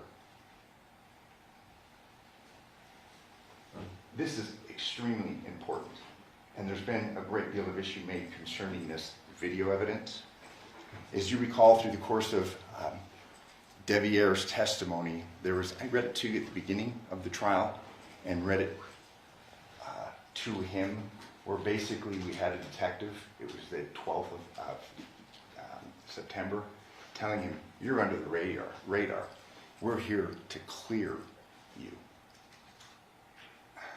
I mean, when you look at the radar, when you look at this net that was cast, it has so many holes in it.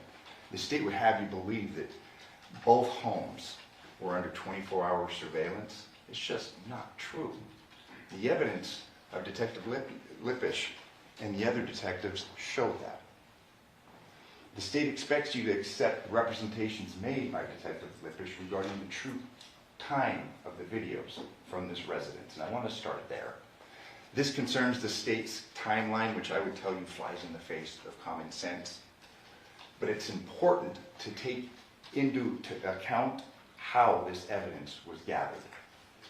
You recall the list of times or the videos that were shown?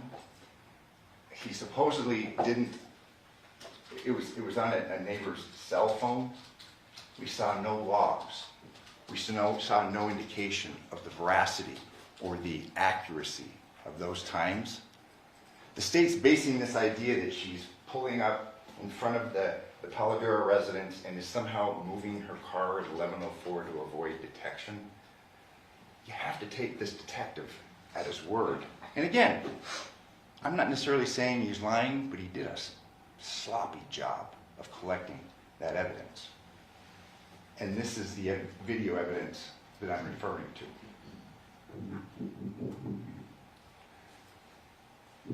Remember, there was no embedded data here. We don't have time.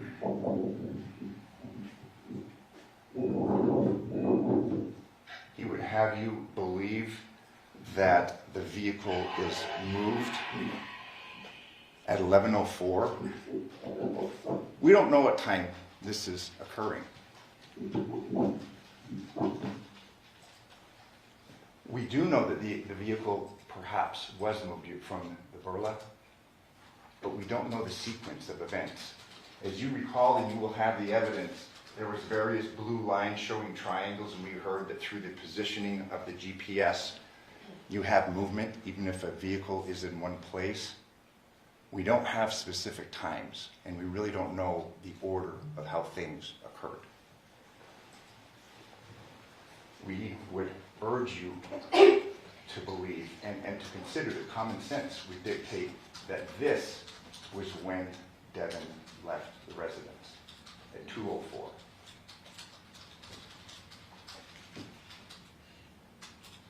There's going to be a close-up here. You'll have a computer screen. Zoom in on it.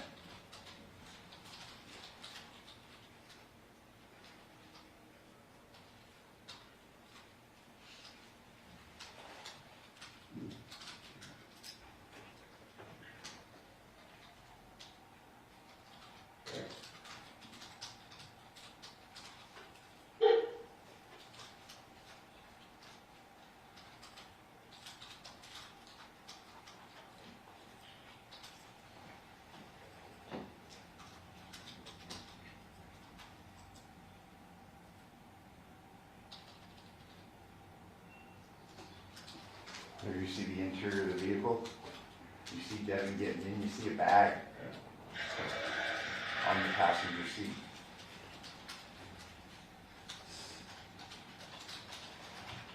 And she leaves.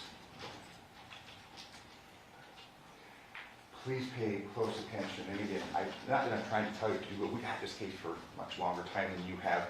Look at the video evidence from 6505 Taylor Creek. Detective Lippisch testified several times that he could only speak to items that he canvassed for, but he was happy to testify concerning other detectives who went unnamed that collected this evidence. It's clear from the testimony of a forensic examiner, O'Brien, whose credentials and whose testimony went unchallenged that we presented to you today. He testified that one of the 3 videos was compiled from a series of screenshots, which the Ring camera is set to capture by default in the absence of video activity. Where are the other screenshots? They only gave us 3. I'm not going to stand here and point the finger and say that this was done in bad faith. It was done out of sloppiness. Why weren't subpoenas issued? Why don't we get the complete record? This woman is on trial for murder. We heard nothing concerning them going to the third-party providers, Ring, Google, other parties. No, they're relying upon the cooperation of neighbors who are living their own lives and who very well may be indifferent to the gravity of this situation. Didn't give us the full picture, and that was the video that had constant, I mean, if you got a good scene into or a good view of the residence, it's incomplete. We just have these three.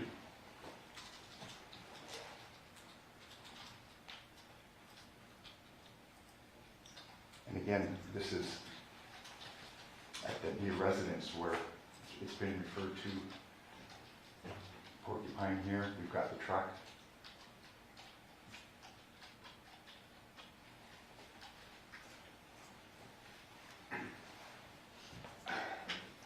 You know, there's been an argument made that Devier had to have been in the home the whole time. Based on what? Because the entrance to the neighborhood with the continuous camera doesn't show a vehicle. There's other ways to leave that residence. There's a walkway next to one house away. There's over the fence. This is something that's been discarded by the state, but again, I would submit to you that it goes to what Devyn is thinking. It goes to her innocence. She starts trying to contact Johnathan on the morning of the 7th, starting about 4 a.m. She'd left him. She'd left him at the residence. The plan was that they were going to take the girls to school that morning, and we have evidence, and you've heard uncontradicted evidence that that's what she did. The message she leaves him is concerning the girls' school supplies. She's letting him know that their daughter was sick, because we know that she's at that pharmacy, and it's a 24-hour pharmacy at 2:28 a.m. That's what went on. She hadn't killed him and decapitated him. She was worried about getting her daughters to school that morning. She sends messages of concern when he doesn't respond. The state claims, and again, this is where common sense comes into question, the state claims that Devyn was answering Jonathan's phone from the house the morning of 8/7/2023.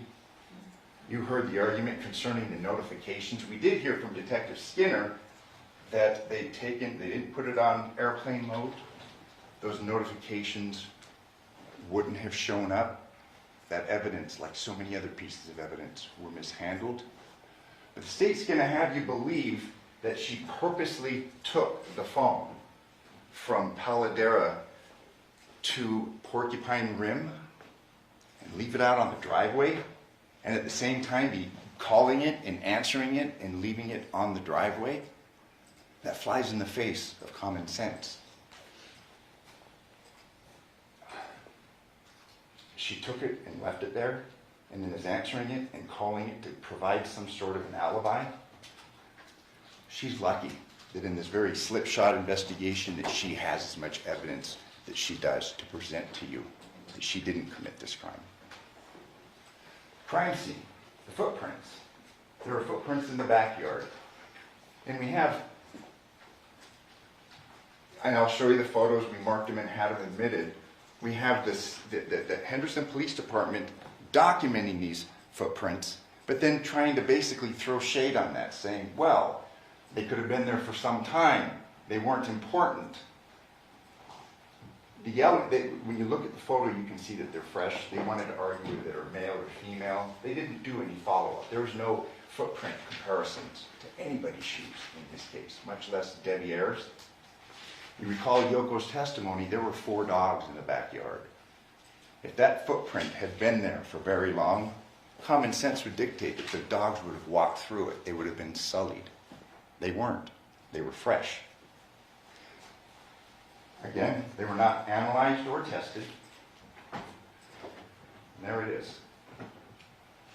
And Detective Ozawa just kind of discounted that and said, well, we don't know how long they were there, but apparently no one really looked at Yoko's testimony and Yoko's statements.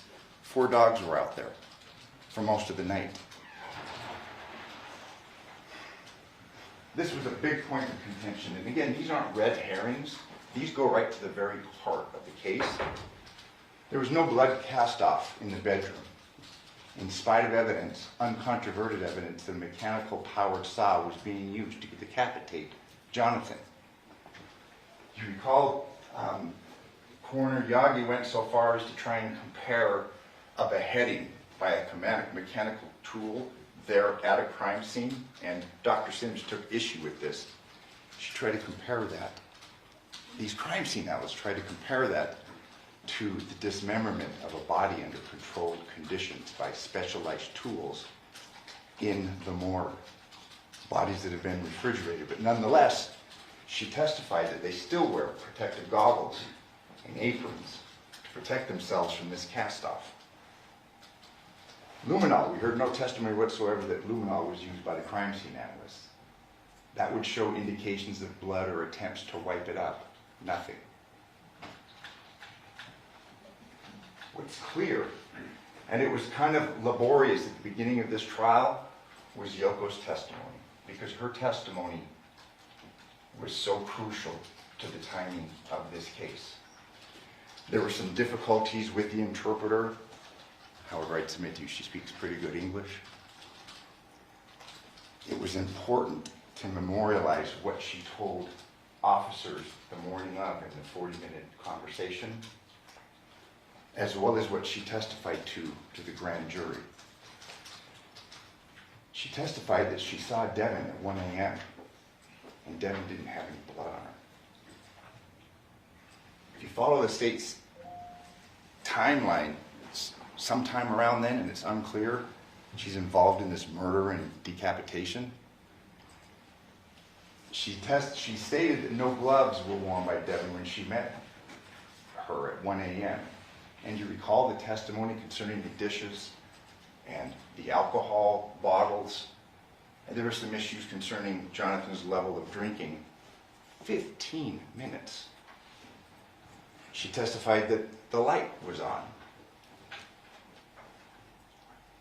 That brings to question the veracity and the reliability of the statements through her multiple interviews that Devyn made to the detectives.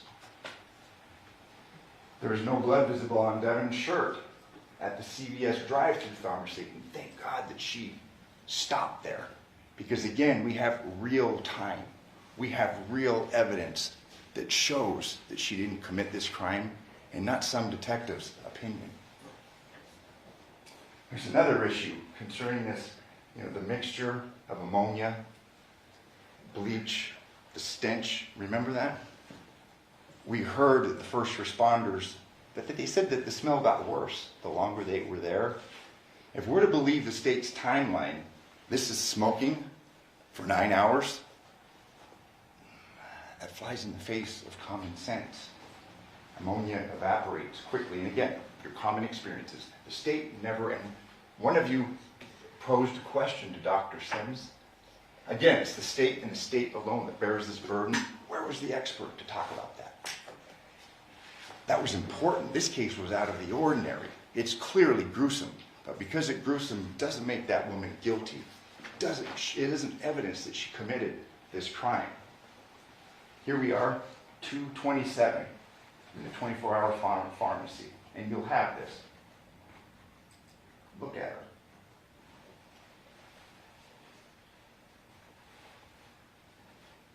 She's sipping her water. Apparently this is after she's murdered a man and decapitated him.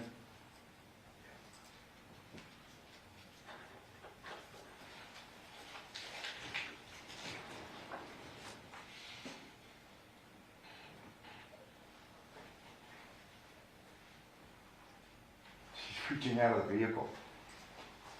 No marks, no blood, nothing. And Sims testified that this would have been messy.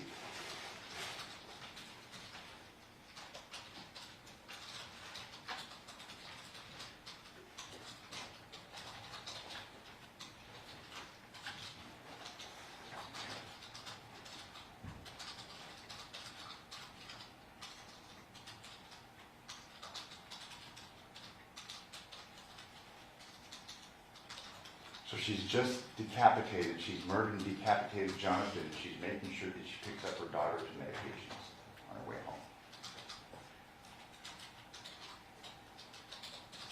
There was a very good question that was asked concerning, was there any stops? There wasn't. Her vehicle didn't go to any isolated areas, to any trash bins. There's been times when I've gone through moves and I've gone behind the bombs and dumped trash out in their dumpsters. There's no evidence of that because it didn't happen.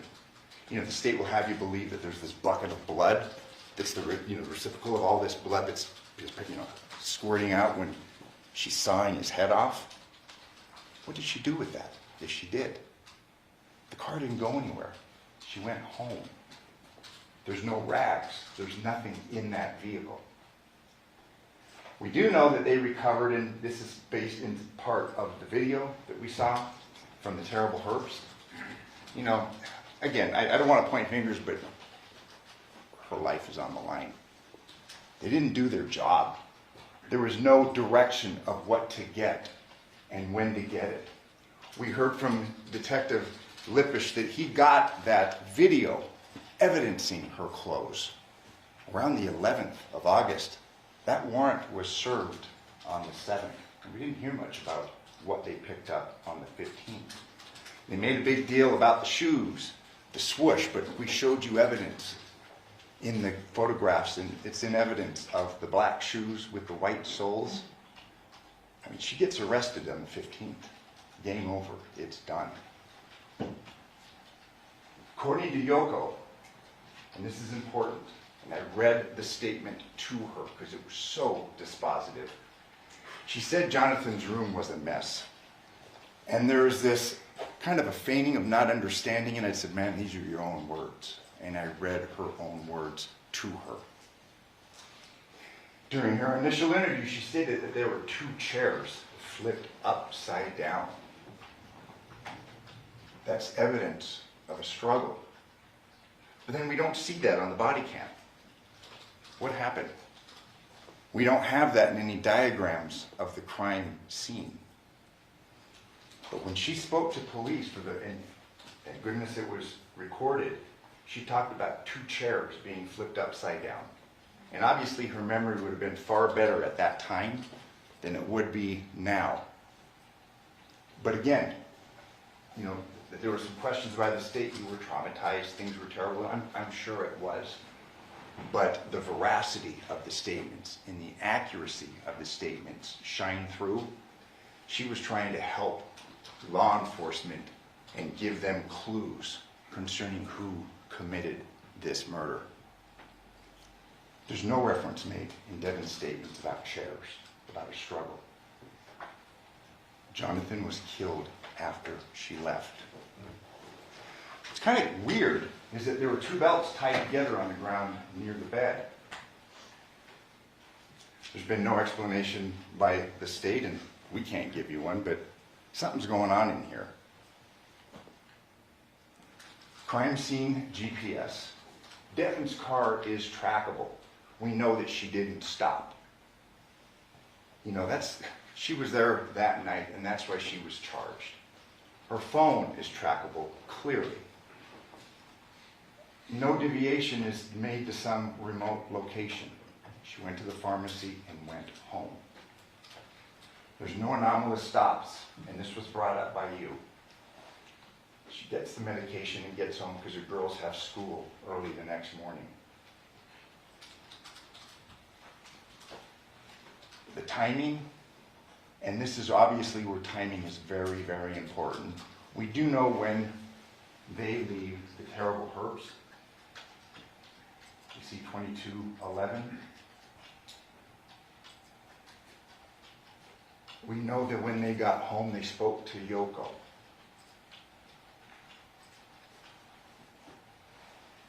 We don't know how long they spoke, but do you recall Yoko's testimony?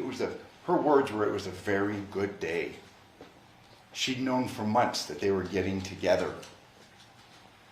They were trying to unite the family. And you know what? No union is perfect. Hey, we all know that. There are ups and downs, but she and Johnathan had a union. The state in their first closing, they're going to get a second one, try and paint her as this devious, manipulative, conniving temptress. But think about that. The flip side, a 19-year-old. When we talk about motive, what drives a person to murder, is it not passion of a young man? His first love? His first love that's coming to an end when dad's coming in and moving him, the dad that he said was never there for him. You know, it's kind of an archetype. You know, the father that's killed by his son. I mean, it's in, I believe it's Isaiah 38:18. We've got these Greek stories of it, Oedipus. I mean, there's various variations of that, but it's an archetype. Saturn. It's known, and it's as old as the human condition. Fathers are sometimes killed by their sons, and that's why we wanted to underscore, and we spent a great deal of time in our opening statement, because we didn't know where it was going to go with Devyn, but we knew that they'd had a relationship that had been kept clandestine. Devyn covered for Devyn, and Devyn covered for Devyn. This is important. I would submit to you that this is a more accurate and a more reasonable timeline. Yoko was awake. 10:58. There's a 44-second call to Devyn from her phone. You recall, we get the text, and you want to talk about an alibi-type text, putting the girls to sleep. It's 10:36. I'm going to bed. That has been refuted by facts. He testified here that, well, maybe he woke up at 2. That was the first time. Previously, he had testified before a grand jury that he got home, put the girls to bed, went to sleep, woke up, Devyn was there. That is a lie. Why would he lie? What motivation would he have to lie? He's a fairly smart young man. I mean, he was kind of catatonic here, and understandably so in the witness chair. But again, we need to look at motivations, because motivations, they author actions. At any rate, we knew the night before that Devyn had been there late with Johnathan. But after we were to believe that he's asleep at 10:36, we've got a 44-second call from Devyn's phone to Devyn. 8 minutes pass. 11:05, we get that 10-second burla in the Nissan Armada. It may have been moved. You're to determine that, because I'll tell you, we really don't know. The evidence is not reliable. Whether it pulled up and stopped, or what we saw there was Devyn leaving, we don't know. States to provide that to you, the timeline. They haven't done that due to this slipping through the cracks in the slipshod investigative work. Now, an hour and 55 minutes pass. Yoko is awake. There's no suspicious noises or activities. And we have a 15-minute timeline. Because you recall, Yoko's into time. She corrected me. She looks at the clock. They talked for 15 minutes. And it was kind of like pulling teeth. She admitted about the dishes and the alcohol. They talked for 15 minutes. We're to believe that, and again, this goes to Devyn's statement and the reliability after she's subjected to interview after interview. Yoko says the lights are on. The state would have you believe, apparently, that Johnathan's dead. She struck him in the head, and he's dead. Meanwhile, she has this 15-minute communication. Again, no blood, gloves, chemical smell, any of that on Devyn. At 1:15, Yoko goes back upstairs. And you recall yesterday, that was kind of rebutted Lana's testimony. They kept hitting her with that hour and 4 minutes. That's why you don't talk to the police. That's why you have a right to remain silent. One thing that we have learned is don't talk to the cops, especially if you're the target, because they're going to take what you say and they're going to twist it. Yoko was equivocal in her testimony when she testified before us. This time, and she's just testified once before a grand jury, she's equivocal. She was awake the whole time. She looked at YouTube. She went to sleep. It's equivocal.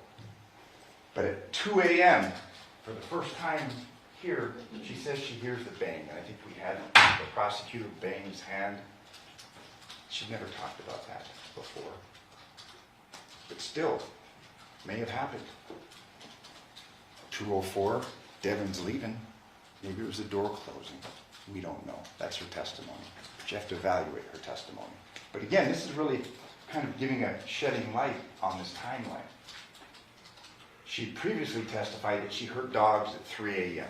She brought it up 3 times during her police interview. Apparently she felt it was noteworthy, and she testified to that September 14th before the grand jury. Yeah, the dogs are barking. It's 3 a.m. Someone's put the dogs outside.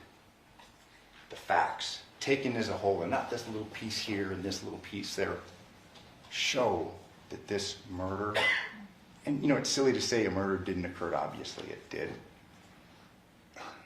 It happened after Devyn left. The facts, taken as a whole, bear that out.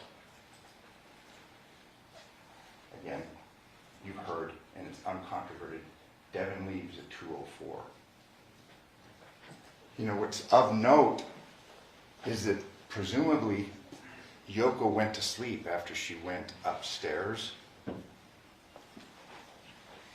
Part of her testimony previously is that she was awake during this whole time. Where's the testimony of a mechanical powered saw? It happened. It's more reasonable to believe that that happened after 3 a.m. We don't know when it happened. She didn't do it. The dogs were outside barking. Somebody's in that house. Somebody has killed Johnathan, and somebody is cutting his head off. Again, what kind of passion does that take? Not an on-again, off-again relationship that Devyn had with him. It's a person that's enraged. You know, well, watch the TV, the police stories. They talk about stabbings are personal versus a shooting. What's it going to take to cut a head off? And what kind of anger and what kind of resentment is that going to cause to for someone to do that? You know, there's been a great deal of argument made and points attempted to be scored that Devyn did that because she'd do anything to get her kids. It was uncontroverted that regardless of what was going on with the family workers, she had those girls from May 27th on. She had them all summer. And when we talk about motivations, we know that Johnathan was moving in. There was talk of marriage. And, you know, they want you to believe that the rings weren't there. Look at this investigation.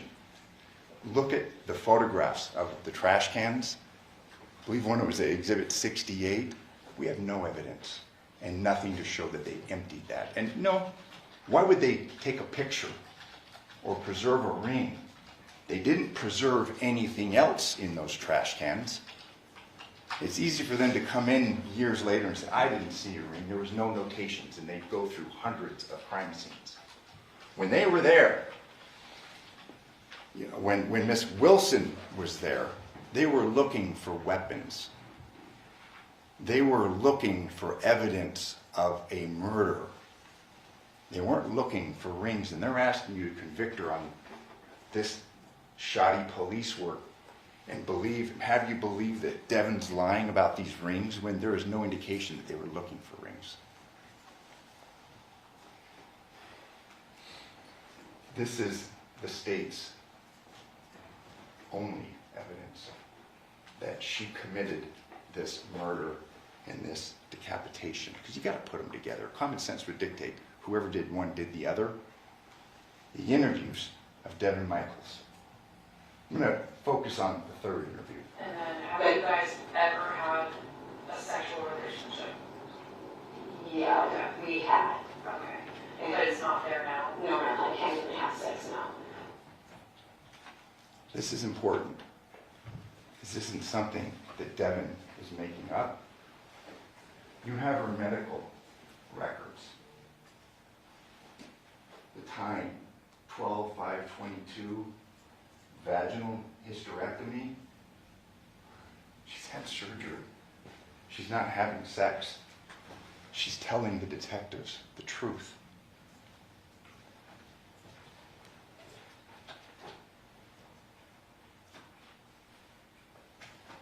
We've got that. Is there any reason why Josh's blood or anything DNA related would be in your vehicle? Because I showed back to our station, I thoroughly look for everything in that vehicle? I couldn't tell you. If he was bleeding from when he was doing the thing, he helped load up the truck. So if he was bleeding, it might be Or your my Armada.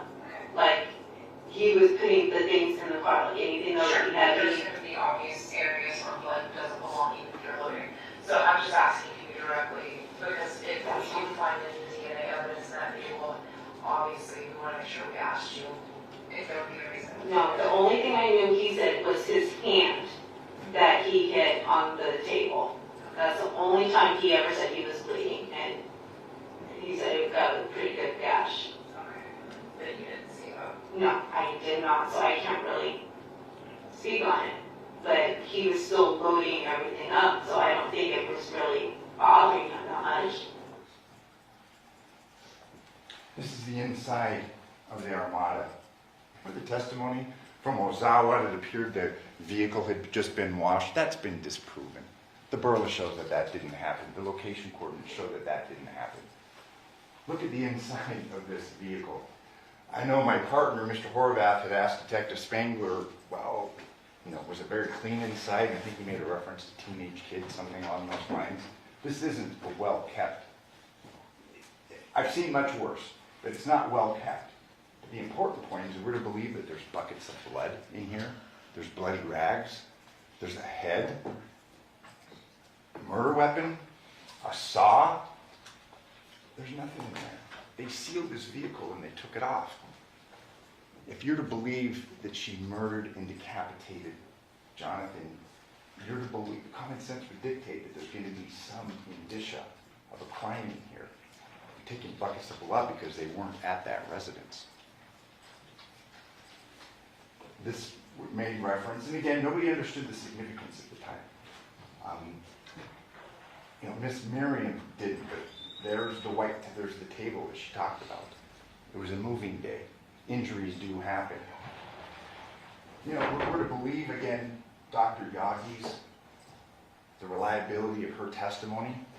She said there was no bleeding injuries. Well, we've got an injury right there. Whether it's bleeding or not, we don't know. But that's sign of an injury. And remember, this is the same doctor, the same coroner that said John didn't have tattoos on his arms. Big point was made about the telephone. And we're to believe that Devyn is so sophisticated and so cool and so cunning and so informed that she can murder this guy, decapitate him, not leave any evidence, and then drop his phone in her driveway. A more reasonable explanation, it's tired. She's got girls that are going to school in the morning. She's been carrying things, it's late. She obviously brought the phone. Whether it was knowing or not, we don't know. It appeared that it had fallen on the side. And she tries to give an explanation. You recall about the cigarette butts? She didn't know the phone was there. That's why she was calling the phone, following up with Johnathan. She knew he wasn't dead because she didn't kill him. Another thing, there was a big point of contention. Sometimes little things can have very large implications. Remember the issue about the blood on the screen? Papakostas, the DNA expert, testified that she couldn't confirm that it was blood. There was a presumptive test, but the confirmatory test, and some of you are far more knowledgeable than I am, it was not. She couldn't confirm that it was blood. So then the state recalls crime scene analyst Miriam to apparently discredit their DNA expert in reference to the blood. And this is the entity that's charged with proving this case beyond a reasonable doubt. They're calling a crime scene analyst on a presumptive test to discredit the DNA expert who gave testimony, uncontroverted testimony, concerning the lack of a confirmation for this blood. We know that John's DNA is on the phone. I would submit that it is somewhat significant in determining whether the state's proven this case. Devyn's isn't. It was handled. Maybe there weren't epithelial cells left from Devyn. Clearly, Devyn took the phone, knowing or not, and I would submit to you that given the circumstances and the chaos of a move, she didn't know she had the phone. It's not evidence that she killed him. Just like the key, it's not evidence that she killed him, or the wallet. She's going to go through all this work to leave this, this crime scene spotless or clean and not leave anything behind, no blood, nothing in her car. That she's going to drop the phone and then make calls to it. This is what the state is relying upon, this interview. And you recall the tenor of this interview? Please don't just look at one part or another. Listen to the whole thing. The power dynamic. You've got two large men. You've got a woman who they had said, we Mirandized you earlier today. You have to ask yourself what went on. What happened before this interview? John? Is Johnathan when you last saw him? Yeah, but he had his boxers on. Okay, he had his boxers on. I don't know, he had his boxers on. His boxers were black boxer briefs. He had boxer briefs on. That's what I'm talking about. The shit's getting real. Keep looking at that. Take another look at this. This was into the interview, and it was a fairly lengthy interview. She'd had multiple interviews before. We heard in this interview that they had told her previously, that day, about the decapitation. So there's more going on. She knew. It's at 16:01, and it's interesting that the state showed you the exhibit, the one that she supposedly wrote. When you look at the original exhibit, it says handwritten by Devyn Michaels. It wasn't. She drew a line, and that's significant.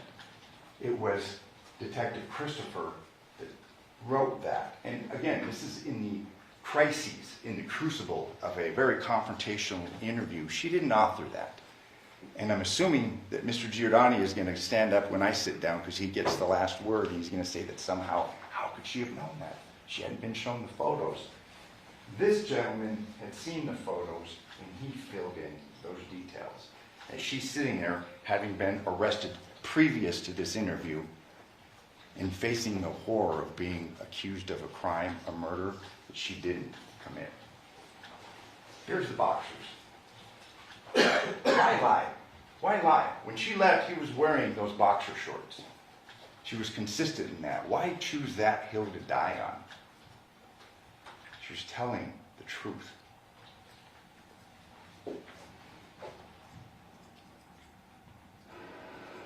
Have you had moments in the past where you have been stuff where Yes. this happened? Yes, there's things in my past where I cannot remember. And yes, I have talked to my doctor about it. Yes, they're trying to figure out what's going on with me. Yes. Okay, you don't have to tell me if you don't want to, but what is wrong with you that you say that I you're trying to don't get know. back from? They're testing me now. I think yesterday, for whatever reason, my brain tingles and I black out. And I literally have it on documentation from the doctor, and they're trying to figure out what's going on with me. This interview is on August 15th of 2023. This condition that she's talking about, it's documented 6/7/2023. New patient established her patient she feels like tingling, vibrating in back of head, comes and goes, denies headache, has dizziness. This isn't some ploy. I mean, she's in this high pressure, confrontational interview, and she's trying to give as truthful information as possible. She's had some problems. This isn't some defense where, she blacked out and didn't know what she did. She didn't commit this crime. She didn't commit this decapitation. She's had some issues that she's been trying to address. And again, she's being truthful to these detectives.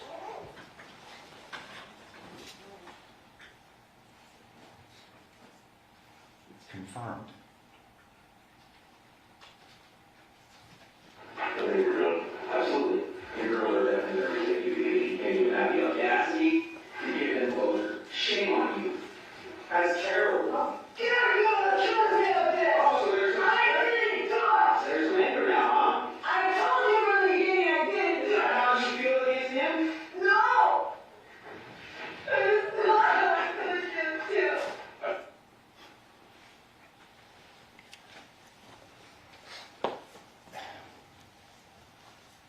She's pushing back.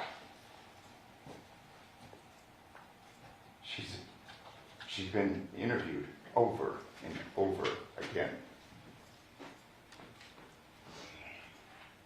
She's telling him, I've told you I haven't done this.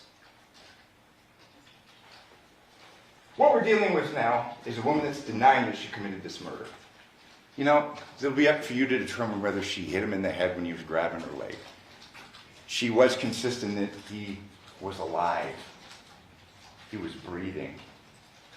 There's no evidence that she hit him in the head. And again, given this, we know that when people are confronted, they'll try and give something to appease the other party, this power dynamic.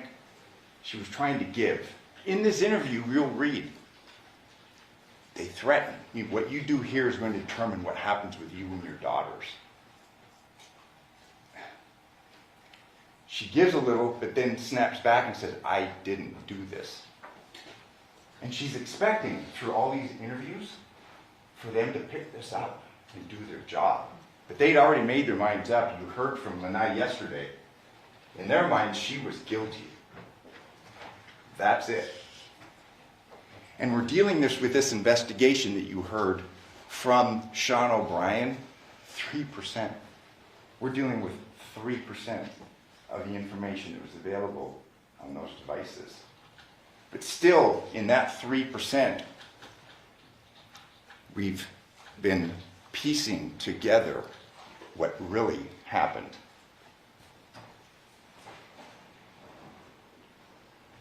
We do know, and it's clear, incomplete Celebrite reader files. Critical database files are missing from the phones. Now, years later, we're trying to piece together a defense to defend a woman that didn't commit this murder. There's artifacts which would indicate a need for further investigation. And Sean O'Brien testified that generally, as he's been a forensic analyst, he's been involved in law enforcement. There's supposed to be this back and forth.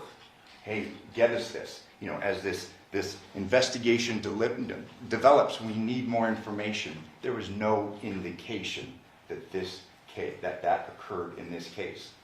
She's at the house. She's the low-hanging fruit. She's guilty. The end. All investigation stopped. Image of Devyn and Devyn. And again, we would like to have more, but we can show you this image. Now, of all the images that are available on a cell phone, I think I probably have 4,000. You know, it's going to be the state's position, well, this is just randomly popping up. Devyn had said that he was asleep, or Devyn had said that he was asleep at this time. He testified under oath. He lied under oath. Look. There's a Discord chat application, 231. This is telling. You know, the state can play 3 phone calls from the girls who are adorable. Those were all after 11 o'clock. We have no proof where Devyn is. But we have 2 indications of 2 artifacts at 2:12 a.m. and 2:31 a.m. that he's up and he is engaged. There's a deliberately deleted file. This is the image. 2:12:38 a.m. This is after there's been 3 calls from the home phone that night to Devyn. 3 of them were the girls. What about the other 8? But of all images, at 2:12:38 a.m., this is being looked at on Devyn's phone.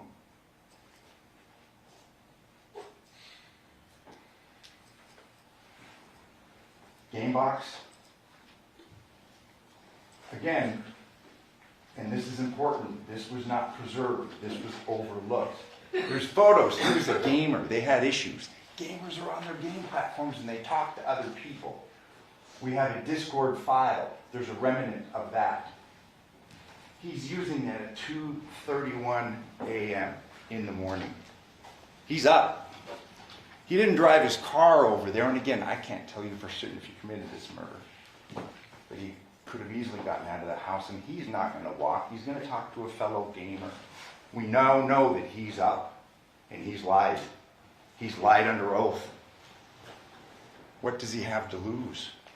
I mean, he was able to avoid the motives through the course of this investigation concerning getting kicked out of his house and losing his wife, who he, based upon all the photos, and we didn't have to go through those, you saw them, he was in love with her. But we do, in this 3% that's available to us, we can show you that he was up. Not one indication, but two. And given the nature of that photograph, the multiple phone calls that were made earlier, and now we have this discord, we have a remnant that he's on an app, it's not too hard to imagine that he went there. Those are the facts. And the timelines, you recall the detectives that for the Henderson Police Department that testified, they set out timelines, but they didn't do a more in-depth analysis. And this is what our analysis, with only 3%, we were able to show he was awake. This was deleted, it's there. I'm not saying that was that night, but that's something that should be taken into account, headed there now.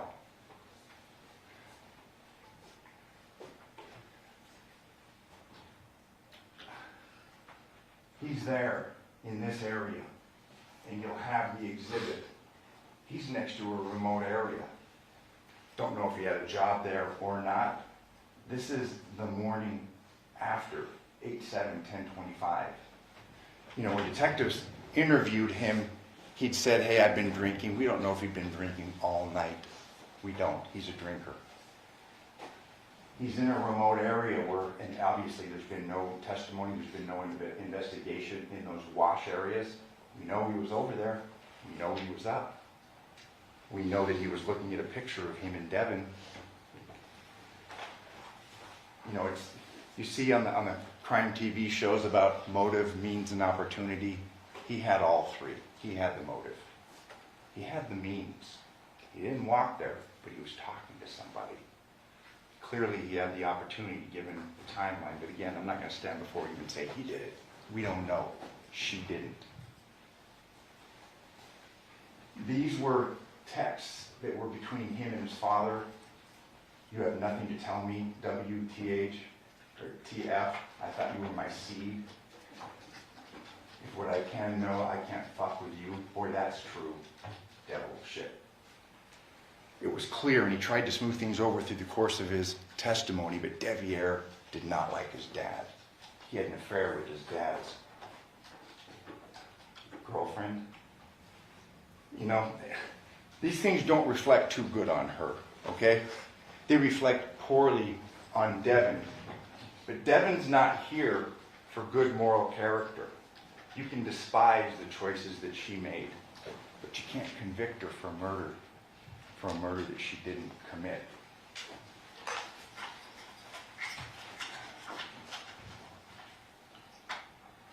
This is their home.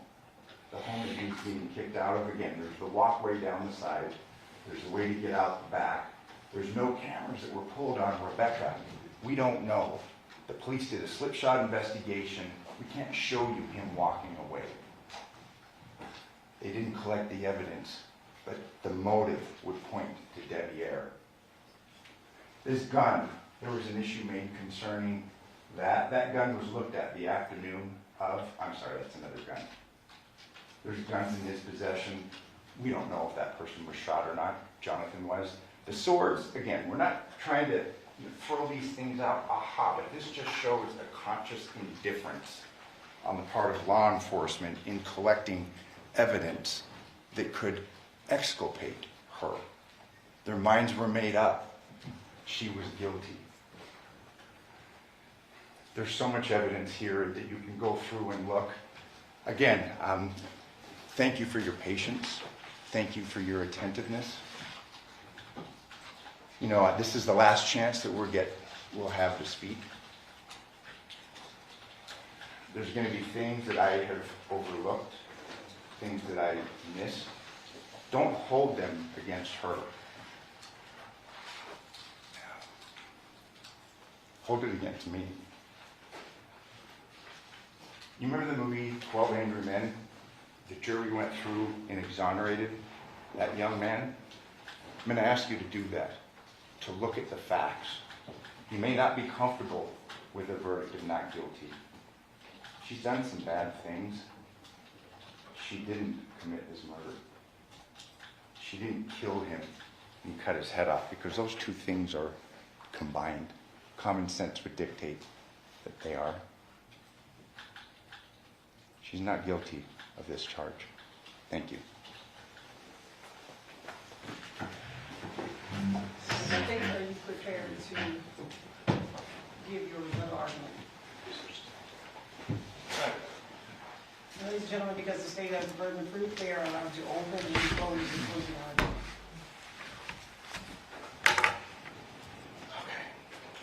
Let's talk about reality now. I want to commend my colleagues over here who represented Ms. Michaels first, because they've done an exceptional job, and Ms. Michaels is entitled to a fair trial like we talked about in jury selection. They've done a good job of coming through and poking as many holes as they can in the evidence, and I commend them on that. But make absolutely no mistake, that woman is guilty as sin. That family deserves justice. Those girls deserve justice. Do not take this lightly just because a real polished defense attorney gets up here and spins a yarn for you. Do not take this lightly. Those people deserve justice.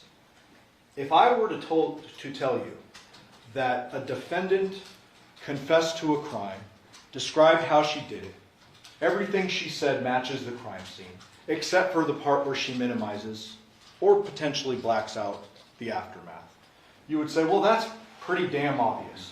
And some of you were probably sitting there when we played that confession the other day, yesterday maybe it was, or the day before, and go, why didn't you guys play this 2 weeks ago?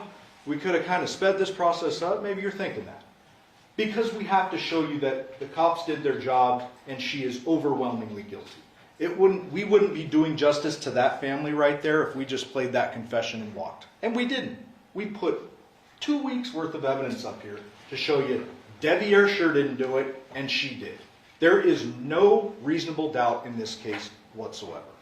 And I want to address kind of an elephant in the room. You know, Mr. Draskovich just got up here at the very end and he told you those two things, common sense dictates those two things go together. And I kind of agree with that, right? The person who killed him, probably decapitated. But make no mistake, she's not on trial for decapitation. She's on trial for murder. She told you she did the murder. Now, she minimized it. She told the detectives that she hit him over the head and he was still breathing. Of course she did. But she admitted to the act that caused his death. Are we really, as reasonable men and women, going to believe this was a fatty liver or a marijuana overdose? Are you kidding me? That guy was murdered. And then his head was chopped off. And here's the elephant in the room. I don't care if you for some reason believe Devyn somehow snuck out of his home like a ninja, crossed town, and cleaned up the job. I don't care. She's not charged with decapitation. Look at the pleading document. She's charged with killing John. That is it. That is your job. Did she kill him or not? And the answer is absolutely yes. I need to show you a couple instructions because they're important. Bear with me. I know you're probably tired because we all are. But this is too important to just gloss over. This is the beyond reasonable doubt instruction. Mr. Draskovich addressed it. I want to tie this into another instruction. Doubt to be reasonable must be actual, not mere possibility or speculation. Instruction 31, direct versus circumstantial evidence. The top part is really important. I'm going to address that in a minute. But this one down here that's underlined is also important. You must not speculate to be true any insinuations suggested by a question asked a witness. A question is not evidence and may be considered only as it supplies meaning to the answer. So everything Mr. Draskovich said through the course of this trial was a question, right? It was a question. That ain't evidence. So you tell me what piece of evidence, what single piece of evidence suggests Devyn did this? Not one. Not a one. And when you start accusing an innocent guy of murder, Devyn, you got to think about this for a second. that young man was taken advantage of. And like Miss Griffith said, it's not like he wasn't enjoying it and liking it and into it. No doubt. Mr. Draskevich in his opening statements suggested that Miss Michaels has a history in the adult film industry. Did you ever hear me ask that? No. Did you ever hear me or her mention that? No. Because Mr. Draskevich is right. She's not on trial for having a past. Doesn't matter. The only reason that does matter is because it dictates that relationship with Devyn a little bit. It colors it. She is an experienced woman, much older than Devyn. He's a young knucklehead, and I would submit to you that when you heard from him, no disrespect, but that guy's not a criminal mastermind. He's not somebody who snuck out the back of the house, evaded all cameras, left his phone behind because he was thinking ahead to what he was going to do, somehow made it all the way across town, even though he didn't have his phone to contact anyone. There's no Uber notifications or pickups or anything suggested. There's no calls, no texts, nothing after 11 o'clock. So who did he contact and when? There's no evidence that Devyn was involved in this. None. There's actually evidence to clearly refute it. You heard those voicemails, and we can agree those little girls they're precious, they're adorable. Those voicemails eliminate this alternative suspect, which I will refer to as a scapegoat, because that's what's happening to him. He's being scapegoated, and it's not right. Those little girls said on those voicemails what Devyn was doing. He was knocked out, probably passed out, if we're being honest. And you didn't hear any other voicemails afterwards. You saw more calls from the landline. If Devyn had got up and snuck out, because we know the one little girl is awake and panicking and like scared, and where's mommy? She should have been home a long time ago. Where's mommy? Wouldn't there be another voicemail where they're calling going, Devyn left us? Like, really, Mom, where are you? Of course there would. Of course there would be. And there isn't. That's because Devyn was home. And you know that because he texted and he said, I'm going to sleep. He's no criminal mastermind. His phone is at home. There's no evidence his vehicle's left. There is zero evidence that Devyn is involved in any way. Zero. And so Mr. Draskevich brought up a good point with the instruction that Miss Michaels is the only one on trial. That's instruction number 36. I want you to think about this for a second before you let a guilty person walk. Okay? Think about this. Imagine if I were to stand in front of a bunch of jurors and try to prove Devyn's guilt. Imagine that. That's not what we're doing here. That's not what this is about. But imagine that for a second. Can you think of a single piece of evidence I could, with a straight face, present to a jury and say Devyn did this? A single piece? Other than speculation and really good questions by a really polished defense attorney? There is not a piece of evidence. I would be laughed out of the courtroom if I tried to prosecute Devyn for this homicide. Because he didn't do it. He had no reason to do it. Go look at the text messages between him and his dad. We included a bunch of them. Did he worship the guy? No. Did he hate him? Who cares? He didn't kill him. There's no evidence to suggest it. He says throughout the text messages to his dad, hey, what's up? You'll see it. There's like years of it. There's 2 years of it. And then those texts that Mr. Draskevich just showed you with the devil shit, I would submit that's a reasonable thing when you learn that your son is having sex with your ex or is married to her. That's reasonable. But then, they left out a text that's right after that where dad is reaching out to Devyn like months later saying, hey. This wasn't some big, rift, homicidal relationship between dad and son. Now, when you're thinking about motive like that, you've got to think about this defendant. She told you in that interview with Detective Lina and Christopher why she did it.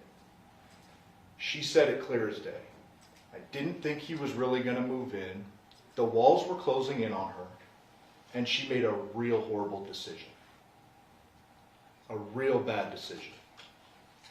She said that she very specifically got up. He was down on the bed getting a massage.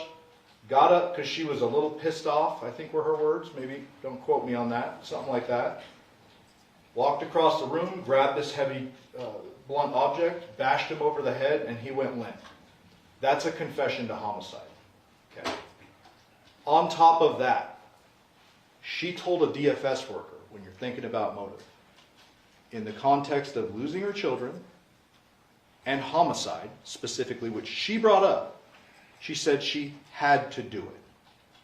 She had to do it because that's how she felt. And I'm going to answer, or try to answer, a couple of unanswered questions for you. We all get this evidence before trial. You know, we're all obviously somewhat prepared. I'm not like tooting our horns, but we're prepared. We know the evidence when we come into this case. There were clearly going to be unanswered questions in this case, right? There's a missing head. There's a missing murder weapon. There's missing implements. No doubt. But think big picture, forest from the trees. Think about reality, right? Criminals ditch murder weapons all the time. Criminals try to cover up what they've done all the time. Just because she ditched the head and therefore the doctors can't confidently say what injury did it, does that mean she gets a reward? Like, does she get to benefit from the actions she took to cover up? Of course not. Does that mean we can't convict her of murder? Of course not. And that is why I asked Dr. Sims those questions earlier. I didn't challenge his credentials. Like, I've dealt with him on cases before, as you probably noticed, and he's a smart enough guy. He's very educated. But he's not disputing that a blunt blow could kill a man, right? He is saying exactly what Dr. Yagi said, the decapitation is post-mortem. And you know what he didn't say, which should be very notable for you? That there were other bleeding injuries on the body, including the hand, right? Because there weren't.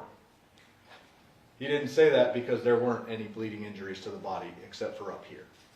And that's how we know she did it. That droplet of blood, you can go back and forth about the DNA analyst not confirming it's blood. Well, DNA analysts actually look at DNA profiles. And DNA is in every single cell of your body, including your blood. And so no, a DNA analyst is not going to come in here and say, John's blood was on the phone. She's going to say, John's DNA was on the phone because she's a DNA analyst. That's what that is. John's droplet of blood being on that phone convicts the defendant even without her confession. Set those, two confessions actually, because she told the DFS worker she had to do it. But set those aside for a minute. There are no bleeding injuries on his body, except for up here. The phone left at 2:04 with a droplet of blood on it. That means the murder happened before 2:04. It had to. Nothing else would make sense. Nothing else would make sense. She, the defendant, traveled with that phone. Okay. So then you got this other big glaring unanswered question. How could someone be capable of doing that? That question, I can't answer. Okay? This is reality. It happened. I would submit to you that there is a chance that what she said about that hour and 4 minutes is true. Maybe our psychology major could talk about this. But I would submit to you that she may have been genuinely telling those detectives the truth, that she didn't remember chopping John's head off. Because this is beyond anyone's wildest dreams. Violent beyond all imagination. And there is a good chance she blocked it out. That doesn't mean that she walks out the door because she says she can't remember. It convicts her. There is no way she didn't do this. The evidence is absolutely overwhelming.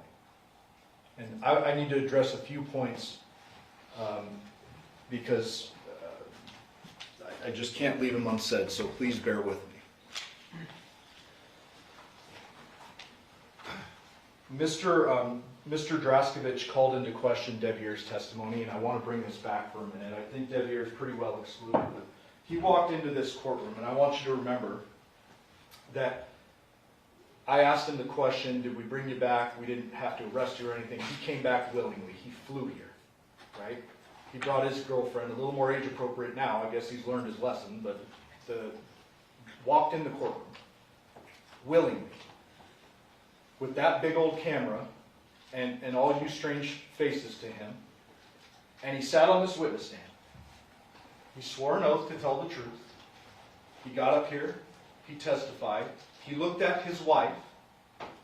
He looked at all of you. He looked at me. He looked at the marshal with the gun and the badge. And he testified to the best of his ability. Now, I am not and will not endorse his character. I don't know the guy. I've met him a couple times because he's a witness. But you got to see him tell you the most intimate details of his life. And I asked him straight up for a reason, and I did this early in the trial because we just learned he's the defense. Put him up early, and I asked him, did you kill your dad? And he said no. Now, I know he's a stranger to you, and you can't just accept his word, but you've got to consider the circumstances and what it took for him to do that, to put himself in front of the world, and testify about all this. Willingly. He came back. We flew him back from California, and he came in here and he answered questions from a very skilled defense attorney for however long he was on the stand. Think back to that. Did that kid strike you as someone who snuck out of his home, plotted this big old thing, and killed his dad and then somehow covered it up? Or did he strike you as someone who got himself in a bad spot, his words, tried to fill some shoes he had no business filling, and made a series of mistakes in relationships? That his testimony from the stand has to be considered in context. And it's all corroborated. Now, I would submit to you that if he came up here and he said every word consistent, precise with everything he said over the last 2 years, then you might rightfully be a little suspicious. Like, oh, what is he studying for this? He had some inconsistencies. We don't shy away from that. He's not perfect. I asked him a question. I think the word I used was tumultuous, and he's like, what does that mean, sir? I don't know what that means. He's not a criminal mastermind. No disrespect to Devier, but he's not a criminal mastermind. He's a scapegoat. Don't let that happen. Need to address our pleading document. Mr. Draskevich brought this up, so I just have to address it. So you heard in the beyond a reasonable doubt instruction, it says the state must prove every element of the offense beyond a reasonable doubt. This is a legal pleading in Nevada. We are permitted to use unknown means and manner of death and unknown deadly weapon. This goes back to what I was saying earlier and what Ms. Griffith said about the deadly weapon instruction, where it says the state is not required to recover the deadly weapon used and present it in trial. There's a reason for that, because like I said earlier, this happens all the time. We don't reward criminals who are smart enough to get rid of the weapon. In addition, we don't reward criminals who are smart enough to get rid of the head after they've crushed it. Okay. That's why we are legally permitted to do this. Unknown object, unknown cause. Only question is it murder? Is it not? Did she do it? That's it. And it's absolutely first-degree murder. Mr. Draskevich brought up the robbery instruction, or the robbery pleading felony murder stuff. So I need to address that as well.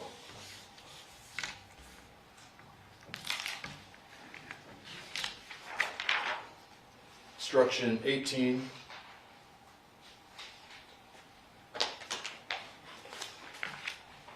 So, when you first heard the charge read by the clerk, I'm sure you're like, what do you mean by robbery? This doesn't really, it doesn't really make sense. This doesn't really seem like a robbery, but bear with me a second. Taking property by means of force is a crime. The motive and reason behind it is separate. So yes, she took his wallet, his keys, and his social. We're not saying she took that for its value, right? It's not like the traditional robbery. The evidence says she took that for a reason, and it all comes down to one thing, and that's the girls. She took the Social Security card because she knew she had John out of the way, and she was going to make some changes and live the life that she wanted to live. So it is, by law, a robbery what she did. She killed someone, took their property, but we're not saying that she took the property to take the property. She took it because she wanted the girls and she wanted John out of her life.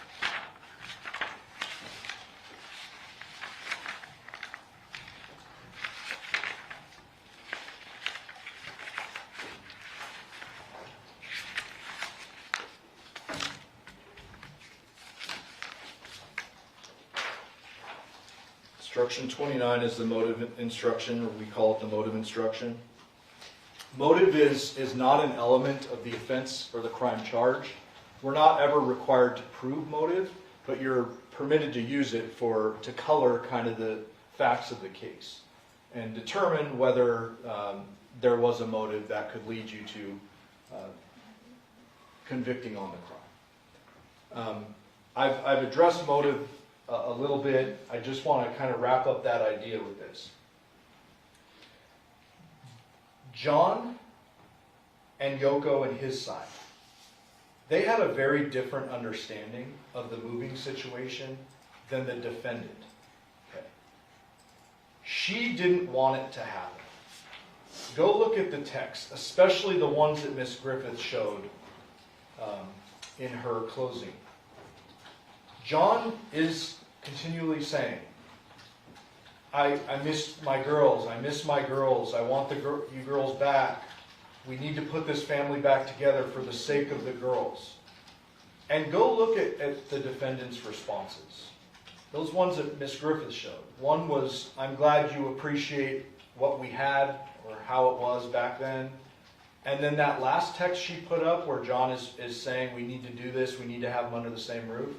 She doesn't respond. So go look at those when you're thinking about motive and tie it in with the last statement, the confession.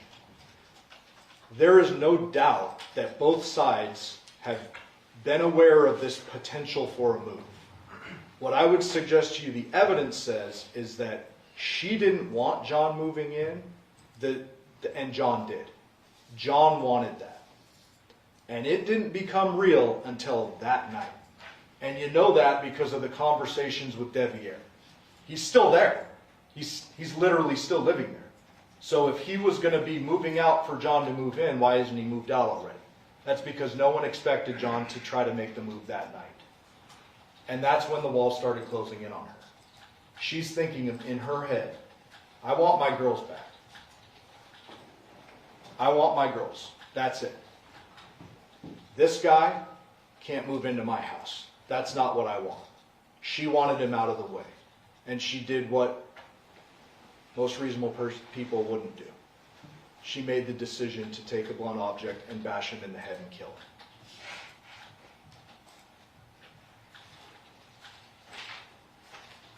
I want to address a few things with the defense expert. Mr. Draskovich showed a couple of cameras and a couple of texts or activity, 212 and 230. One's a Discord, one's a photograph. Remember what their own expert said.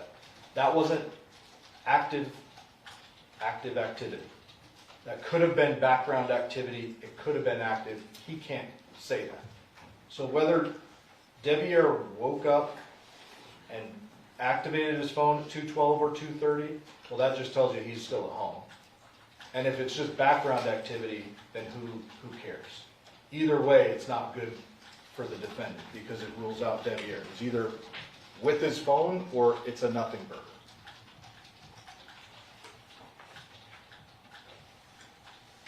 Mr. Draskovich talked about the boxer shorts being off, and I already mentioned this. The defendant may very well have blocked out what she did after she killed him. And whether she took the boxers off or not doesn't really matter. It's probably very likely that he was naked when they were having this massage situation, but the boxers being on scene have no real import in this case.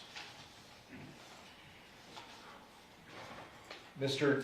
Draskovich talked about the CVS pickup, and I got to address that. So he said, and he showed you the video, there's no blood on the defendant in that drive-thru.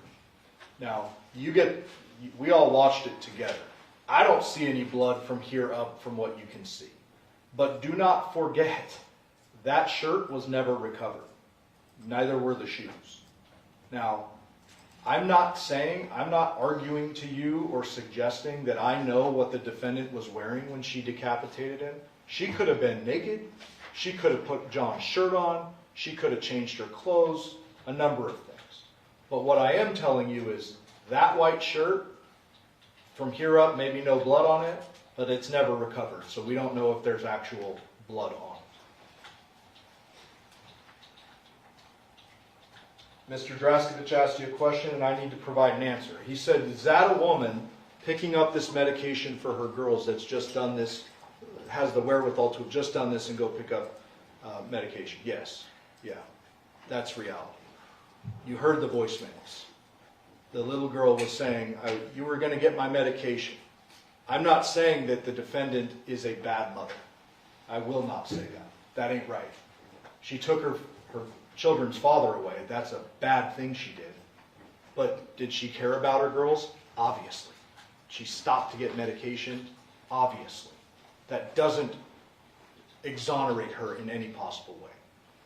And neither does the post-homicide messages she sent to the victim's phone in the early morning hours.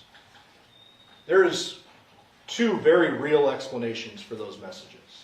Number one, you already know the extremes she went to cover up what she did to his head.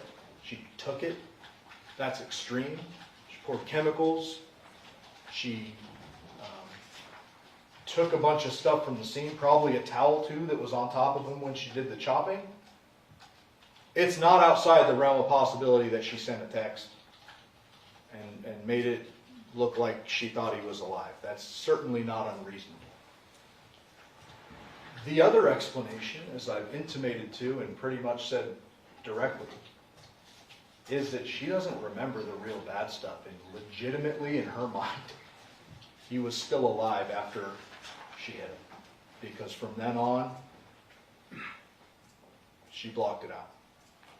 So take those text messages for what they are. They're either she's alibying herself or covering up, or she genuinely doesn't remember the wet work. That's what that is.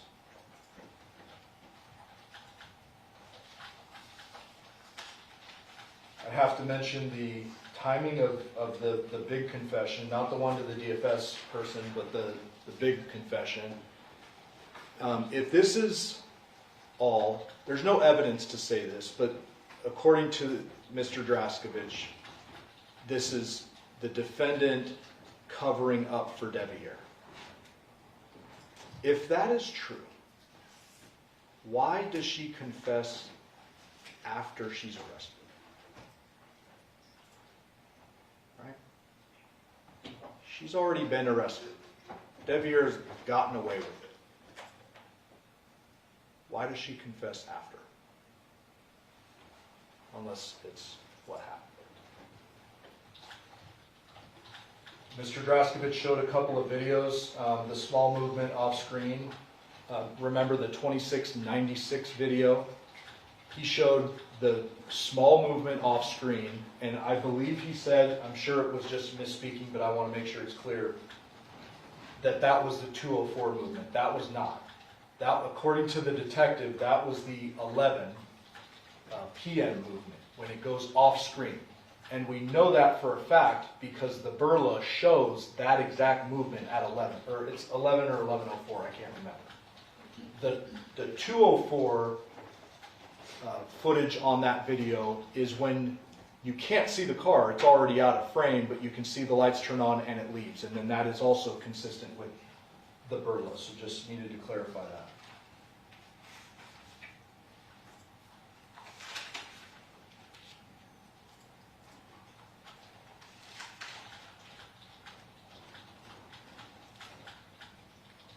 I want to briefly address the girls. So, you didn't hear from them in this trial. You can probably imagine why we wouldn't want to put them through anything more than what they've been through. I would just ask you to, that's my decision. I live with that decision to not call them. But I would submit to you that you heard everything you needed to hear from the girls in those voicemails. Devier was home. Devier was asleep.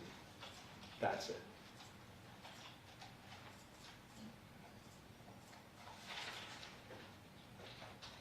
Need to briefly address this DNA stuff. So, Mr. Draskovich made a point about the swords, the shower earlier in the trial, not an argument, but no blood being in the Nissan Armada and the footprints. And I just want to take this to its logical conclusion. So, say we swab the swords and any one of the three's DNA is on it. What question does that answer for you that hasn't already been answered?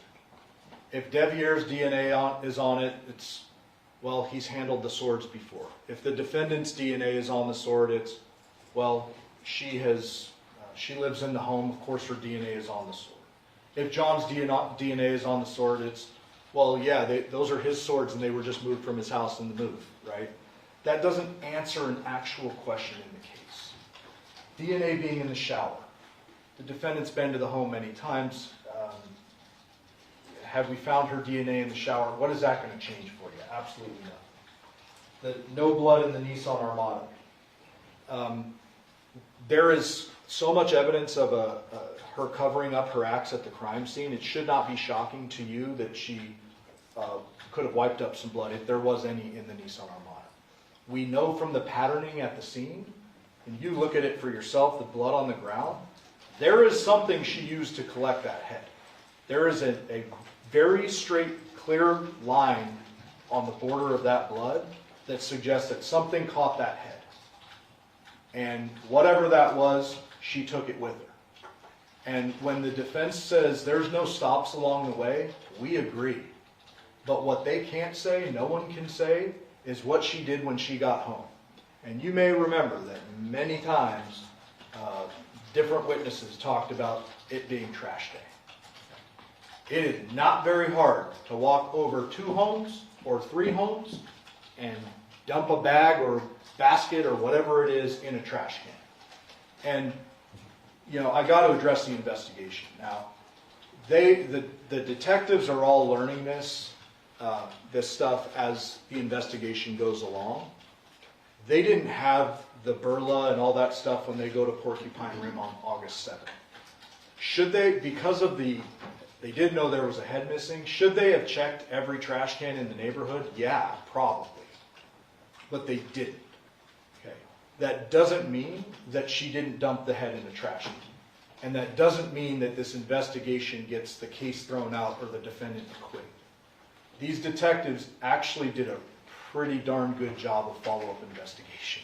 When they suggested that she was the convenient, shortest distance between two lines, I disagree with that. Because remember, they found all that stuff in her home on August 7th. All that stuff, highly suspicious, blood on the phone. Did they arrest her then? No. Could they have? Yep. They didn't. They went and did mountains of follow-up investigation. All of that confirmed the suspicions. And then she confesses after she's arrested.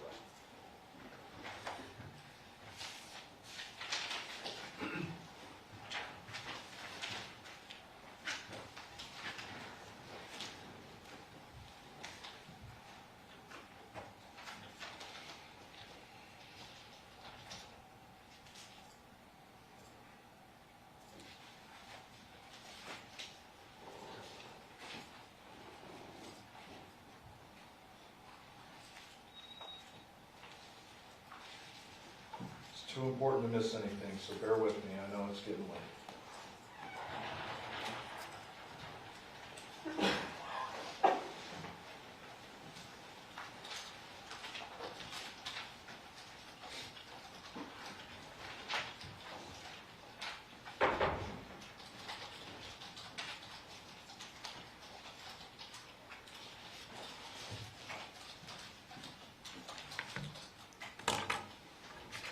Almost.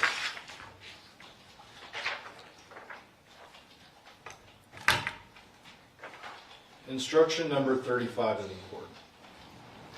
In arriving at a verdict in this case as to whether the defendant is guilty or not, the subjective penalty or punishment is not to be discussed or considered by you and should in no way influence your verdict. I want you to take that to heart. There's a phrase that's commonly thrown around in this courthouse. It goes, admit what you can't deny, deny what you can't admit. I'll say it again. Admit what you can't deny, deny what you can't admit. I want you to think big picture, forest from the trees, just one more time. When there is a confession and DNA and mountains of phone evidence and video surveillance, what could the defense possibly do? She's covering up. The only thing that these very skilled defense attorneys could say in this case. We, luckily, have a mountain of evidence to disprove that. Admit what you can't deny, deny what you can't admit. They were painted into a corner.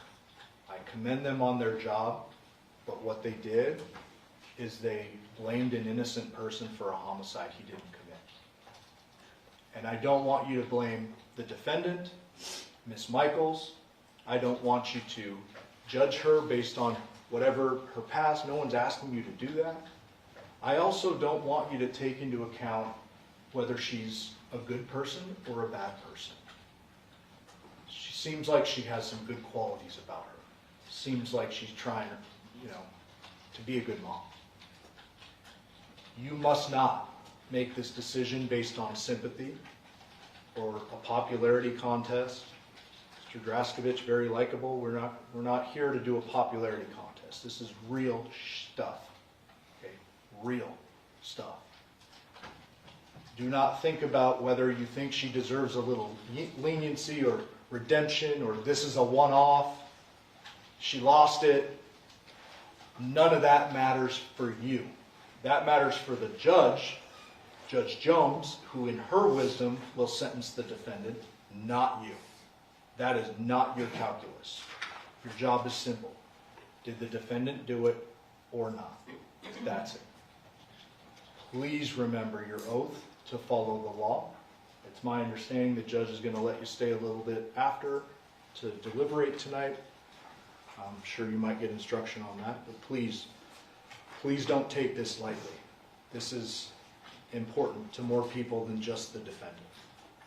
She is guilty beyond a reasonable doubt. Guilty of homicide. Thank you for your time and attention these 2 weeks. We really appreciate it. All right.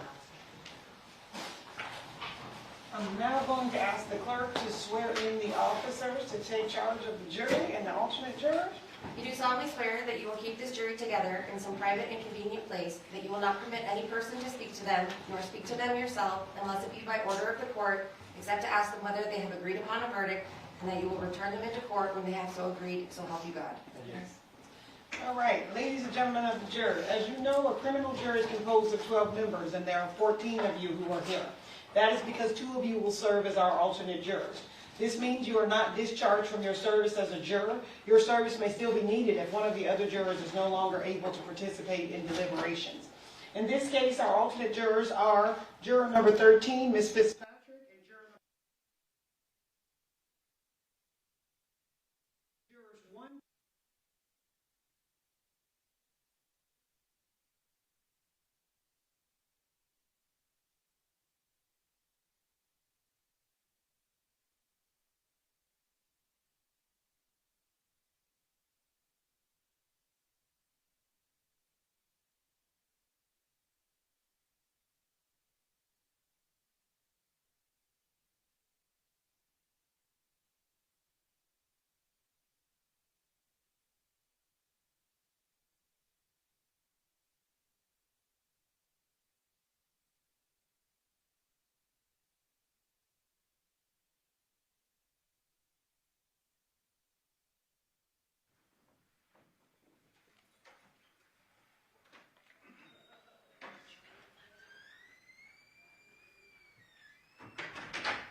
May the record reflect we are outside the presence of our jury. Do you guys have any further matters outside?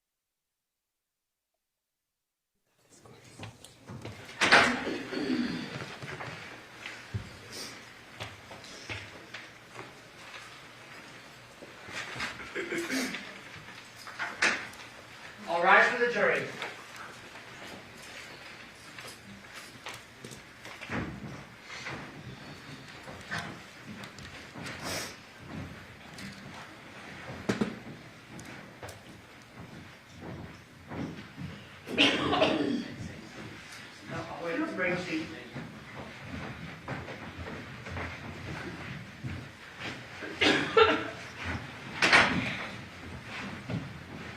Please be seated, Your Honor. The jury's all present and accounted for.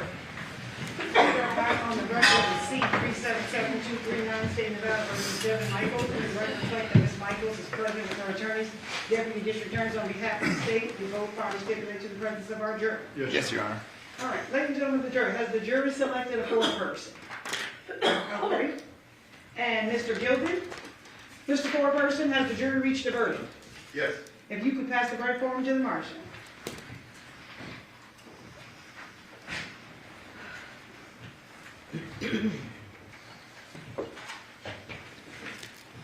All right, the clerk will now read the verdict into the record.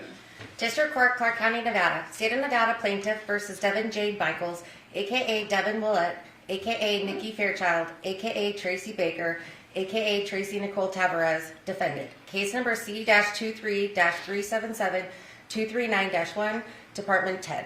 Verdict.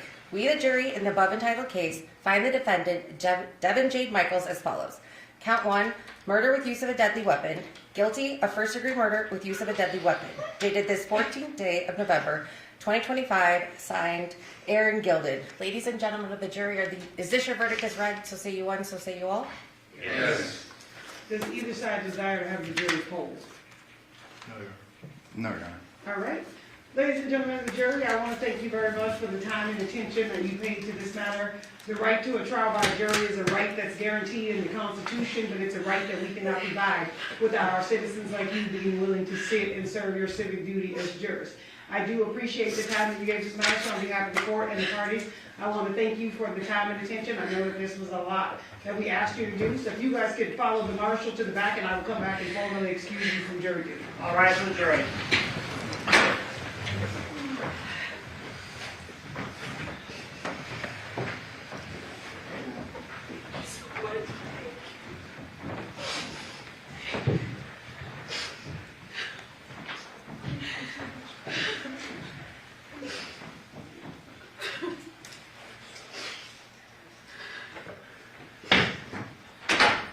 Okay, this matter is going to be referred to the Division of Parole and Probation, set down for sentencing on.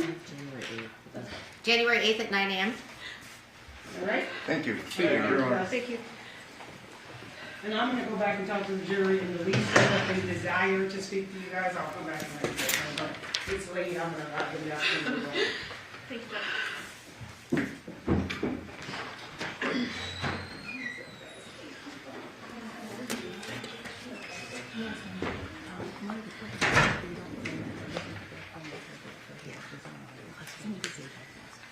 Somebody say